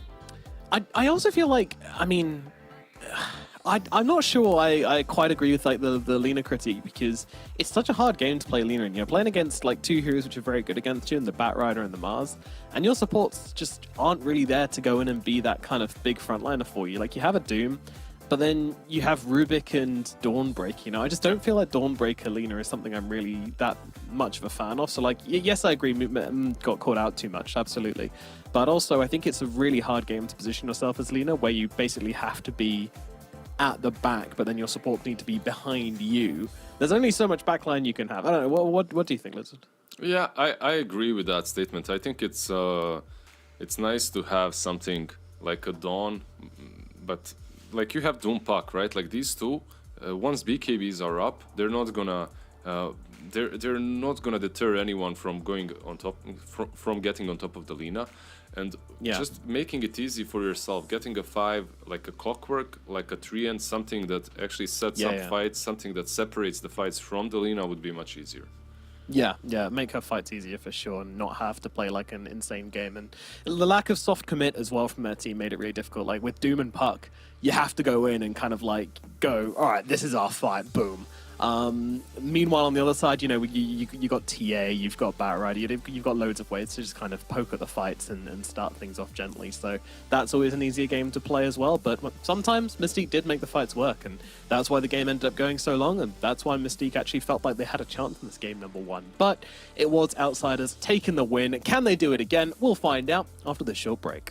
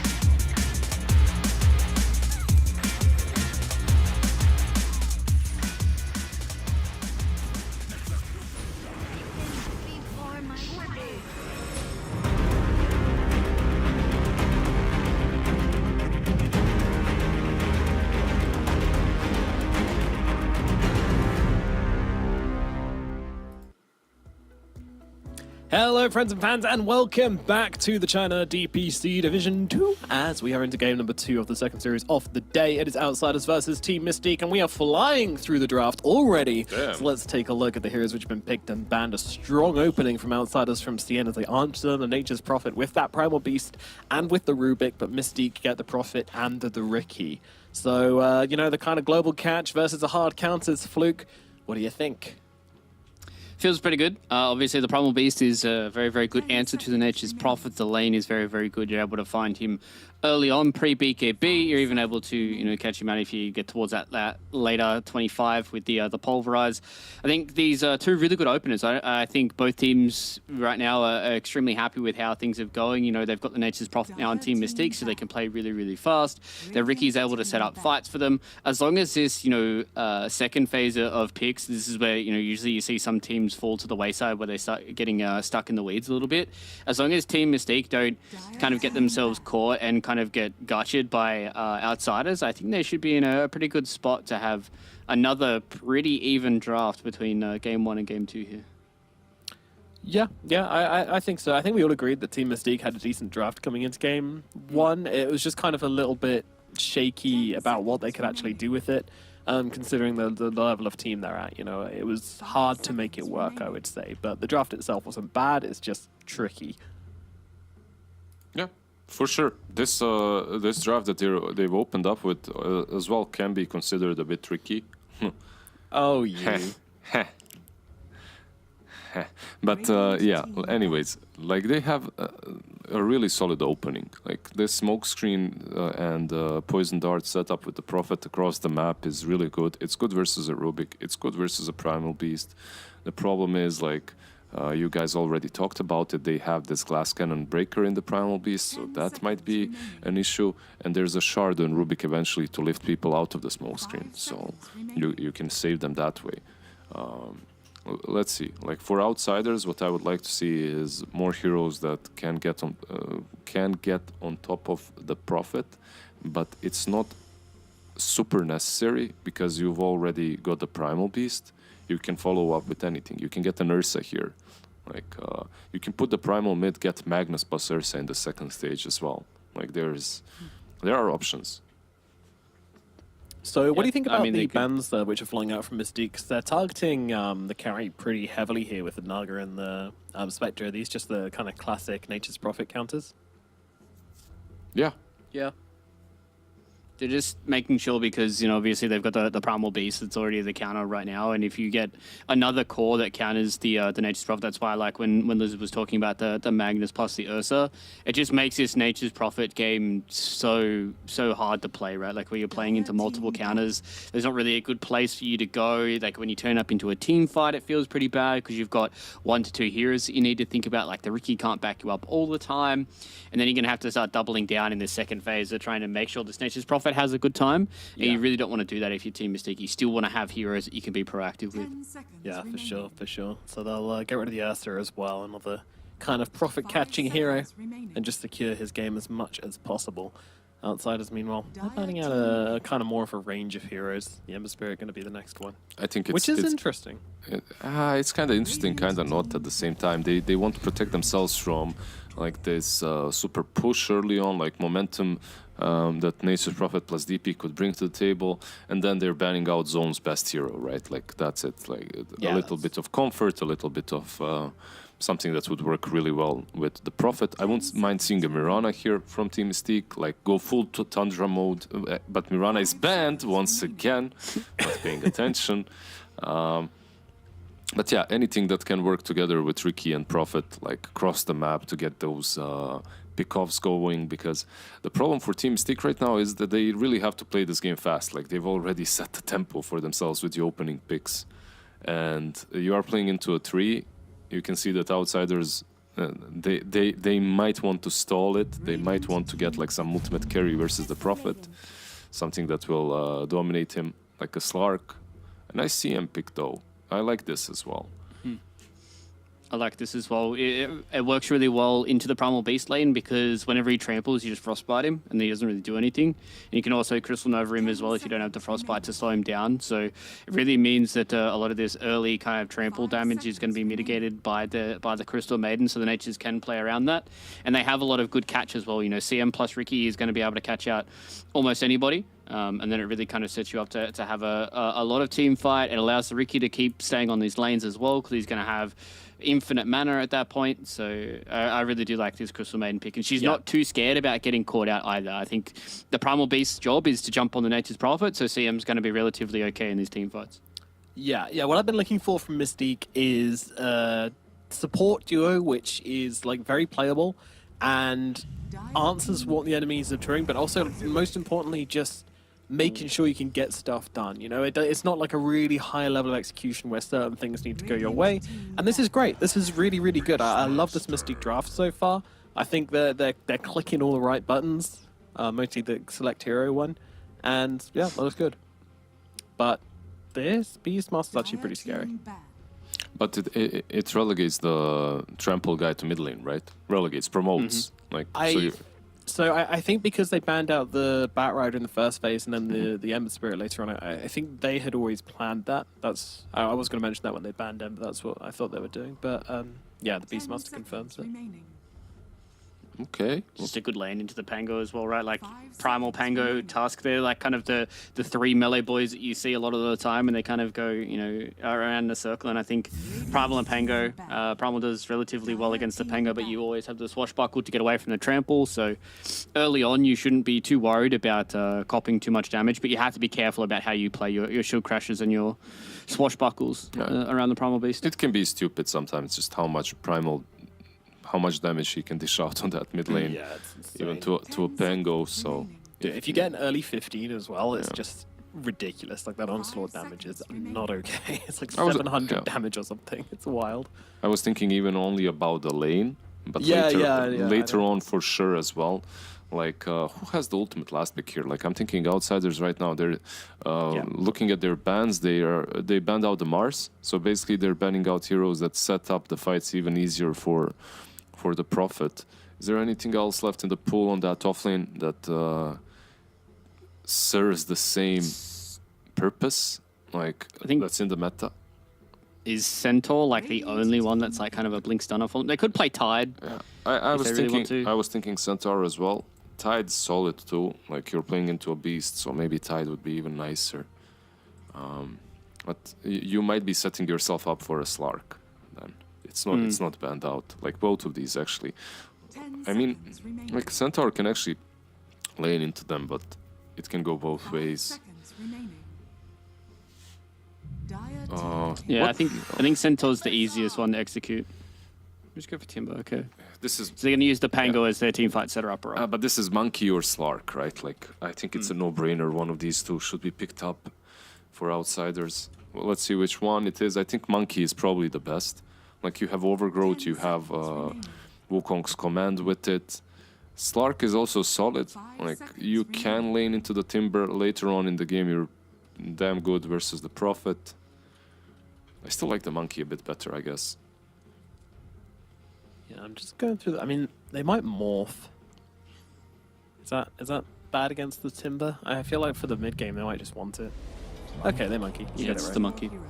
Yeah, I think Morphling would have just had some issues like like Lincolns with like Ricky Dart and stuff like that. Like you can just get darted and smoke screened and then you just die. I want to know what XM does after every time they get the last pick. Oh, there we go. He's shutting his windows. He's getting into gamer mode.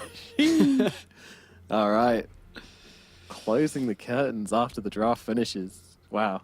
That's, like it's really difficult to play with your curtains open. If there's light falling on your screen, like I hate that so much. Like, yeah, but he's getting his vitamin D. Gamers, take note. This guy's an icon.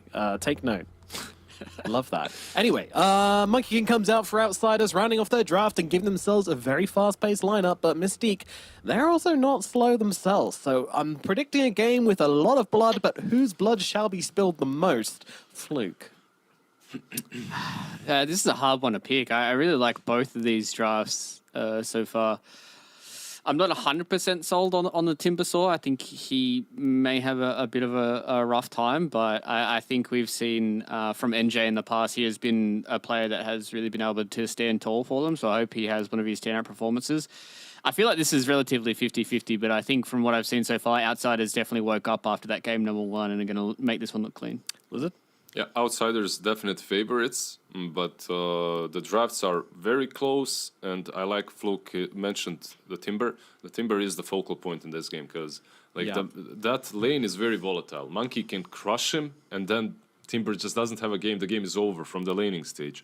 If Timber has a good laning stage, the game isn't won for them, but they have a chance. So that's how I see it. I agree with what you're saying for sure, 100%. I think that this Timbersaw can potentially have a really good game. I think they also could have just switched up and gone for like Centaur, just like a blinking and stun hero. You know, I'm a simple man. I like my simple heroes. But they go for something a bit more complicated, which means I'm going to go for Outsiders. And yeah, we'll see how this one goes. Can they pull it off? Or is Outsiders going to take a 2-0? Let's find out with Denok and Ares. Well, thank you, Nomad. Here we go. Game 2 coming up. And sometimes, Senog, the more complicated things can give you a little bit better of a reward as well. Sometimes the kind of hard effort is worthwhile as we get towards the end. But a question is the complicated hero without a stun on the Timber? Well, is that going to be enough here for Team Mystique? Like Lizard said, it's all just about how they get out of this laning stage, right? As we actually got a full roaming squad up here. That's an interesting Curry that Monkey King's morphed into as well. Just running around on his puffy little horse. They will be able to find out outside, though, and I wonder if the damage will be able to be enough to be able to take him out with a nice Boundless coming through. No way. Surely not. Oh, yeah. Nicely done by XM. But I wonder if now that makes the lane a little bit easier. And I also want to see how they set these lanes up. Like, could it be the Crystal Maiden actually paired together with the Timbersaw, right? Just so that you have that way to stop the Monkey King from consistently bullying you. You drop the Frostbite, you drop the Crystal Nova, but then you have to worry about in the safe lane, like this Ricky going... Well, I guess he's not going into the Primal Beast, actually, so it's not so bad, right? You don't need the Crystal Maiden to be able to back him off, even though CM is great against the boars as well. One thing to mention is that for them going for this first blood, it meant that NJ wasn't in the lane to try and cut down the trees. Like, I mean, I guess it kind of plays against itself as well. Yeah. For a Timbersaw, you'd love some trees, but I really like your core about the CM being this lane, and often where we see for the Timbers, when you're against like an Ursa, Slark, or Monkey, you look to go like Timber Chain, high levels in it and just max it out as much as possible and just look to actually just try and out-trade the enemy carry. And sometimes you can do that. It's a little bit different. The hero has been nerfed in the recent times, so I'm very intrigued. And Jay looks to play the Timber. So we did get it a couple of days ago as well, and we saw in the last phase of bans for Outsiders for China is the Marcy and the Mars that was banned out. So a lot of emphasis on NJ's comfort heroes, but always Timber slips through as well. So excited to see how this one's going to perform. Yeah. I mean, I wonder how active he's even going to get with a Quelling Blade. I wonder if that even is just for the right-click damage as opposed to actually being able to cut down all of these trees. Like you said, it's sort of counterintuitive when you're playing a Timbersaw.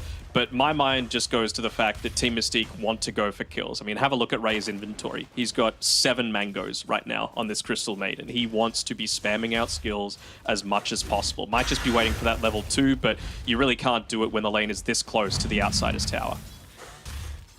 His positioning is going to have to be pretty on point if the Treant Protector is ever able to kind of slip through the tree line and run into Ray when he's not aware. Then all of a sudden the CM could eat a bunch of unnecessary damage. As we'll have an opportunity to take a look at some of the other lanes. Let's take a look at how bottom's shaping up at the moment here with the kind of Ricky and the Nature's Prophet together up against the Rubik and the Beastmaster. DQQ's doing a pretty good job to be able to harass away Xiama with the help of the Treants. I mean, you've got 5.6 base regen, you've got 315 speed, and you've got 6 armor to start things off. It's pretty easy to be able to make a lot of that harassment happen. But, you know, credit to them. They picked the Ricky. So, clearly, I mean, that's the strength of having all of these heroes that are strong in this meta, right? Something's got to slip through. It's just a question of who can exploit it the best. Yep. and who wants to be a honorable man and not even go for those kind of busted heroes that we're seeing at the moment. Top lane, a lot of damage being expended between the two teams. Ray's going to be able to hold XM back for the moment, so won't be able to get too much out of the Jingu. Although this does help outside to get some punches onto Ray as well. So some kind of trades back and forth between the two sides. He should be okay, though. Oh, we won't be able to get rid of that sentry ward, though. Outside, doing a good job to make sure that that camp is not available for themselves. They haven't been able to make a pull happen just yet in that lane. I'm sure they're just keeping tabs on how many mangoes Ray has available. He's just down to the 2, so the fact that they haven't got a kill on this top side is a pretty significant deal. Actually looking to get active themselves. Yeah, Ray tries to land the combo onto XM. NJ, he doesn't have a point in the tip of chain just yet. They went when they were only level 2, but still when that Whirling Death is able to come back up, we see how much damage the Timbersaw can truly do. So in the end, it's a 1-for-1, but Team Mystique got to be incredibly happy with that because also now the Crystal Maiden gets a free trip back to base, so he's got full resources and more mangoes as well, more importantly. Yeah, visits the fruit shop, able to pick up a few mangoes for himself, and well, outside, he's just going to not really soak up too much out of that lane, obviously not wanting to give it through, to steal it away from the Monkey King, but yeah, NJ getting a lot of those early levels is important. It was XM, though, that got the first blood, so he's not going to be too unhappy about that. Might be looking to try and take this camp away, and yeah, they do. They're even starting to nuke it here on the CM, just so that it's not really a threat. Have the lane push back out.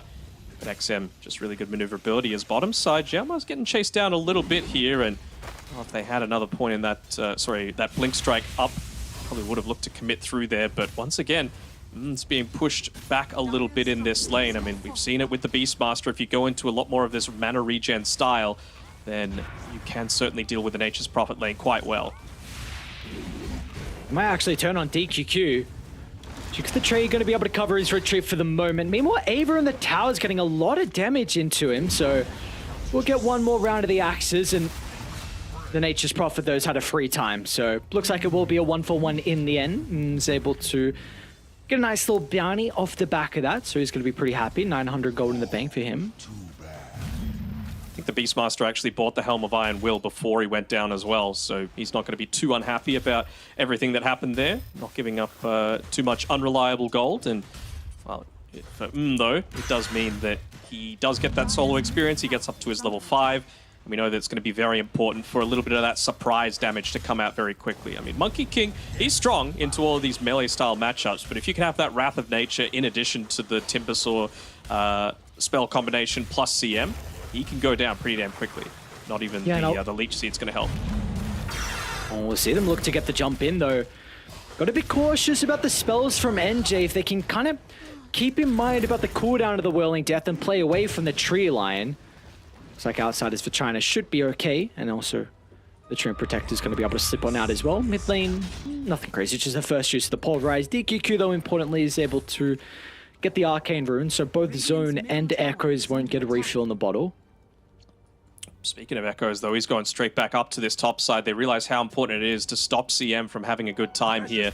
Obviously, Timbersaw's a big deal, but if you're able to have that CM have to make the walk of shame, that is mission accomplished for you. And, well, I was about to say that's the prime target, but I suppose he gets on top of the Timbersaw. Now he doesn't need to be worried about spamming that trample. Well, even Zone's actually going to try and rotate. So the Rolling Thunder comes out at the perfect time to cancel the Pulverize. And now NJ with the damage out of the Whirling Death as well. It's going to do a lot against the Strength Hero and Echoes. So very nicely done. The counter rotation out of Zone gets that first usage of the Rolling Thunder, and it's going to be rewarded thanks to it. It was a nice rotation by the Pango, but I really feel like Primal Beast just chose the wrong target, right? If he goes onto the CM, A, she makes the Walk of Shame back, and B, not able to get the Frostbite off to stop the trample. Yeah, you might take a little bit of damage going back the other way, but you get the stun from the Onslaught, you immediately use the Pulverize afterwards, and CM's just dead.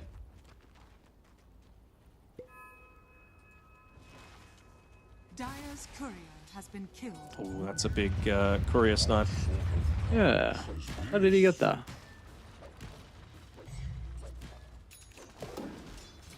We'll see if they're going to be able to actually zone out XM in this lane.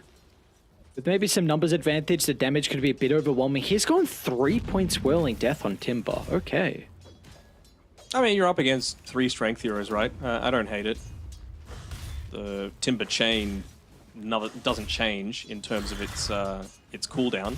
It's just in terms of the damage and the speed and all that. So, yeah, I like it. I mean, a Monkey King, you know that they're going to be in on top of you, and it's a dual melee lane, right? So, may as well. Mid lane, Zone. They're actually going to try and turn this around. Zone not going to be able to catch up to him, and as a result of that, will be forced to TP out on the cover of the Rolling Thunder. Top side, NJ is putting a little bit of pressure here onto XM. He's going to be a little slow, he got maybe. him. Never mind. Oh, got to commit. There we go. Nicely done. Okay. Structures are fortified. Beautifully done. Echoes might be able to catch up to DQQ. Telekinesis back into the river. He's got the tricks of the trade still to work with. He's really hoping that someone runs nearby to maybe act as a blink strike target. It's like, please give me a tree at Nature's Prophet, anything, but nope. Yeah. He's like, you know what? It's important that I just get my farm. You're just a Ricky. All you need is the Aghanim Shard. Who cares? Just a measly support. Your life. XM just TP'd That's back all here, for and me. Pango doesn't have Rolling Thunder, but he's got all of his spells. Ooh. Yep. All right, NJ. Look at the damage this Timber's pumping out. Ooh. And they even bring up towards the top side as well, not even needing that Wrath of Nature. I was kind of expecting them to need that to be able to get a lot of these kills happening, right? Like even the one that they got previously onto the Monkey King didn't have it at that stage. We will see the heavy rotations coming towards this bot side though with NJ. All that's holding him back is mana right now. They might go for him, NJ. Oh no, he was feeling himself, Denog. After that top lane engagement, he felt like he was on top of the world, but Team Mystique, they've still got some numbers to be able to bring down bottom. Zone's going to be able to roll in, trying to catch up to Echoes, and will just be able to get him on the tip. Unfortunately, he won't be able to double back and catch up to the TPing out Jalma Rubik, so not the worst, actually. Meanwhile, XM's actually coming bottom, so Team Mystique going to be cautious. They do stick around. He's not considering going for this, is he? I mean, he's 2 levels behind Zone. Kind of expected the safe lane versus mid, but I don't think you can be that deep next to the tower and making that sort of attempt. I have to wonder if Vanguard's the right option here for the Timber as well, right? Like, look at what you're up against. You're up against Primal Beast, heavily magic-based. Beastmaster, Axe's build, heavily magic-based. Rubik, Tree, similar sort of things, right? It's really only the Monkey King that you're all that concerned about. Guess that just gives an indication of where he's going to be, though. Oh, he gets the cut down in the tree line. Okay. Beautifully done. I mean, He's able to tap in. if they're going to put all their attention onto the Monkey King, I support it. I support this this item build Hate that for they're looking to trees. go for. Yeah. Oh no. He's not used to using the timber chain. Looks so weird. Okay. We'd love to get the Helm Dom creep as well. I still push away, but unfortunately it's not cute enough with the micro. It's a big creep wave bottom as well. Plenty of damage going into that bot tower while just continues to farm as well. Doesn't seem like he's completely convinced as to what item build he wants to go for. He's holding on to a lot of money right now when he could have had some additional damage coming through, but yeah, NJ, he's just content to try and stop this scaling that's going to be coming through from the Monkey King. Look at all the heroes see grouped Monkey on this King. bottom side of the map, man. There's like 3/4 of a map completely empty. Well, Monkey King's net worth is really taking a hit. XM 2-4-0. So he struggled to be able to address the Timbersaw, and he's going to be going for that Battle Fury. And well, he hasn't got the Primal Spring max out as well, so he really went for a lane dominating skill build. So it's going to be very difficult for him to be able to catch up in farm now before he gets the Battle Fury. Yeah, even just lane sustain, right? Seems like the avenue that he was going for, but of course he didn't. 4 deaths so far. It just goes on the back of, we've talked about it, just individual outplays coming through, and this game the chocolates have to go to NJ. Yep, that they do. 4-1-4 has had an incredible showing so far. Really acting as that bodyguard now. So Team Mystique can look to get their last tier 1 tower of the game. it's not a big net worth lead for them at all things considering. Echoes is doing a great job on this Primal Beast. Is about to have his second component completed, the BKB. Simultaneously, you also have Ava that's getting pretty close to the Helm of the Overlord as well. So, all things considering, like, Dire are getting a lot of farm on their cores, just minus the monkey. They are. NJ, he might be in some trouble. See if they're going to be able to bring him down off the back of this, and he's not tanky enough with this build. Something you're kind of questioning this Vanguard, and it's really not going to help out against those 3 heroes that Outsiders were kind of putting in front of him. Yeah, you really just don't see the point, right? Like, if you want to go into a little bit more physical resistance later on, I understand it. You know, maybe you go down the route of like a Lotus Orb for the plate mail component, but for right now, you see that Monkey King's gone into a Perseverance. He's going Battle Fury to be able to contend with a Nature's Prophet. So this is the time to be buffing up your magic resistance, not physical. So, you know, the gameplay has been on point, but I just wonder if this will come back to bite him. So what do you do now for Radiant that you've taken all these tier 1 towers? Is it they just want to play aggressive in the jungle of Dyes still, or are you happy with kind of playing this? He's fighting farming right underneath a ward, so I think they're just going to start to gradually move towards him. Okay. And like, you just got to make sure that this scaling doesn't start to happen. And well, you can see from Outsiders, they're basically acting as a blockade right now. Rubik covering one staircase, Outside covering the other. They can get a quick pick off here. I mean, they see where he is, and oof, just a little bit slow there on the smoke screen by DQQ. But you're not happy if it's going to be a case of just nothing happening for a few minutes, right? The longer that happens, the more close the Monkey King gets to that scaling, and well, makes things a whole lot more difficult for yourselves. Primal's even just shoving in top. Just looking for that little bit of farm to get towards his BKB on Echoes. And at least for Dire, that seems like really what we're waiting for. We spoke a lot about XM, but again, their cores are very close to these big items to help them now increase the tempo shortly. You've almost got a Blink on Outside. He really likes to go this first side and Blink on the Treant Protector.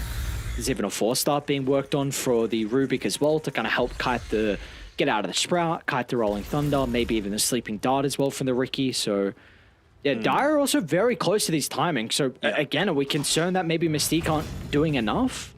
Yes, and I'm really concerned as well for Mystique with regards to the Primal Beast picking up the BKB. Like, I wonder if he might try and just get his level 12 before they look to make any kind of smoke attempt, but doesn't seem like it. They're going to go in, but I mean, once they use that Rolling Thunder, that's the only stun they have right now. They've got plenty of silencers and roots, but you're going to be able to get off that BKB. Very nicely done from DQQ. I believe the summons were smoked as well. I imagine they would have been. Well, they're going to scan to even confirm the positioning of Outsiders for China. So, gotta be cautious though. This is a really good Hawk placement. DQQ is going to look to run into Echoes for the moment. They want to try and target down the Primal Beast. Echoes, he's okay with him starting on him. He'll pop the BKB, but doesn't see the greatest pulverized target. So, he's actually going to use the magic immunity to cover his escape. And now maybe this means NJ can charge him, but it's going to be cautious. So Sleeping Dart cancels the pulverize, but where are the rest of the boys to assist in? NJ, Freezing Field getting layered down. Look at all the damage going to work as Outside.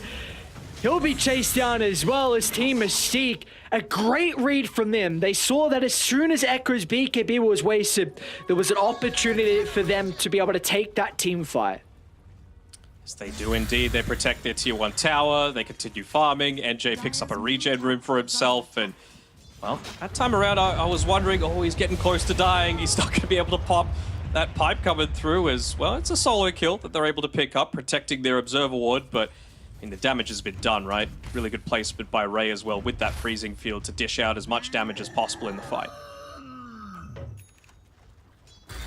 Do you watch much YouTube content with regards to like people saying, "Oh, these some things you might not have known about X, Y, and Z"? What? Is this Dota related? Dota related, not just like, not conspiracy theories or anything. There's one about CM and Freezing Field actually. So when you position the Freezing Field, it's always the top right-hand corner. Imagine a circle around you. It's always the top right-hand corner that goes first. Hold that thought. NJ top lane. Oh, Echoes, he got the pulverized as soon as the Timber Chain went out, so it's still going to be a cooldown after the ulti expires, meaning that he will not be able to escape. Beautifully done. And this is kind of also the power of like a Rubik versus the Timbersaw. All of your abilities are pure damage, a great way to be able to go through his health pool. And well, he's still whirling death now. So that is a scary thing for a Rubik to be able to utilize with almost maxed out Arcane Supremacy. Yeah, but I don't know if you want to be that close as well on the Rubik as well, right? It always is a little bit of an area of concern. But yeah, just on that Bottom freezing... lane, Ava. BQQ's actually setting up here, so look to try and TP in. They're going to be quick with this though, man. The rest of Dire is starting to move on over. The smoke cloud, is it going to last long enough to prevent the roar? Ava's trying to find the angle. We'll get it out the last second to help secure the kill in return. And now here come Dire. XM lays down the Wukongs. Oh, they didn't stole use the the spell. Rolling Thunder as well. So yeah, no spell was used. And that's a great trade for Dire. Ava's life for the carry on Mystique and also the Riki. Yeah, very happy. You also keep the Helm of the Overlord creep alive, so you're still going to be able to pressure out this lane. Xiaoma might give up his life here, though, although the Rolling Thunder, never mind. Roll, my friend, roll! Look at the cube go to work. Jama's got the telekinesis as well. They're probably going to be relying on XM to start to stack up the Jingu. Ray's going to look to prevent that as best as he can. Again, the freezing field just on the outskirts, the top right on XM, but it's not enough damage. XM able to slither on away to the right side, and now Echoes, oh, he wasn't able to clean up. We'll be able to do so finally. Meanwhile, NJ put himself in quite a compromised position. It's going to be okay for the moment, but the chain away with the Nature's Prophet also cleaning up the Primal Beast meant that no one else was able to follow up, so he was able to rejoin that really prolonged team fight. So in the end, decent exchange for Dire. All right, Daniel, let's see your CM talk. What's going on?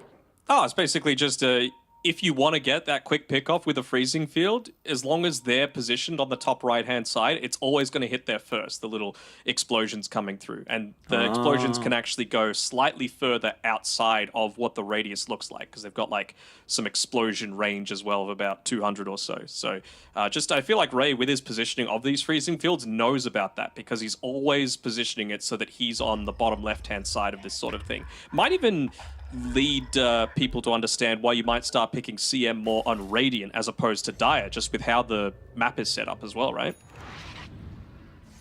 That is very true.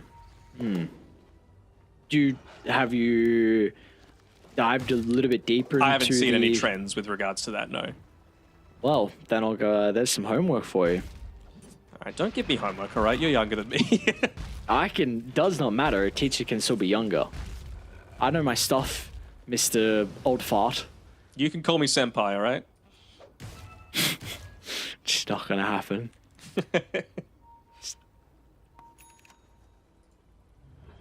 What about me? You gonna call me Senpai? What's going on? No.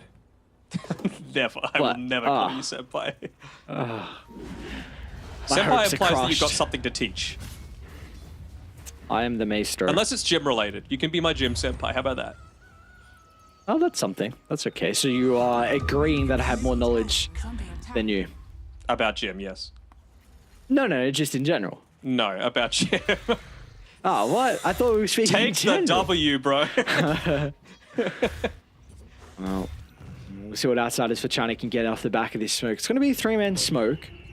They do have XM and Ava pretty close together. They'd love a pick-off to be able to chain it into the tower. I'll see the direction that Chakram came from, though, so I wonder if they want to avoid it entirely. Quick pick off onto Ray would be great. He's dealing a lot of damage in many of these fights, and, well, most of the time you're not all that happy about taking out a CM, but if it's right in front of the Roche pit when you feel like you've got the confidence to take it out, maybe it is quite good. You've got the Helm of the Overlord, you've got the Inner Beast Aura. Don't do it, friend. QQ. He's just trying to get the... Oh. Give him something to think to. Oh no, Echo's stun was at a perfect timing as soon as the tricks of the trade expired. Help the Overlord creep's dead. Alright. Wonder if he just tosses the Chakram in there so that they can get the Wrath of Nature through. It's already on cooldown. Zone can't even roll as well. They've got Overgrowth and Roar to play with. Roar got stolen again.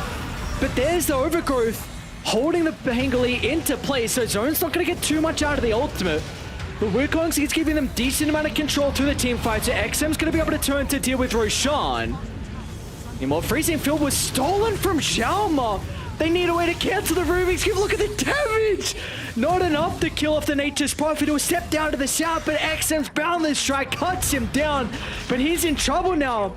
Completely isolated, no boys to play with. A smoke cloud on the back of the respawn. XM, a slow and painful death as the river turns to red as outsiders for China lose all 5 in that first Aegis advantage. Woo. Yeah, instantly lose it as well. I think it was even the Radiant that got the kill for Roche. So they get all the gold, they get all the nearby experience from it nearby, and well, the Aegis advantage, like you said, just immediately being taken away. And the top side's being pushed in a little bit here. DQ in a really good spot multiple times to be able to drop that smoke screen, to be able to delay things long enough. And well, NJ again is just continuing his incredible performance. Dire's middle tower is under attack. Now he's going into the Lotus Orb. I like it. Yeah, making sure that he, of course, has that tool to be able to counter out things like the Roar, to be able to get out of the Overgrowth. Also, just the additional armor can be quite good. So still not feeling super strong about the Vanguard, but he's certainly addressed the Monkey King now. I also want to mention Zone's item build in regards to the Lincolns. It's a great way to address the Roar. The kind of Rubik jump in with telekinesis as well. I hope he's not doing it just to prevent the spell steal, but yeah, I was about to say just shield crash, bro. So my concern with this is that you're not addressing Overgrowth, and I think that is going to be his biggest issue in fights. And I think the way to address it is far cheaper than a Lincoln's in regards to the Ag Shard. So I'm going to be paying attention to see, even with this Lincoln's completed, if that Overgrowth can just completely counter him. As XM pushing very aggressively. Yeah, we'll have to force out a BKB. They might look to jump in afterwards, so XM will lay down the Wukong's command, trying to give him some aspect to take a team fight around. The Roar's going to bounce him away, but meanwhile, look at the Nature's Prophet going to work. They haven't addressed on the carry, so he's going to be more than okay to get the damage out at a quick rate. Unfortunately, they won't have ways to stop the remaining members of Dire from retreating out of the neighborhood, so in the end, though, Team Mystique, I mean, that's still a very good hold from them. The tower actually does go down, in fact, but oh well, they get 2 kills. It happens with the Beastmaster. They just had the Ancient Black Dragon hitting it the entire time, and I'm going to sound like an NJ fanboy, but again, him in that fight, he was able to land the Lotus Orb, find the target that was going to be the target of the Primal Roar. That ended up pushing them back closer towards the Nature's Prophet, which meant that he was able to just continuously right-click while they were pushed back in relative safety. So that's the first fight that I've really felt M's presence, you know, where he's actually able to just stand and start to make use of all this farm that he's getting across the map.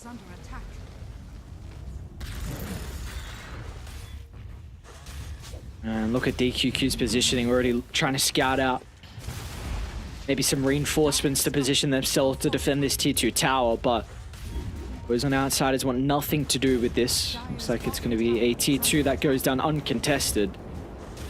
Even the Flamethrower helping out a little bit. Obviously realizing that maybe inside of that Wukong's he's going to have all that armor to be able to contest with. Might have been a little bit too quick on the smoke there. I believe that was scouted out by Outsiders. So let's see how they look to position themselves. Right now, they're trying to stay as close as possible to their tier 2 towers, but I believe Monkey King is super visible up on this top side of the map. That is the prime target here from Team Mystique. Just a question if they're going to be able to catch up to him. Oh, he's going to show in the lane. EQQ. Almost there fast enough. I mean, you see he's got this Eye of the Vizier and very close to the 8th lens as well. So his cast range is going to be through the roof. But unfortunately for this occasion, it just wasn't enough for him to get that initial dart out to hold him into place. And well, now this will enable Dire to reoccupy their own triangle. So we're going to see some wards set up for them. Sure, but it also means top's pushing in, mid's pushing in. Yeah, bottom, Ava's doing a decent job of addressing that, but you don't really care about any objectives down here. You know, the tier 2's gone. You're not going to be able to take a tier 3 quickly enough. They could also take away the outpost if they really wanted to, and yeah, Ray's finally going to do that. But yeah, I mean, it's going to be that next Roche that you're really playing for, right? 3 minutes away from potentially spawning. You've taken away already 2 tier 2 towers now, and they still haven't even lost their tier 1 mid that they could look to defend. Mid lane, they've got a really good ward by the river. Echo's in some trouble at the moment. Zone's gonna look to try and roll through, and with the damage from the Raptor, Nature Dire just get blown up as soon as the fight breaks out, and now Echoes tries to steal the gem. A snatch and grab mission, but unfortunately for him, he wasn't able to teleport away with the gem in his inventory. So in the end, Team Mystique, I mean, this is looking like a brand new team, Denog, this series as a whole. You know, we've seen outdrafts before, but we've also seen individual play be able to outweigh that, and I just really feel like they're just much more on the same page. Even in that last game, right? We thought they had a really good shot, but things just crumbled around some of those key objectives, and the game ended up looking a lot worse than it really was. This time around, it's just going Team Mystique's way, whether it be, you know, finding a few of those kills in the lane on the Timber to just not getting that perfect initiation. And once again, the Lotus Orb was really effective at being able to prevent a lot of that control that the Treant Protector is providing. Yeah, now not having the gem advantage here is going to be a pretty big concern as well, considering I really think that ward on the cliff by the river was a big kind of reason why they were able to have success in that team fight, a big asset. So we see it's going to be even more difficult now for them. You've already got Ricky concerns as well, where, you know, he's always going to be invised and kind of being this first member to scout out the Dire members. So it is it's not an easy map to now start to play. I wonder how much, when they eventually do start to go high ground, like how they're going to do it on Team Mystique. Because you've got the Flamethrower on the Timbersaw, and Nature's Prophet's working on his own Lincoln Sphere. So I wonder if they're actually going to just consider just keeping on throwing Lincolns onto the Timbersaw and just let him be the true frontliner. Just slowly tickle the tower down with the Flamethrower and with some treants. Definitely could be the way to do it. We'll see how strong of a game that NJ's had. Very close to his level 20. So he wants to get that extra send. Just going to help tank him up a little bit. I think this is now Shiva's about to be completed once his Koro reaches the secret shop. So Team Mystique a 12,000 net worth lead before that 30-minute mark. And what's the call for Outsiders for China? Well, looks like they're going to try and make a smoke play. Yeah, they want to try and kill whoever looks to try and address this bottom lane. It would be great if they could pick off the Nature's Prophet, but his courier is going to deliver the Lincoln Sphere to himself in about 3 seconds. Not wanting to reveal in the lane before it gets through to him, so let's see if they have a quick look at his inventory. Seems like they've had the opportunity to, and well, they're actually going to back off a tiny bit here on Outsiders from China. They're just hoping he they're hoping he walks outside this base with the ward dropped. They've been off the map for quite some time, though, so yeah. He's clearly playing incredibly carefully. Even just the CM staying inside of that Roche pit between all of the vision that he's placed up, and well, Timbersaw feels not unkillable, but certainly way too hard to just quickly take down. Oh, not the home of the Overlord creep. Is it a bait? Is it not a bait? They're sticking around. DQQ might find Ava. Just a little bit too late to catch him out in the tree line. The Helm of the Overlord creep will be able to flap on away as well, so we've finally been able to address this bottom wave. Meanwhile, topside, completely underrating vision. It's not easy for Dire to reoccupy their own jungle. Yeah, and you've got that Roshan coming up in about 1:15, so the name of the game is pretty simple for Outsiders, right? Push in the bottom lane, force someone to try and address this. Maybe they continue setting up here, but I mean, the downside for them is they don't know when the Roshan is coming up. That's why they're sending the Hawk through right now. It's right over the pit. It gives an indication from Mystique as to when they can look to make this move. And well, nicely done by CM as well as Pango to clear out that vision. Just giving him all that information. Him in the tree line. Oh, so close. Oh, they still get him. He popped a BKB, but the Nature's Prophet was still able to cut down the tree. XM's going to be forced to stand his ground off the back of the Wukong's command, but oh my. BKB goes away and NJ says bye-bye.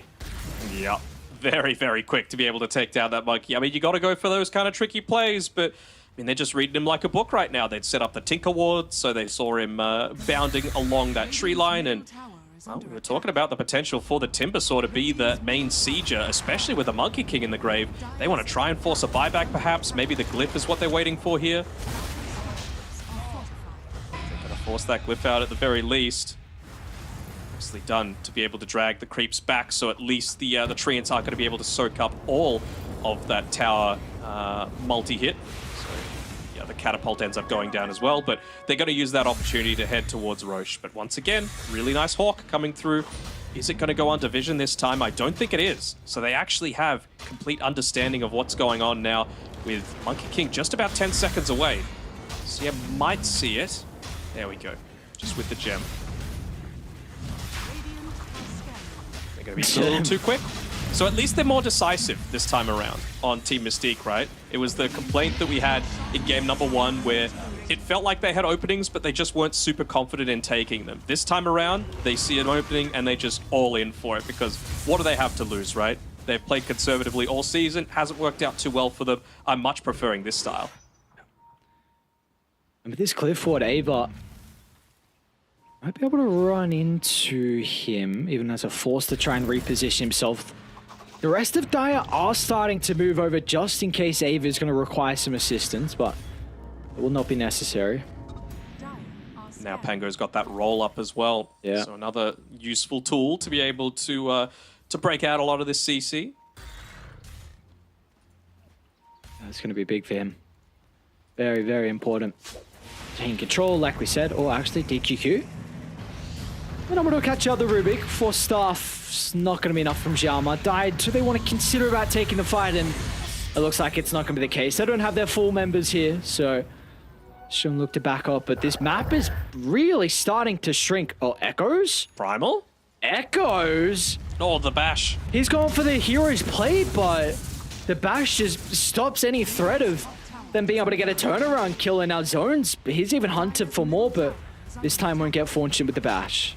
Zone's just zoning him out right now. And, well, that mid lane's going to push in. No tier 2 towers left to play with. You've got 2.5 minutes on the glyph timer, so why not go forward? I mean, with the Aegis as well, on the Nature's Prophet, you don't even need to leave it all to the Timber Sword. You can put yourself up there and start right-clicking yourself, so you're going to need to address this somehow. Wonder if they're going to look to try for a pick-off first. That's going to be DQQ's main role. If he can catch Ava, it's a good start. Sleeping darts there, but where's the follow-up? And Jay's going to look to poke from afar. A decent chunk of damage onto the Beastmaster before this team fight breaks out. They want to protect that Observer Ward as much as possible. That's what DQQ is using with the Aether XM, Lens. they're going to leap him. Telekinesis Raw attempting the Wukongs, but XM was stunned to start the fight. NJ, can he get away off the back of this? And it looks like he's going to be okay. The Timber just seems unkillable at this stage of the game. He's even standing inside the Wukong's command, and that might just be 2 full sets, and they even got the sleeping doubles. XM was leaping through the trees, so Dire, they're forced to take a fight, but they're just zoned away. Nature's Prophet puts his body on the line to prevent the rest of Dire from being able to connect to keep XM alive.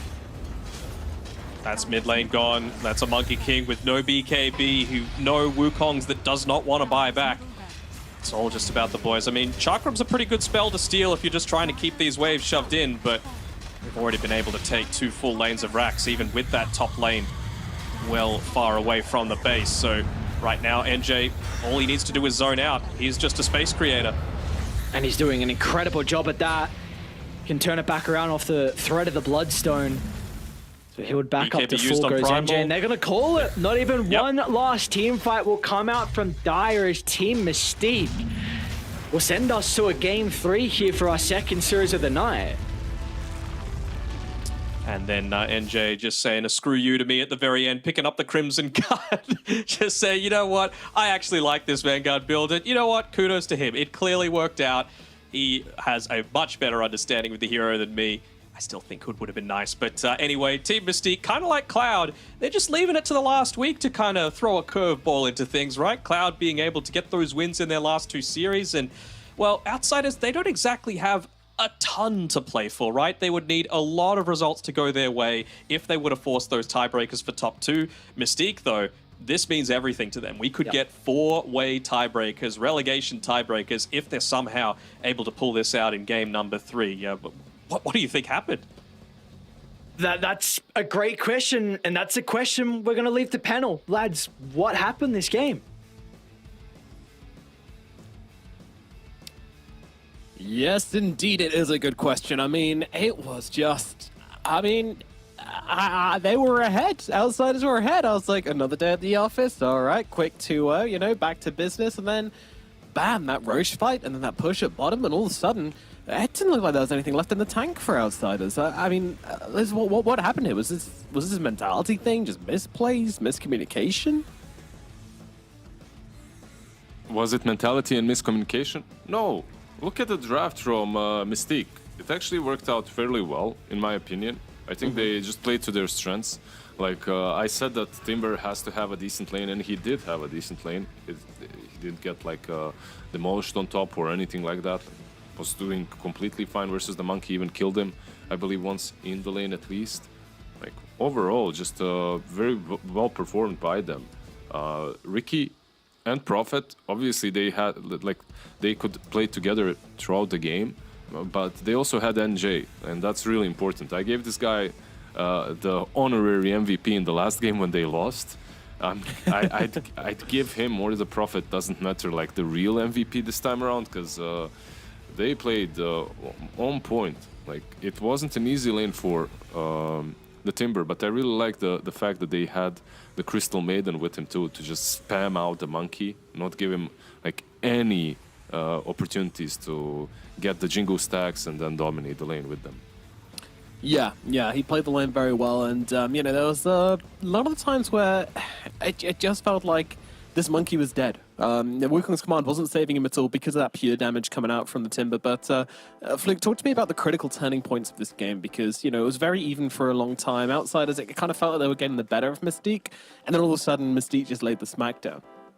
Yeah, it's kind of circling back to what you said a little bit before, right? Like that one Roche fight where it all started to go a little bit awry for Outsiders. Yes, they do get the Aegis on XM, but he instantly loses it, and the last hit went the side of Mystique, and then a few minutes later, it felt like that Outsiders were getting a little bit pressured to do something on the map. You see XM hitting this tier 2 tower by himself, but the thing is, in that push, you had Xiaoma as well as Echoes that were playing inside of the Radiant jungle, so they weren't actually anywhere near that tier 2 tower push, and as soon as they get that Ricky dart onto XM, everybody TPs from Mystique. They were it seemed like they were on a different level today. I don't know what it was in this second game. Backs against the wall, they just played together. They played really, really well together, and they understood how to abuse Outsiders, whether it was, you know, a little bit of extra external pressure coming in onto Outsiders that made them make a few more mistakes. But I think you can't take anything away from Team Mystique and NJ this game. And I think the way that they played, they really did show that their backs are against the wall. They can try and force this 4-way tiebreaker, and now it's down to a single game. Like, all they have to do is win one game of Dota. It can't be that hard to force a 4-way tiebreaker, right?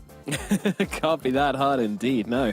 I mean, yeah, NJ played an absolute blinder of a game. I was super impressed by his Timber pick. Like, I was doubting it, you know, I was super wrong, but I said, you know, it looks good, but can they pull it off? I'm not sure, but Mystique absolutely pulling it off in the second game, and yeah, drawing us to a game 3. It's quite the situation here. And as he said, if we do have this game 3, then 4-way tiebreaker is looking pretty damn likely here. So things getting hot and spicy here at the bottom of the China Division 2 as everyone's turning it on for the final couple of days of gameplay, and it is getting hype. Final thing you want to see Outsiders improve upon for this final game to stop the situation happening again, Lizard? Maybe just make sure that your lanes turn out a little bit better. I think if you don't give them, I don't know, like in this game, I feel like Mystique had the perfect opportunities and they seized them. Like the Timber was a decent pick, Monkey was a decent answer as well. But yeah, I've seen the same story before. Like if you guys remember Division 1, DM, he picks the Timber into the Monkey and still demolishes the lane and runs away with it. So the Monkey was a solid idea, but it can get punished, and it did get punished. I don't know, if you're Outsiders, maybe just like shake it off. Remember that you still want to stay in Division 2 at least and play your best. They can't get relegated though, right? So for them, they can't. They're safe. They're safe. I mean, it's kind of hard, you know. It's kind of hard to hype up a team that really has absolutely nothing to play for. So.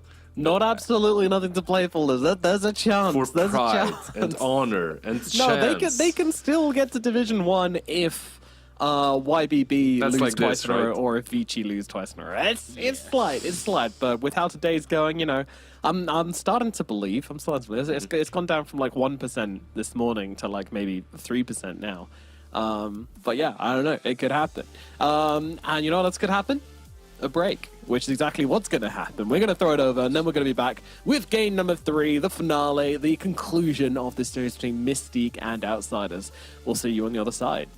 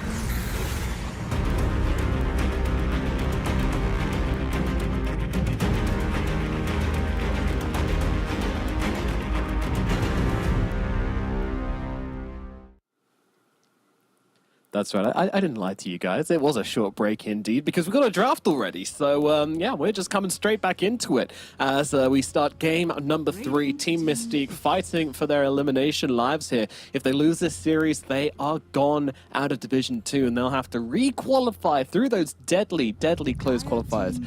Meanwhile, Outsiders, they are fighting for mostly glory and the slim chance of getting into the top 2 through tiebreaker shenanigans if some crazy shit happens. But most likely they're playing for glory here. Mystique, they're going to start things up with their Nature's Prophet once again. Lizard, what do you think about Outsiders giving away this Prophet? Once again, they want to play into it, but they do eliminate Ricky, which is like a really, really big part of that whole strat. Like Ricky enables Prophet. They enable each other, you know, like best BFFs, Aw, the two of like them. we enable each other, Lizard. No, Oh, swing and a miss. Easy.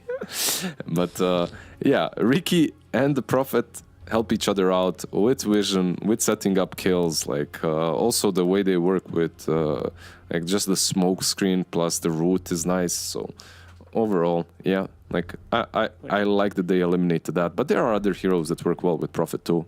Not necessarily as well as the Ricky, but like a Treant is an option, Undying is an option, Clockwork is an option. This guy is an option as well. Yes, it is. I just don't know if we got another XM angle here. Has he got multiple cameras set up on himself? Because if so, Chad maneuver. Oh yeah, he's gone to the other side. He's moved his camera to the other side. Yeah. He's got I all remember in, angles like- covered, you know. He's all about that cam life. Yeah, I think I remember in like the first couple days that we saw Outsiders play, he was on like the current side that he is with his camera, and he's moved it around a couple of times. So just being comfortable. It's in gamer mode now. He shut his blinds. He's moved his camera. He's ready to game now. So XM is going to turn up. Surprisingly, Lena is untouched. Neither of these two teams want to. Oh yeah. So I think the kind of question that Outsiders posed to Mystique were, do you guys feel like you can win with Lena? And Team Mystique said, no, we want to win with Nature's Prophet. And then Outsiders say, okay, well, then we're just going to get better heroes. And I mean, well, not better heroes, but heroes that we feel like can play a little bit faster than what the Lena can. So I think it's kind of a game of chicken between both these two teams now about who's actually going to ban the Lena. Whether or not it's going to be Team Mystique or Outsiders. I think the team that has first pick outside of this phase, which I think is Team Mystique, if I'm not mistaken, will be able to have the kind of all the chips in their hand. Oh, I'm just really excited about the possibility of Lena getting through the very first draft here. I don't think it's going to happen, but there's a chance. Like if it stays in the pool, Outsiders are picking it. Like Prophet, yeah, sometimes it's picked into the Lena as a way of like playing the tempo. You have one hero that gets on top of her. You can always get close with the Prophet as well. But yeah, I think if it stays, outsiders are picking it. Yeah, you can dream. And Team Mystique actually, 100%. Team Mystique actually banned out a treant, right? Like, so they're maybe even letting the Lina go through. Like, ban the tree so they don't have 3 plus Lina and let the Lina go through. Maybe it's Dude, an option. The balls on Team Mystique to be like, not only are we going to qualify, keep our spot here, get ourselves out of elimination, but we're going to do it whilst beating Alina as well. Absolute chads. Absolute maniacs, I would say. But okay. Yeah, well, yeah, it remains to be seen if they're chads or not, actually. I mean, there has been a few blueprints put down about how to beat Linas. Obviously, I feel like it has been some of the much more favored teams that are beating Lina, but I think they give you relatively good ideas about how to deal with her, right? Like the tempo, how to play the map, what kind of heroes that you want to have to go up against her. I definitely feel like that Team Mystique right now, if they could, lean towards a Lina pickup of themselves, but they're still getting rid of some of the heroes that are much more favored for outsiders, because I think right now outsiders probably are a little bit shook after losing game 2 and now coming into this third and final game where, you know, they obviously still do want to have their dream alive for Div 1, even if it is a very small chance for them. So they're going to be looking to fall back on a bit of comfort for the rest of their players. Meepo. Get the comfort Meepo. Let's go. Nobody's comforted by Meepo at the moment. Yeah. No, that hero actually owns Prophet. Like, if some teams need, if any teams need a boy. Meepo spammer. Let's talk about Meepo again. Come on, take your pills, go to bed. Come on, Grandpa Lizard, get inside. Meepo's not a hero anymore. Yeah, sadly it's not. But if he gets a small buff, I'm telling you, like that hero is gonna be out of control.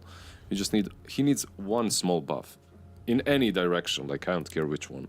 Anyway, Fluke, what hero are we going to ban here to protect the one Lina armor pick? and he's What are we back. I'm saying? telling you. I don't hate the Viper ban. I think it allows you to kind of have these good lanes and able to have your Tusk still be able to roam around. Also alleviates a lot of pressure for you if you want to play things like the Dragon Knight, which we've seen a little bit more of. So yeah, it's not bad. I honestly think maybe both these teams are literally just not going to touch it. Maybe it's like they're both mind gaming each other with a game of chicken. I don't want to get you too excited, Nomad, but I have a feeling that both these teams are kind of playing a weird game of mental chicken with each other, saying really we don't want to are, slip yeah. up first and pick Lina, because otherwise you might have like your idea behind it and it just comes out and you get to gotcha and you're like, oh no. Pick the Lina. Yeah, it's a crutch. You know, it's a crutch here. They're like, yeah, go on, pick Lina. You cowards. You can't win without it. And They no, do you have pick like Lina. We're gonna pick it. they did get the zone Ember Spirit, so Yeah, like that's it's cool. I like Team Mystique's draft. Even if they pick up a Lina and outsiders, I'm not like, holy moly, they're done. I'm like, maybe they're a little bit done, 10 but seconds remaining. I'm just interested. They pick a Spirit into a Silencer. Like that's not 5 great. seconds remaining. yeah. Usually you want these heroes that don't really care about their spells. They pop one ulti and that's it on the mid lane. Like you want your DK, you know, like your DP, stuff like that. Viper, obviously Viper and like a DP clock? banned out. Undying, like what did we call for? We said Undying or Clock with Nature's Prophets, Yeah, right? yeah. So they get the You Undying. need one of the two. Yeah, it's solid. I think Dirge is better into the silencer, right? Just because you like, as long as you pop Tombstone and you've popped like your ulti, then you're like whatever. Like I don't care if I get global. So Yeah, kind of just like floating around and doing whatever you need to. Yeah, Clock, on the other hand, could hunt the Silencer down, right? I kind of enjoyed that as well. But yeah, definitely. You pop the Tombstone, you don't care anymore. That's it. Your life is pretty much accomplished. It's like that meme. My job here is done, Yep. and Team Mystique are like, but you didn't do anything, and he just walks away into the night silenced. But who wins? Zombies versus ghosts. I think ghosts do, right? Because they can touch you, but you can't touch them. True. Why can they touch you though? Like, why is it like that? It's more like a, Why is it a allowed? shiver, a cold shiver you feel. I see. So they touch can, your like- soul. Yeah, Yeah. and they can like knock candles over and stuff and say house on fire. I don't know, man. Ghosts are spooky. They've always been. Radiant Are you afraid of ghosts? If I saw one, I'd be afraid of it, Hmm. but otherwise, no. Okay. I Outsiders, don't. Yeah. they have a scary trap with the Dragon Knight. They get themselves like another one of these tempo pushers. So it's pretty nice. Like Dragon Knight DP, pop your ultis, take objectives. Seems good, man. Seems good. So you just blink in and bonk 'em, hero. You just love to see it. It's just so simple. When you're in a high-stress situation, just get the whack-a-mole out. You know what's cool as well? Like Team Mystique right now banning out the Slark, and I'm not completely sold that this has to be even a mid DK or DP. Like DK could be safely in DP offlane. You know, like, actually these two can lane anywhere, so they can set up any way they want to. Outsiders. 10 Hold. seconds remaining. Could be Hold. happening. Hold. Lena, if it doesn't get banned here. If it doesn't get banned here. I'm Yeah, thinking I it's mean, kinda Someone like- right now on Team Mystique. Oh, guys, Lena is still in. Oh, we forgot to ban it. Sweat. You just see the sweat down his face. Oh my god. Like, what do we go for here? I think they're really just trying to protect their final pick. So maybe I wouldn't be too surprised if I see like an Ursa being banned, can deal with the tombstone relatively well, can catch out the Nature's Prophet. Okay, they're just gonna go for the Morphling. It was either like Ursa or Morphling. It was a perfect ban, actually. Yeah, Morphling was so good. Like Ursa that you're mentioning is also decent, but Morphling was like, damn. Like you turn into the Ember or the Undying. Into the Ember probably the best, but Tombstone is good. Like you get on top of Prophet. Yeah, really nicely 5 done. seconds Nice ban remaining. from them. Radiant team. So offlaner options. Oh, they should ban out a carry. So they think that there's profit that there's a potential for the Prophet to flex. Makes sense. They just want to ban out the stuff which is really good. And it's going to be a primal beast on the offlane for Team Mystique. So another go in and hit him hero. A lot of rundown potential. Again, does just feel like they're preparing for like a backline bonker from the side of outsiders. Something like a, I don't know, maybe a sniper or another long-range high attack speed hero, which could be popular at the moment. Yeah, they could just go Ursa as well. He's still in the pool. Remaining. You could put Dragon on the safe lane and last pick mid as well. Like that's an option too. Now select your hero. Just the Ursa. Oh my god. Just the Good pick, Ursa. Lizard. Oh my god. She was not touched. Holy Are you moly. okay, Nomad? Do you need to- 55 games. 55 games we've had here in China Division 2. Every single time Lena has been picked or banned. And for the first time in this very critical third game, it gets through unpicked and unbanned, uncontested. I gotta say, if your team is Mystique right now, like, you guys are amazing. Relegation game, basically, like a game that lets them, that keeps them right in the game for not getting out of Division 2, not getting out of the DPC, and they let the Lena go through completely. The Nice. stones, the absolute stones, just the rock hard Yep. determination. You got to respect it. Salutes. Fluke, what has to go well for Mystique for them to take this game? I think they've got pretty good lanes, all in all. I think they need to make sure the Primal doesn't get absolutely dumpstered by the Ursa because he can take over relatively fast. If the Ursa has a good lane, they can just go for Roche relatively easily. They've got Exo, they've got Dragonite, they've got a lot of tempo that comes out here for outsiders. So I think the Primal Beast lane needs to go relatively well for them, and they need to make sure their Nature's Prophet doesn't fall behind. Alrighty, let's start over our casters for the third and final game of this series, and it's Mystique versus Outsiders with Danog and Ares.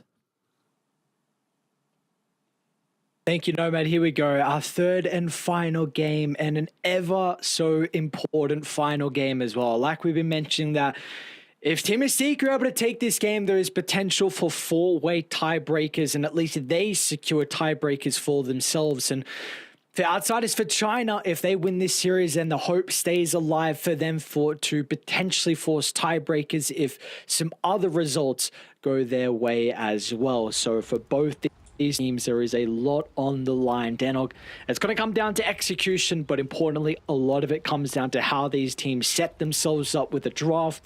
And do we feel like one side has set themselves up a little bit better?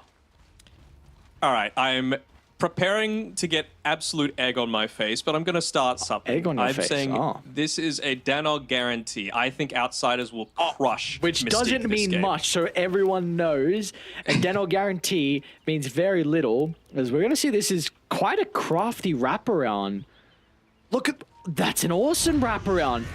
They're going to make sure the smoke pops at the last second, and the Shards will hold 2 members up on the high ground. So Outsiders for China, they came to play in this last game. A first blood given over to Ava. All right, Dead, I'll guarantee. What is it? They're going to crush. Outsiders are going to crush Mystique. All right, talk me through it. I think the Dragon Knight into the Ember Spirit is a Dragon Knight lane very comfortably. Would you agree? The battle begins. Hold on, there's another fight happening, and DQQ might just die here. Yep, another fight, another kill. You'd love to give it to Echoes. And they even pops a fairy fire for it. There's no way he's gonna get out. Echoes, can he find it? He's gonna get out. Yama's going for it. They're gonna get a return kill. Oh no! Echoes wanted his own kill.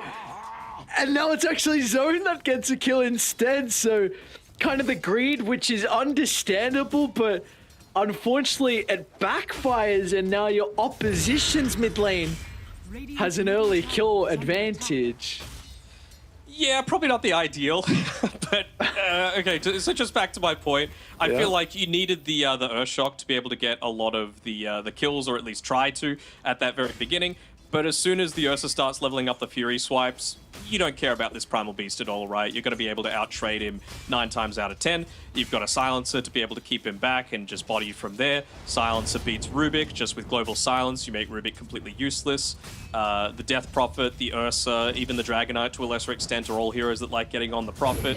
I really, really think that this is a very, very significant draft victory, like 95-5 to Outsiders. Yep. I do think the one nice thing, I'm also in agreement. I do like this dire lineup. I think just in particular this bottom lane, I think it should go pretty well here for the Nature's Prophet at the early levels. But once we probably see even that second point in Spirit Siphon, this lane can get a lot more difficult for Team Mystique to be able to manage. Maybe even at the later levels as well. So I think early on, Nature's Prophet's going to be able to find a decent chunk of farm, but I'm a bit concerned that that could turn on its head pretty fast. Yeah, I mean, they're going to really need to rely on some heavy individual skill coming through from here. Like, when they picked up the Ember Spirit, I was like, well, okay, I could see where they're looking to go for, you know, again, some comfort coming through from Zone, but they already had a Death Prophet to go into at that stage. And again, DP is another one of these heroes that just beats the Ember in the lane.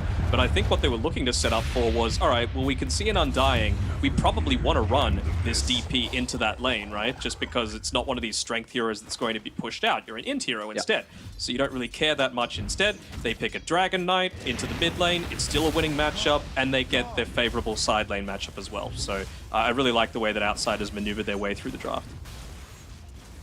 Well, with all this going on, though, we do see that they were able to find a kill at least at the top side of the map. So Outside will be a casualty as a result of that. There's going to be able to come back to the lane with full resources and continue to look to spam out. Importantly, XM has... Yes, the old tactical death. Come back, maybe even give an item to XM, and you know, he's okay. XM's having a pretty good time at the moment. They've got their small camp. Hopefully they'll have their small camp. DQQ is actually going to look to try and block that up. So done a pretty nice job to kind of help out with maybe messing around with the equilibrium here up top for Team Mystique.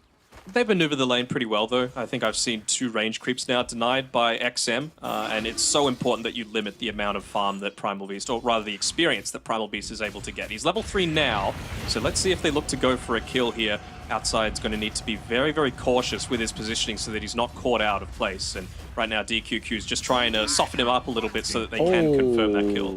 Whoa, that's a big courier. Oh, yeah. That's one of the juiciest couriers you're ever going to find. 5 mangoes. Ray might just...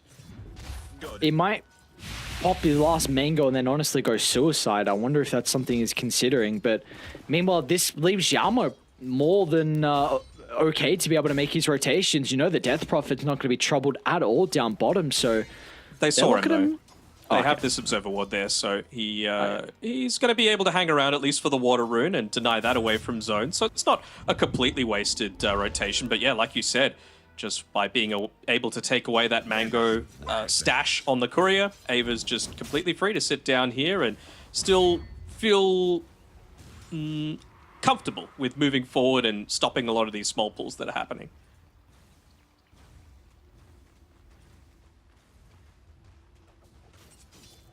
I'm honestly pretty impressed with how the Ember's leaning this into the Dragonite at the moment. The kill helped. That is true. That is true. That's probably why the net worth is looking like it is, even though it's 23-10 compared to the 23-7. Echoes still has multiple creeps still yet to be slain, but Zone's going to use his time to walk on over and actually steal the enemy's bounty rune to get a refill in that bottle. I like that he hasn't got just this, let's call it cookie cutter Ember. Like these days, Sleight of Fist is the way to go, but he would see how many points in the Dragon Blood Echoes has so far, so he just wants to make sure that he's using that Flame Guard instead. No real way to be able to break through that, and so yeah, like we were saying, it's just frees him up to get a little bit more of that farm in the lane than you might expect out of this matchup. This time at least, Ray is going to get his Mango Stash, so able to now come back to the lane after popping a Clarity and making a pull happen as well, so things looking a little better, but I mean, they've been able to again maneuver this lane so that Ava's just farming once again right underneath his tower. And it's going to be around the time where we start to see the supports look to rotate to mid. I mean, Outside's actually already made a pretty early movement over to drop a Observer Ward down. So you're more than okay with leaving XM alone, because, I mean, you take a look at the Equilibrium up top, his Blast sitting under the tower, and again, not really concerned about playing into a Primal Beast 1v1. So this is really going to free up Outside to help out Echoes with this rune. Yeah, I mean, they get even more space to be able to leave XM solo once he hits that level 6, right? Because even if Primal's got, for example, the level 3 trample, who cares? You know, you just pop the Enrage and you shrug off almost all of that damage. Zone might have some difficulty with actually defending this tower. Doesn't have the greatest mana. Of course, once again, they're able to take away the rune, and so Xiama's going to look to rotate as well.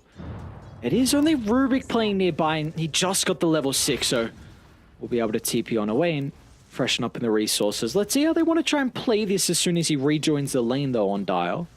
Yeah, they don't have a siege creep to be able to play around with at least on Outsiders, so that's something that they're going to be feeling very happy about on Mystique. Are they going to look to go for something here? I mean, you've got 2 points Arcane Curse, 1 point Last Word. They know that there's no Observer Ward immediately on them because they've de-warded it. Will they be able to get the kill onto Ray? It really doesn't feel like this is what you're committing a lot of this support investment for. They even glyph the wave. Not long left with the Elder Dragon form, but a decent chunk of damage into Zone. They're well aware that they can't use that old TP trick that we just saw prior, so he's going to have some difficulty. Might actually look to run over to Ray to provide some assistance. He's got nothing else to do at the moment.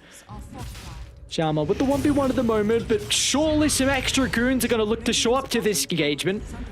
Ava's the one that can really turn the tide, so with his exorcism committed, so a kill for them, and he's going to be able to go back and get a decent chunk of damage onto the tower. Got about a quarter duration left on the Exo. Yeah, and a full creep wave hitting it as well. Able to just build up his farm more and more. Again, I just really feel like they've come out on top easily in terms of the draft here, and I mean, Ava's nearly gotten into his mechanism, so a lot of this early damage that's going to be coming out, he's going to be able to provide a little bit of that time to be able to stay away from the trample. Making the attempt, maybe just trying to force some rotations out with the Pulverize. As NJ will look for the onslaught, but Xiama actually stops it short, so now he's stuck under the tower. DQQ is going to look to rotate along with Ray up to the area. Even Nature's Prophet wants to get involved as well to maybe try and convert this kill into an objective. And, well, at least a silver lining if they don't get the tower. It'll be a lot of damage and you'll force Ursa into the jungle. You will, but you have to again consider what you're giving up in exchange for it. Ava free farming on the bottom side. DK using the Elder Dragon form with the Arcane Rune as well. So he's going to get some decent damage into this mid tower too. Like Zone, he's got 4 points Flame Guard, but it's not going to be able to do all that much to be able to clear out this creep wave, especially with all these spells being laid in onto him. This should most likely be a 2-for-1, or at least like 1.5 for 1 in exchange, and I would feel like Outsiders are very happy with that sort of trade. That you are. With that, the fact that, I mean, Arcane probably one of the better runes for a DK to work with at this stage in the game, so they're getting full usage out of that second ultimate, and they're still nearby to try and play around with him. Maybe the turn will be off the back of NJ. Primal Beast is going to be a big issue at the moment, but the silence will hold them down. They're actually going to look to turn over to Outside instead, but Yep, they'll run it on over the top. So Zone will be able to stop the Silencer from getting any more distance away. Again, though, like, this is heavy rotations, and it's just for a support at the end of the day. Like, it doesn't really matter all that much. You just wait this next little bit. You've got Exo coming off cooldown in 2 seconds. DP's mid. You've got Elder Dragon form because of the use of that Arcane Rune previously. And you've got the mech to be able to play around with. So they're going to be feeling very confident taking a fight, especially now that Silence just TP's back to the lane because it's so early. Probably don't even need to commit Exo. Well, they might now if it's going to help them get the kill into the Ember Spirit.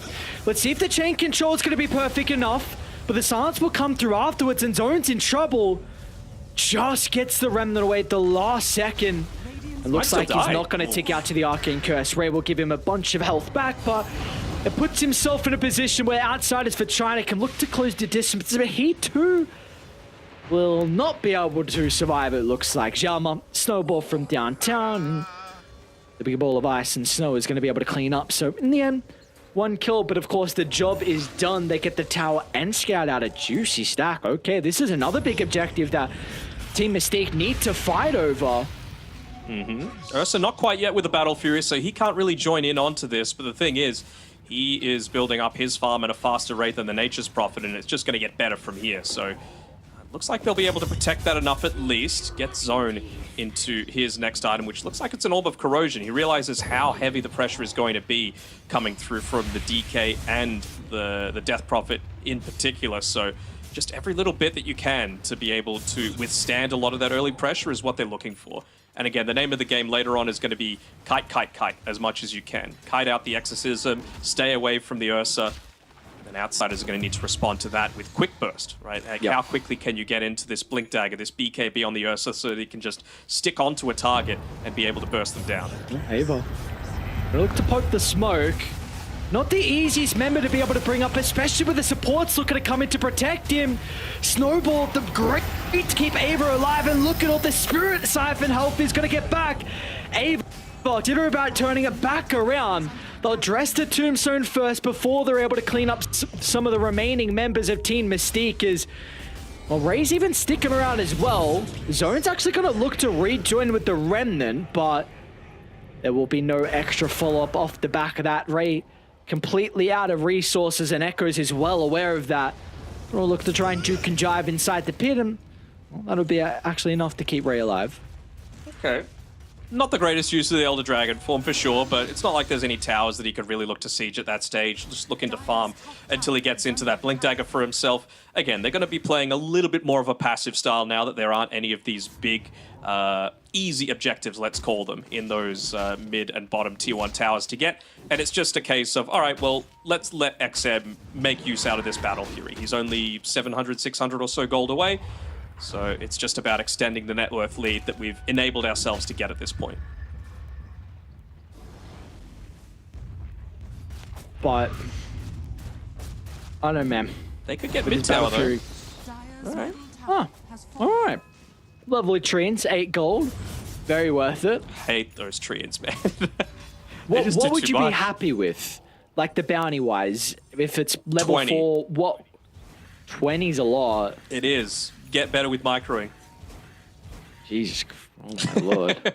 That's very easy to say for a non-micro player. Exactly. That's exactly why I want that change. That's honestly a It's just cop-out like Lizard answer. with his Meepo with the 1 armor, as His if that's going to Meepo. make a difference. Yeah. All right, here we go. I mean, Exorcism coming up. Guardian Greaves available in 12 seconds. Elder Dragon form in 15. They would love a kill onto Zone, but I think they're just saying, don't have Elder Dragon form just yet. Probably don't have the damage for it. Prophet would be a Counter-smoke. much juicier target. It's gonna pop. They've got the high ground advantage over the jump in, and already you can't do anything. As soon as EXO is committed, you have firm control of this team fight, and they are well aware of that. As Team Mystique just try and cut their losses. Zone, Blink's coming back up in a couple of seconds. Let's see if they're actually going to continue the chase. Echoes, he'll jump over the tree line. Global Silence even is going to be layered down for that extra little bit of control. It's Ava. Has he got enough in the tank? A Crypt Swarm from afar. They won't be able to secure the kill. And Ava, he's put himself very far into Radiant Scourger, but NJ! Oh no, he onslaughted on the high ground. not the position the Primal Beast was hoping to be in, but maybe the Nature's Prophet. Maybe that's where the damage can come through from the boys on Mystique, Oh, but Echoes, no. he's just got to zone them away, and it's Prophet's looking about like to it die. just might be a disaster. NP TP's in, a blink over the top, Echoes with a little bit of damage required. The Breathe Fire is coming up shortly, but look how deep he's going once again. Another member heavily committing for the kill, and it will come at a cost of his own life, and they'll even get more out of it as well, as DQQ will finish the fight with a double kill. So what was going on? A messy fight from either side. It was, for sure. I mean, you got to feel bad for Primal, right? He had the right idea. You run out of Exorcism. He didn't have the Guardian Greaves available. Just the one Spirit Siphon charge left, I think. And, well, unfortunately for him, ends up cliffing himself and not really contributing anything to that team fight other than giving even more net worth over to this DP. As you just have Where do to you sit start there with and this watch. replay? We're 14 minutes in. That fight went for like a minute 30. Yeah, it did. It's kind of Like where we started with this replay, you start in the middle, I understand. At a key moment where Primal Beast gets stuck, somehow the Nature's Prophet's able to live. Honestly, very impressed with the Undying and Ray's positioning and these Soul Rips. Multiple times he's been keeping his cause on a slither of health to escape. It's very, very impressive with Ray. I mean, yeah, again, just the skill build as well, right? Don't tip me Realizing there. what they're going to do. What? Oh no! Oh, but the team's coming. Let's see, can they just TP out? Echoes, his TP's on cooldown. Jamas is not though, so the Tusk is okay, but unfortunately your core will not have the same fate, so... You'll A take one that for one in trade. the end. You know, like, Yeah. Ursa's just been sitting on the bottom side. He's got the Blink Dagger coming out to himself now. And, I mean, they're even able to pop the Exorcism for this one. Not quite yet level 12. Trying to get that pick off onto DQQ. Got to be a little careful of not diving too deep this time around, though. Maybe feeling with the Guardian Greaves that they'll be just fine, even just with the passives coming through from it. Oh. Well, they're coming, but outsiders don't know how to stop. Close to the tier 3 tower. The easy kill thanks to the ward, granting them vision. But the EXO is about to expire, so this could be a window now for Team Mystique to take a team fight. I'm not sure if they've seen that Blink Dagger, though, so XM might be able to get that surprise jump onto them. Let's see if they had a look, though. You know, you're not always instant just checking what items have come through. They saw him blink away. He dropped the ward and... Oh, yeah, true, actually. So, yes, they should have at least a good idea of him having No clue. No clue. No clue at all. It'll catch him off guard. Jama. Look at the They see task him. invis. Do they? Is it a... I don't see a sentry No, sorry, there as well. they see the Ursa, not the Tusk. Oh.